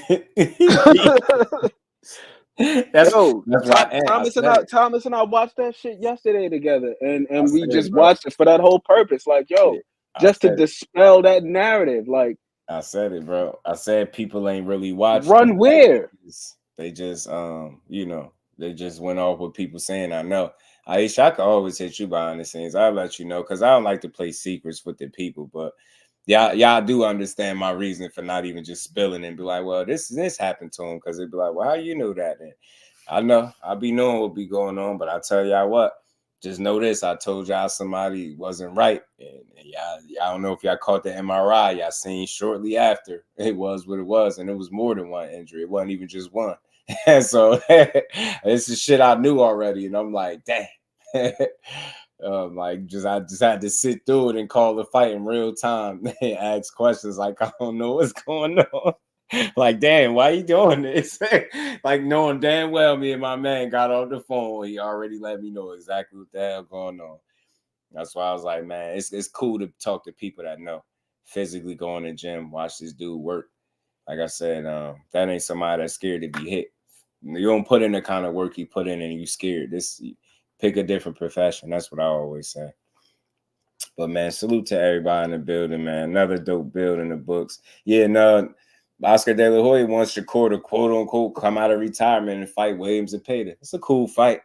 I would watch it. You know what I mean? I would watch them two dudes get in with it. Shakur Nagar, as they say, he was running, yeah, and twice. They said and twice at that. Salute to my guys, man. Ant McQueen, Thomas Hill, my guy Macho, and the rest of the gang that joined the panel. But yeah, I'm gonna wait to see what Canelo say too. He's still gonna release an announcement. But yeah, people don't know what running is. Like, I just can't say people.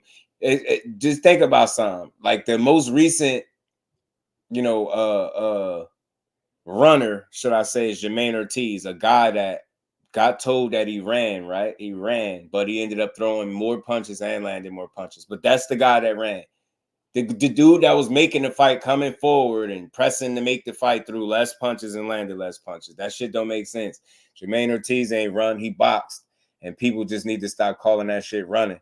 And I really think the ones that's pushing that is running just ain't been watching boxing that long. Like, if they don't see the fight play out the way they want, they're going to say somebody ran.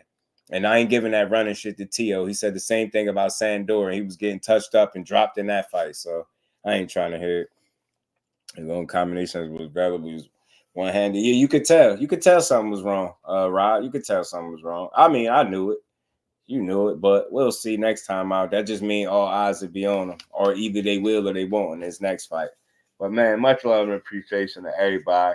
We'll be right back tomorrow. We'll build on some more boxing, man. Let's see what's in store for the sport for tomorrow, man. 420, hopefully we get that fight.